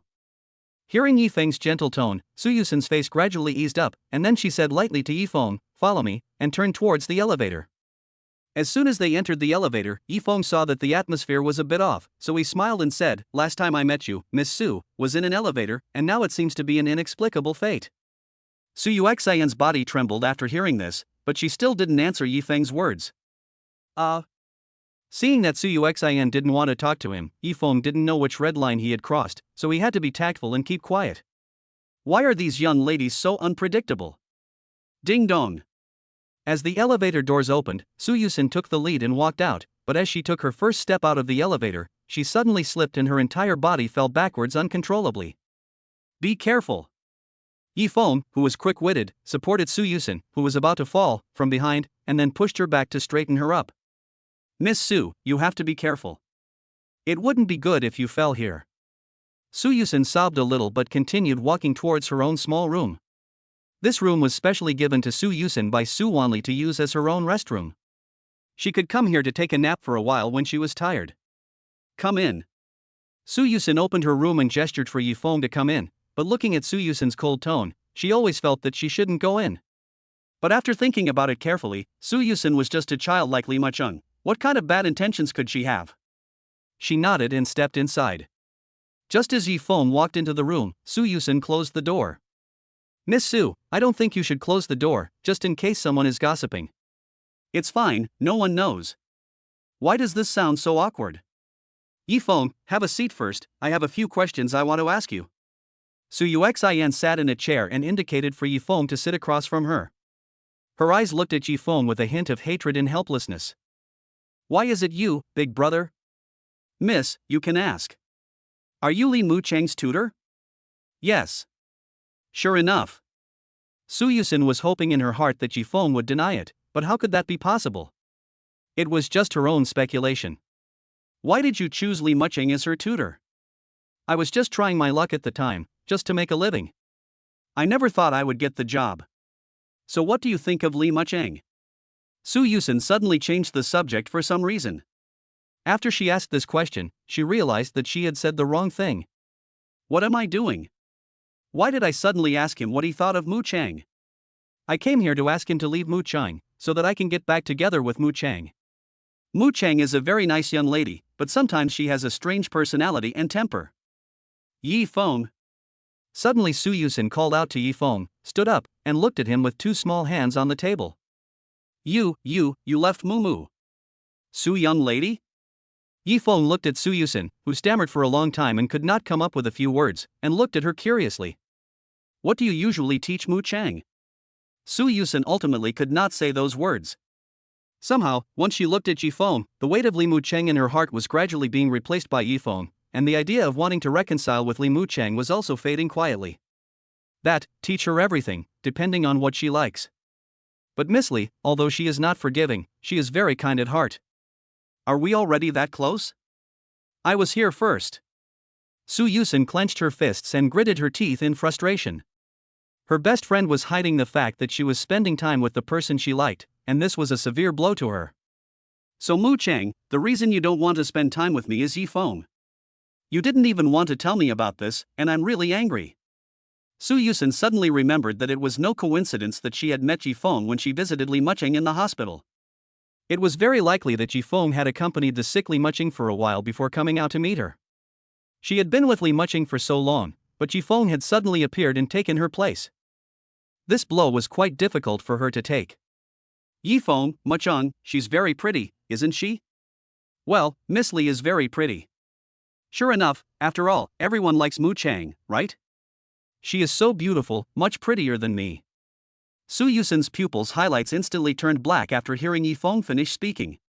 The appearance of the cute good girl immediately became terrifying. Rather than saying this broken doll-like appearance is her true self. But I still prefer Miss Su. Yi Feng said with a smile, completely unaware of Su Yusen's subtle changes. Oh. I'm sorry, I was talking about personality. It's true. Yi Feng had not yet had time to correct the inaccuracy of his words when he was interrupted by Su Yusen. Her excited eyes made it clear that she was very excited. Yi Feng. He actually said that he likes me. He likes me.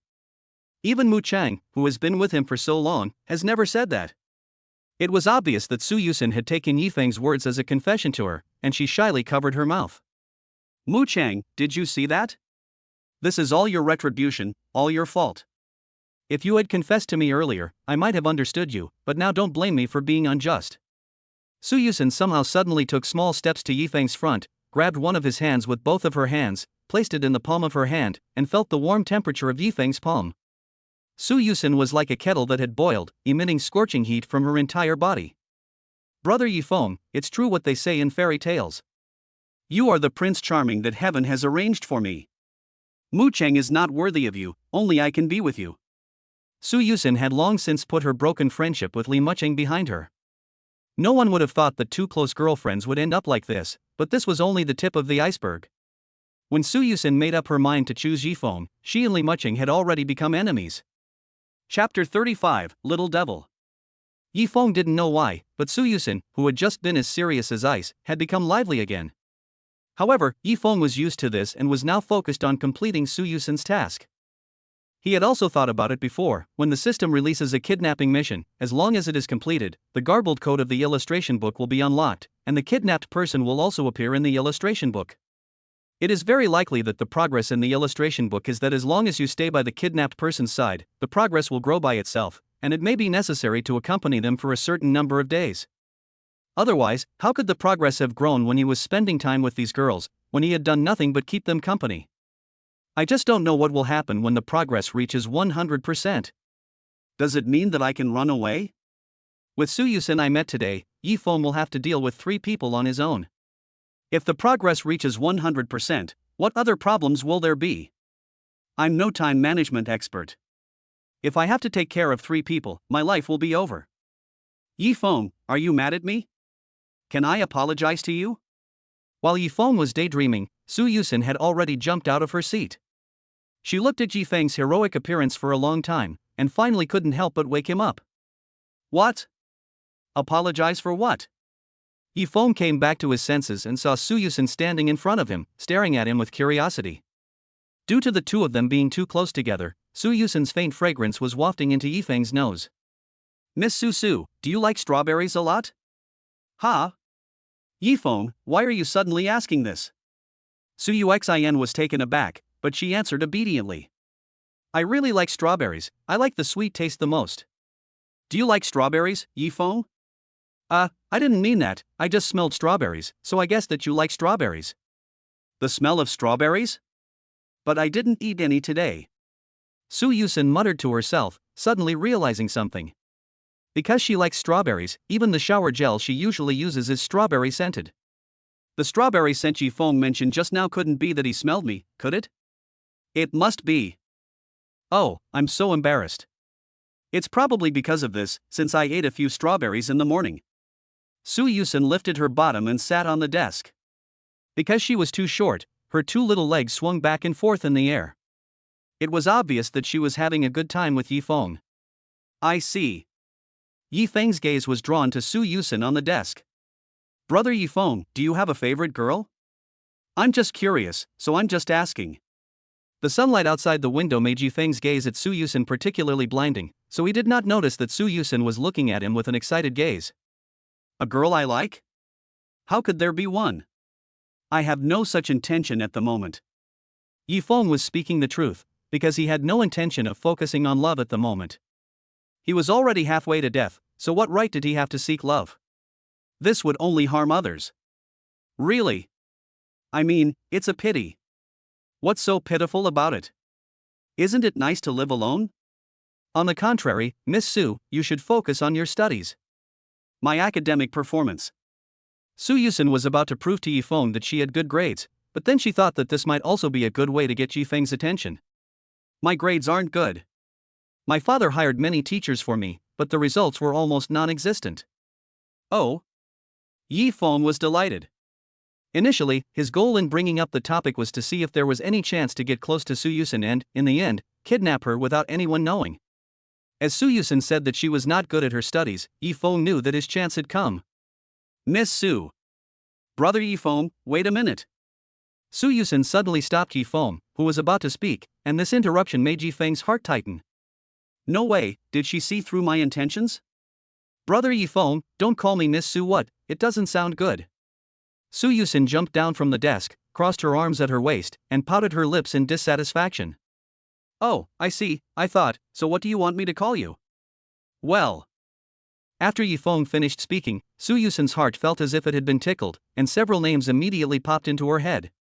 How about Xiao Xin? No. If I start calling you that, it will seem like I'm being frivolous. How about calling you sister? But what if Brother Yifeng really treats me like a sister? No, no, no. Countless names flashed through Su Yusin's mind. Xiao Su, baby, darling, wife. No, no, no. What on earth was I thinking? Su Yusin desperately shook her head to get rid of all these distracting thoughts. These names can wait until later, it's still too early. Just as Su Yusin was at her wit's end, she couldn't help but think of Li Mucheng. Mucheng, I'm really sorry, I can take Yifeng's first name. Yusin. What? Call me Yusin. Su Yusin narrowed her eyes and tilted her head in a smile. Yusin? Whatever. So Yusin, if you want to improve your grades, maybe I can help you. Hey, I've always trusted you, Yifeng. Teacher, you also have another student who was my best friend, Li Mucheng. Su Yusin said the name Li Mucheng in a flat tone, and it was impossible to tell that they had just had a fight. What a coincidence. Could it be that you were visiting Li Mucheng when we met at the hospital the other day? Yes, I never thought I would meet you again here, it really is fate. It's like it was meant to be. Yusin, I actually have a question. Will your father accept me as your teacher? I think it's necessary to talk to President Su about it. Oh, Yifeng, you can rest assured. Leave everything to Yusin. Su Yusin patted her small breasts and said with conviction. She just had to use a little trick and her father would definitely agree. She had always known that her father would unconditionally tolerate everything she did, but she had no intention of using this spoiling to satisfy all her selfish desires. It wasn't until she met Yifeng that the wings of the little devil gradually began to show. Chapter 36, A Cotton Padded Jacket with Air Leaks. Oh, right. Brother Yifeng, would you like some milk tea? Now that Su Yusin had changed her mind, she had long since forgotten about repairing her relationship with Li Mucheng, because she knew that even if she fixed their original friendship, it would be useless. They were destined to be enemies. Mucheng, for the sake of our friendship, let go this time, okay? Brother Yifeng is destined to be with me, so don't meddle. Milk tea? Do you want some, Yusin? I'll go buy some for you. Yifeng was about to get up, but Su Yusin placed her hands on his stomach and pressed him back down. Yi. Brother Feng. Su Yusin trembled, and her normal tone of voice became low again. I didn't mean it like that, I meant that our company is equipped with a drink shop, if you want some, I can just go tell them to make some. I didn't mean for you to do any work for me. Su Yusin's small hand stiffly pressed against Yifeng's abdomen. Originally, she just wanted to stop Yifeng from getting up, but unexpectedly, due to a mishap, she placed her hand on Yifeng's abs. Even though there was the obstruction of the white shirt, Su Yusin could clearly feel Yifeng's strong and powerful muscles and perfect curves. Whoa, Yifeng's brother's abs are so good. Yusin, what's wrong? Are you okay? Yifeng noticed that Su Yusen's delicate body was trembling, and he thought something had happened. He didn't know what to do for a moment, so he had to say something to show his concern. I'm fine. Yifeng, please wait here for a moment, I'll go order 2 cups of milk tea now. Su Yusen reluctantly moved her small hand away from Yifeng's chest, and before her face turned red, she ran outside in her little leather shoes, clacking, clacking. Just as the door closed, it suddenly opened again to reveal a little head. Brother Yifeng, I'll be right back. Don't worry. Okay. After Su Yuxian left, Yifeng couldn't help but smile. He had originally thought that a lady like Su Yuxian would have her own unique personality, just like Li Mu Chang. Now it seems that she is just a cute little girl, so he doesn't need to worry about being dumped. Smelling the strawberry aroma that still lingered on his body, Yifeng secretly wondered if the milk tea that Su Yuxian would buy would also be strawberry flavored. At this time, Su Wanli, who had just finished a meeting, was walking on his way to Su Yusen's lounge. He still had some concerns about his daughter spending so much time with Yifeng. However, what he was worried about was not that Yifeng would have bad thoughts, but whether his daughter would develop feelings for him. The boy is very distinctive in both his words and actions and appearance. No wonder that Guy Laoli is so optimistic about this kid. I would do the same if I were in his shoes. Just as Su Wanli was about to walk to the door of the lounge, he suddenly noticed his daughter in the hallway at the corner, holding 2 cups of milk tea and walking towards him with a face full of excitement. Wow! Su Wanli looked at his daughter, who was walking towards him, with relief and emotion in his heart. His daughter had grown up and knew how to care about her father. Father? Father! Su Yusen had been concentrating on the 2 cups of milk tea in her hands the whole way. Alas, I originally wanted to buy 2 strawberry milk teas, but the store was already sold out, so I had to settle for vanilla milk tea instead. Having said that, Su Yusen looked intently at the milk tea in her right hand, which already had a straw inserted. If you look closely, you will see a faint pink trace remaining on the top of the straw. Looking at this pink trace, Su Yusen's pretty face turned pink, and she nervously pursed her lips, wondering what she was thinking. But just as she was about to walk into the lounge and look up, she noticed Su Wanli staring at her and smiling. Ah! Why is father here? Why is he smiling at me? Could it be that he saw me secretly?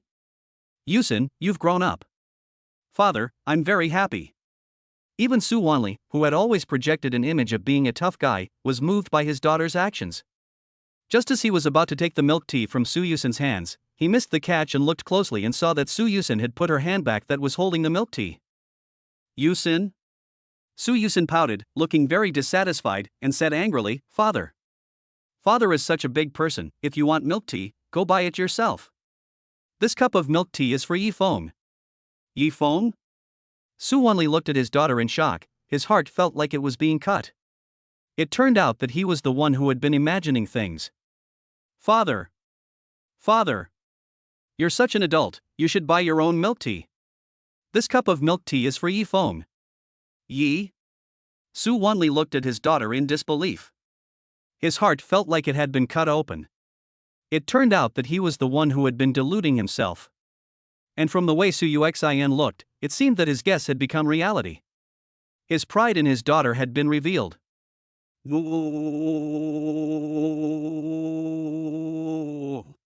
Father, move aside, I can't reach the door. Su Yusen walked around Su Wanli, who was standing still like a wooden man, hugged the milk tea, unscrewed the door of the room, and walked in. Ha! Hearing the sound of the door opening, Yifeng, who was sitting in a chair, saw Su Yusen walking into the room. Brother Yifeng, I've bought the milk tea back. Su Yusen looked down at the milk tea in her right hand and then held out her hand first, saying shakily, Yifeng, please drink it while it's hot. It won't taste good if it cools down. Ah, thank you, Yusen. Yifeng took the milk tea from Su Yusen's hands.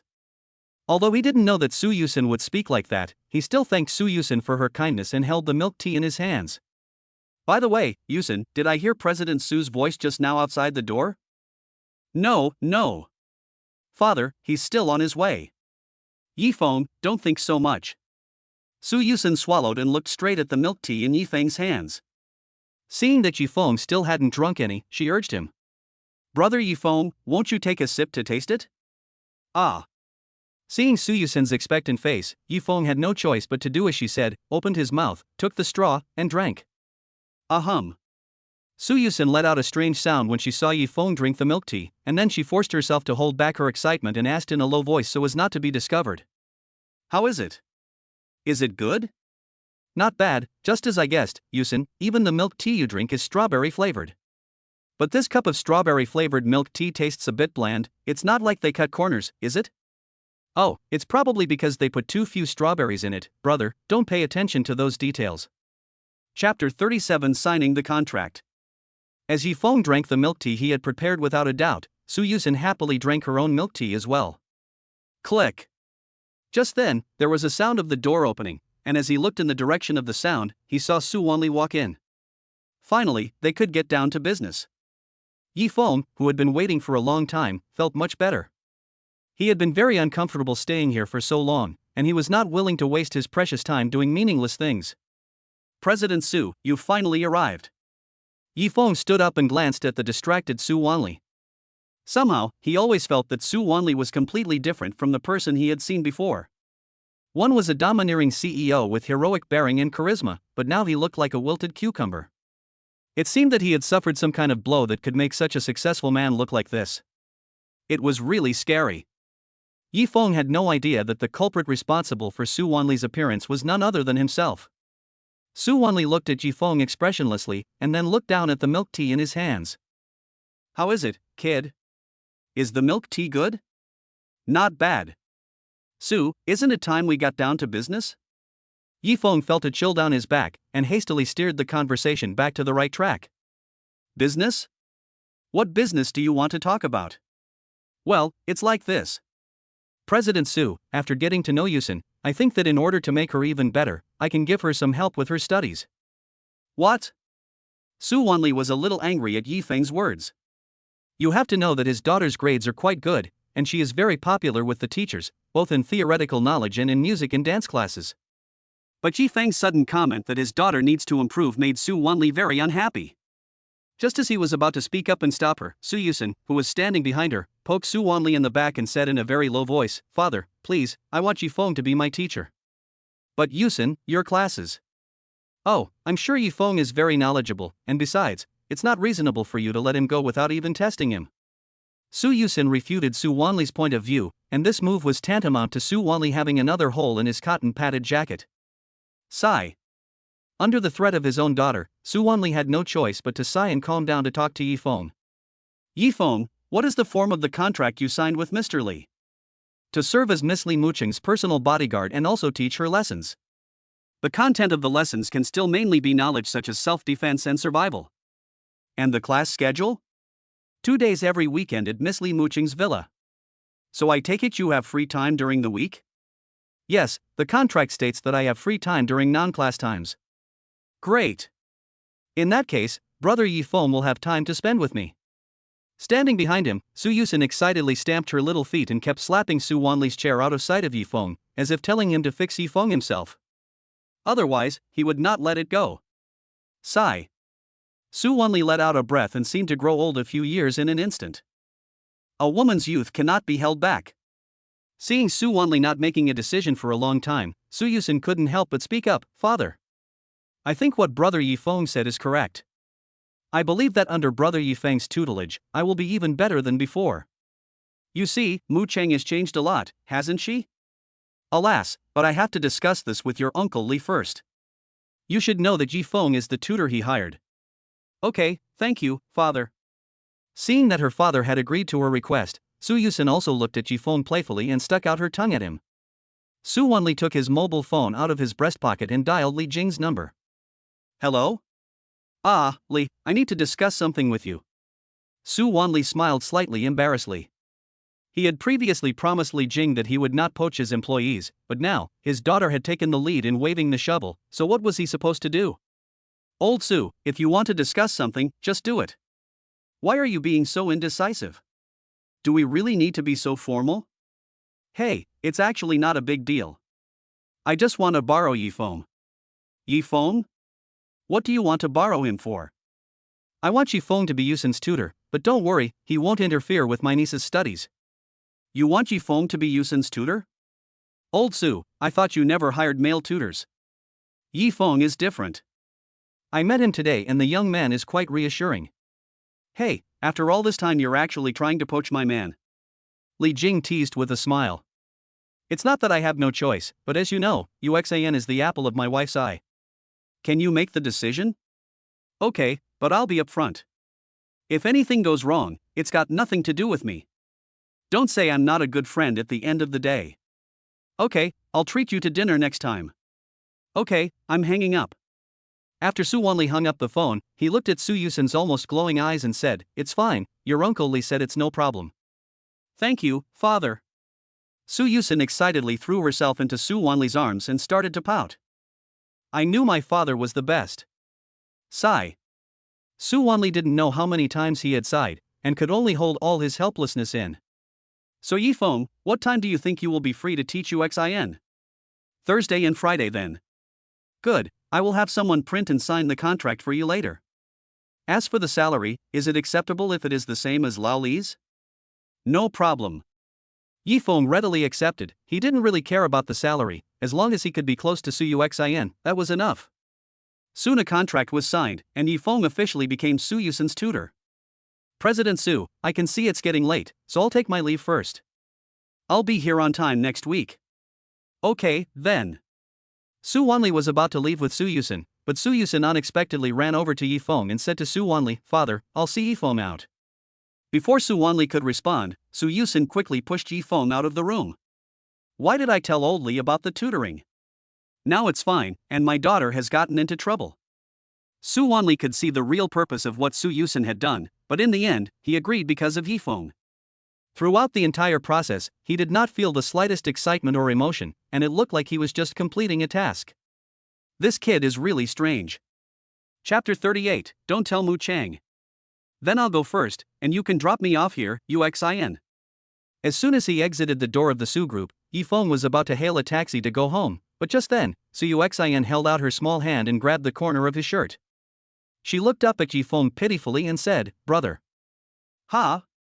What's wrong, UXIN? Just, can you not tell Mu Cheng about this? This? You mean the lesson you taught me? Well."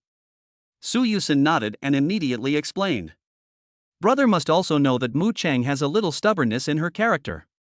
If she finds out, she will definitely be unhappy. So please, Brother Yifeng, don't tell Mu Cheng, okay? Okay then. Yifeng thought about it carefully and agreed. It's better to avoid trouble than to get involved in it. With Li Mucheng's personality, she might really throw a tantrum, as Su Yusun said, and Yifeng could see it in her eyes. Then it's settled. Goodbye, Brother Yifeng. I'll be looking forward to seeing you next week. Su Yusun waved her hand to say goodbye to Yifeng, and a smile slowly appeared at the corner of her mouth. What strawberry-flavored thing will you prepare next time? Miss Li, you're out of tune. In the music room, a woman looked at Li Mucheng, who was absent-minded, playing a piano piece out of tune.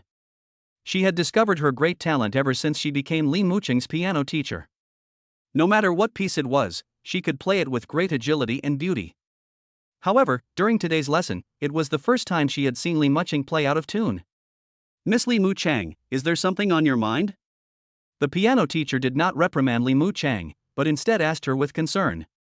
After so many lessons, she already knew that Li Mucheng was an introverted child who was cold on the outside but hot on the inside. Li Mucheng withdrew her hands from the piano and placed them on her chest. She lowered her head and did not speak for a long time. I don't know. I just feel very stuffy and uncomfortable in my chest. It seems like it's due to overwork. Let's end today's lesson here. Miss, why don't you go take a rest? Well. Li Mucheng still nodded expressionlessly. No matter who was in front of her, she always had that same indifferent appearance, except for one person. After returning to her room, Li Mucheng recalled the time she had an argument with Su Yusun. At that moment, her heart also ached. She didn't want to be like this with her best friend, but when Su Yusun learned of Yifeng's existence, her heart felt particularly uncomfortable, as if someone had taken away her most precious thing. Li Mucheng covered her chest with one hand and picked up the laptop on the table with the other. Only then did her restless heart gradually calm down, as if Yifeng were by her side. Teacher, I can't wait for the weekend to come so I can see you again. Hugging the laptop in her arms, Li Mucheng couldn't help but smile in happiness. Phew, I'm finally home. Yifeng let out a breath of relief as he got out of the taxi. He was finally able to go home and get some rest. He wondered if Xie Yuyan had eaten properly. Just in case, Yifeng bought some cupcakes and yogurt from the bakery downstairs to take up to Xie Yuyan. Yifeng just entered the apartment door and found a missing persons notice posted on the community bulletin board. However, there was no photo of the missing person on the notice, just a very precise description of the appearance and height. Missing persons notice. Gender, female, height, 170, with red hair and a beautiful appearance. If a kind person sees it, please call promptly. There will be a heavy reward for finding the missing person, with 500,000 coins attached. Yifeng only glanced at it briefly before leaving the place with the cake in his hands. From the description on the notice board, they were definitely looking for Xie Yuyan. However, the fact that they were willing to pay 500,000 coins meant that Xie Yuyan still played an important role in her organization. If he wasn't more careful, he was afraid that trouble would find him. Yifeng of course would not be stupid enough to expose the notice, nor would he linger too long at the notice board. Since the missing person notice had been posted here, it meant that those in the organization had infiltrated this apartment, so he must be careful in every step from now on. This is responsible for the task as well as for his own life. It seems necessary to go back and give Xie Yuyan an account. Although it seems that this woman is not as irritable and nervous as she was at first, the more composed and calm she is when she suffers a blow, the more likely she is to completely collapse. He has to keep an eye on her to prevent her from doing anything stupid. Thinking about this, Yifeng sat expressionlessly in the elevator and headed towards his home. Meanwhile, in a tea house outside the building, a few men dressed as middle-aged men were playing chess with the old men in the community. When Yifeng stood at the bulletin board, they seemed to observe Yifeng's behavior with the corner of their eyes. It wasn't until he left after a few seconds that they withdrew their gaze. Ding dong. Outside the door, Yifeng took out the key from his pants, hummed a tune, unlocked the door, and prepared to walk in. But just as he unlocked the door, he didn't turn the doorknob. Click. Yifeng heard the lock click, and he sensed a slight sound of footsteps moving behind the door. This made Yifeng fall into deep thought for a moment. Logically speaking, he should be able to see himself in the door peephole. If Xie Yuyan was behind the door, then logically speaking, she would not be able to leave. He would not hurt her, but until now, there was still no movement behind the door, which made Yifeng worry about the situation in the house. What on earth had happened? Had something happened to Xie Yuyan? No, if something had happened to her, there would be no way she would still be there with the announcement. So what was going on? Yifeng gradually moved his hand towards the small dagger in his bosom. In order to avoid accidents, the cautious Yifeng had long ago hidden a self-defense weapon on his person. Click. Yifeng, who was standing outside the door, once again twisted the doorknob, slowly revealing a gap. It wasn't until he noticed that there was no light in the living room that Yifeng suddenly stopped opening the door. The entire hallway was so quiet that you could hear a pin drop, but just as the standoff was about to continue, Yifeng slammed open the door and drew his dagger, taking a step into the room and taking up a defensive stance. But when Yifeng looked clearly at the situation behind the door, he was dumbfounded, because there was no one behind the door, except for a clothes hanger hanging there. How could this be? Obviously, the footsteps had. Yifeng was thinking about this when suddenly he felt in his heart that something was wrong. He had been tricked. Chapter 39, You Smell Like Her Strawberries. The moment Yifeng reacted, he knew that he had been lured by a diversion. As he was in a very passive situation and did not know what was going on in the room, Yifeng could only rely on his senses to find out where he was, but this was bait deliberately set by someone else, and he had fallen for it. Bang! He heard only the sound of a door closing, followed by a figure flashing past Yifeng's back. In an instant, a sharp hawk's claw knife was pressed against Yifeng's neck, and then an icy, bone-chilling voice came from his ear. Get out before I kill you. If you dare to set foot in this place, I will kill my way back to the organization even if I have to die trying. Xie Yuyan said these words almost with gritted teeth, and from her hateful tone, you could hear the full sense of murderous intent. Organization? Xie Yuyan, what's wrong with you? I'm Yifeng. Yifeng heard from Xie Yuyan's words that she had mistaken herself for someone from their organization, and immediately explained. Yifeng, how could it be that he no longer wanted me? Everything is just a lie. Xie Yuyan choked up when she heard Yifeng's words, and her eyes gradually became unfocused as she muttered to herself. Xie Yuyan, take a good look at who I really am. I'm back, aren't I? Anyone who didn't know would think I abandoned you. Back? You're Yi Feng? Xia Yuyan's dilated pupils gradually contracted, and she blinked as she looked at Yi Feng, who she had held at knife point. She obviously still couldn't accept the reality that Yi Feng had returned. If I'm not Yi Feng, then who am I? Put the knife down. Yi Feng, you really are Yi Feng. Xia Yuyan dropped the knife in her hand after confirming that the person in front of her was Yi Feng. Her deep blue gem-like eyes were also filled with tears. It really is you. I thought you weren't coming back and leaving me here alone. Yi Feng, who had broken free, quickly took a deep breath. He had to know that Xia Yuyan's knife had been pressed precisely against his neck. If Xia Yuyan had exerted herself, he would have bled to death immediately. Didn't I say I would be back? Why do you look at me like I haven't been here for years? It's only been an afternoon. You're back. You're back. Yi Feng was about to lecture Xia Yuyan when he noticed that she wasn't even listening to what he was saying, and she even pounced on him and hugged him. Now you know you were wrong and want to beg for my forgiveness? Too late. Just as Yi Feng was about to push Xia Yuyan away by holding her shoulders and criticize her, he felt his shoulders getting wet. He looked down and saw that Xia Yuyan was crying in front of him. Wei Yi Feng, where the hell have you been? Didn't you say you would be back early? How long has it been? I thought you. Xia Yuyan's heart was a mixture of joy and sadness. Ever since she woke up in Yi Feng's bed and saw that he still hadn't returned, her heart had become increasingly anxious. Several times along the way, she wanted to go out and look for Yi Feng, but she still managed to control herself. It wasn't because she was afraid that the people from the organization would come looking for her, she was just afraid that if she went out, she wouldn't be able to come back. As long as there are traces of you in this place, I will always wait here for you, until the day you come back to pick me up. As the minutes passed, Xia Yuyan's sanity gradually eroded. Her initially hopeful gaze finally became blank and dark, and finally, I'm sorry, I've been really busy today, and it took a long time to finish everything. Yi Feng also knew that he had broken his promise, and apologetically patted Xia Yuyan's back to show his comfort. I will never make this mistake again, okay? Don't ever put a knife to my throat again. I'm sorry. I just couldn't control myself. It's okay. I know you didn't mean it. I just want you to trust me, okay? I told you I would help you live a stable life, and I will never go back on my word. Well, I believe you. Xia Yuyan nodded slightly, resting her head against Yi Feng's chest and quietly enjoying the short moment of bliss. In fact, she was just trying to buy some time so that she could stay in Yi Feng's arms a little longer. But just as Xia Yuyan was enjoying this beautiful moment, a strange strawberry scent that didn't belong to Yi Feng stuck to Yi Feng's clothes. At this moment, her heart was gripped painfully. What on earth had Yi Feng been up to? Why? Why did he smell of another woman? You said you were dealing with business, didn't you? How did you manage to get strawberry on you while you were doing that? Xia Yuyan felt her heart being torn apart as she thought about the scene of a strange woman crawling into Yi Feng's arms.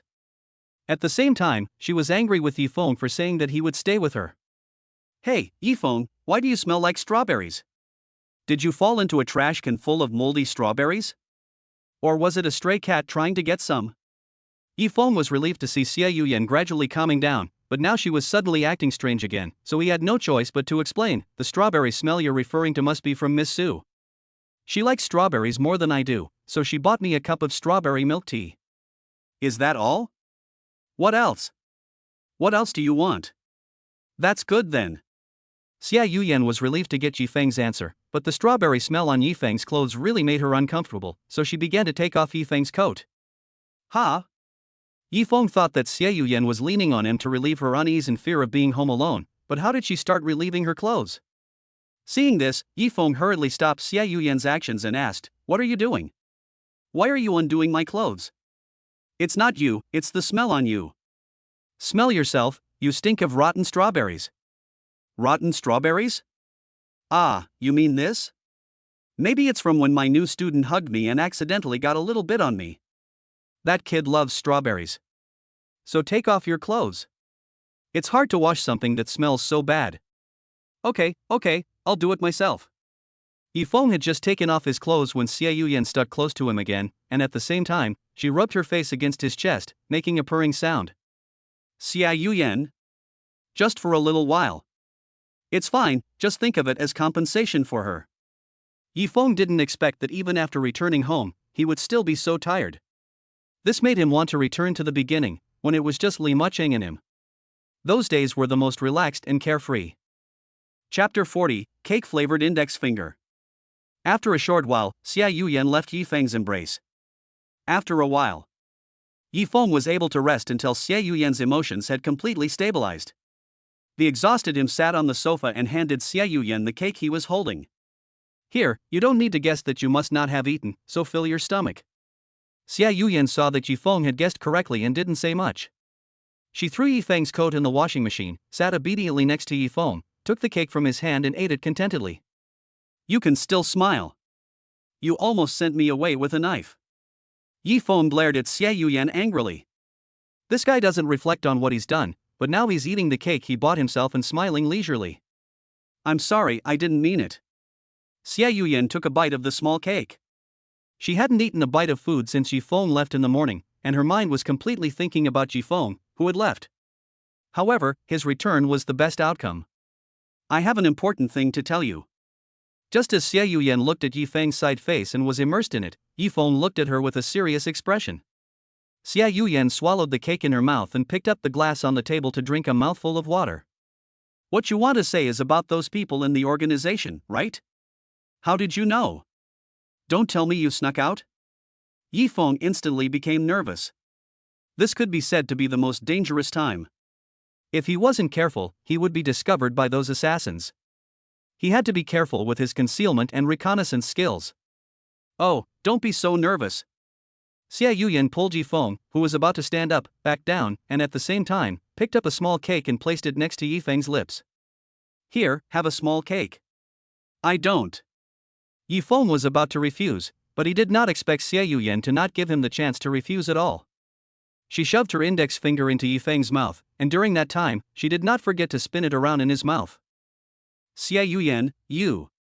Yifeng looked at Xia Yuyan doing this and immediately covered his mouth. He had to know that just then, he had inadvertently licked her finger. Look at you, if you had just eaten it earlier, it would have been over, but you made my hands dirty. I'm going to wash my hands. Xia Yuyan did not give Yifeng the opportunity to continue, and her eyes kept lingering on her slippery index finger. While Yifeng was not reacting, she stood up and quickly walked into the bathroom, leaving Yifeng, who was still in a daze with cake in his mouth, alone. Wow! It was not until the sound of running water from the faucet in the bathroom that Yifeng, who was in a daze, was pulled back. Has this woman always been so bold? Just now, she put her hand. For about half a minute. Xia Yuyan walked out with a nonchalant expression. Yifeng, don't worry. I haven't left the house today. The reason I found them is because I saw someone acting abnormally through the gap in the curtains. Is that so? That's good. Do you know that there are missing person posters all over the neighborhood looking for you? Anyone who finds you will be paid 500,000 yuan. 500,000? That's so little? Xia Yuyan shook her clean hands, but there wasn't a single drop of water on them. I thought I was worth 3-5 million. You're still pleased with yourself. Yifeng shrugged helplessly. Anyway, you don't need to make a sound recently, as long as you get through these days safely, you'll be safe. Yifeng, why don't you turn me in? There's at least a 500,000 reward. Xia Yuyan sat down next to Yifeng and happily started eating the cupcakes in the bag again, wondering whether she should do what she just did again. You have to know that she carefully washed her fingers in the bathroom just now. Yifeng of course knew that she was joking, and could tell from her carefree appearance that she didn't take the fact that she would turn her in completely seriously. This joke is not funny at all. You look like you trust me, don't you? Are you really not afraid that I'm trying to gain your trust? After saying this, Yifeng laughed evilly, making an evil expression. Oh. Xia Yuyan just lightly replied with an oh, and then picked up a small piece of cake and placed it by Yifeng's mouth. Well said, you get a piece of cake as a reward. Yifeng sensed that Xia Yuyan was trying to trick him into saying something, so that he could take the opportunity to attack. Yifeng immediately reached out and took the small cake that Xia Yuyan had placed by his mouth. I said, where is your killer's vigilance? Didn't you think I was a spy at first? Seeing that her plan had failed, Xia Yuyan ate the cake herself again and looked at Yifeng's profile and smiled. What the heck, whether you're from the organization or not, as long as I can be by your side, I'll be content. Ding. At that moment, a familiar system sound rang in Yifeng's mind. There was no need to guess that it was most likely a progress reward. I believe in you, and this is my answer. Xia Yuyan once again picked up a piece of cake and placed it by Yifeng's mouth. She tilted her head and gave him a flirtatious look. Here's another reward for you. Ever since you pulled me out of that bottomless abyss of despair, I've been unable to live without you. Yifeng was shocked by the sight of Xia Yuyan, who looked as fresh and vibrant as a blooming flower. So beautiful. Come on, my arm is getting tired from holding it up. Can't you just say yes? Xia Yuyan's words woke Yifeng up from his daze, so he quickly opened his mouth and ate the cupcakes. Hey, that's more like it.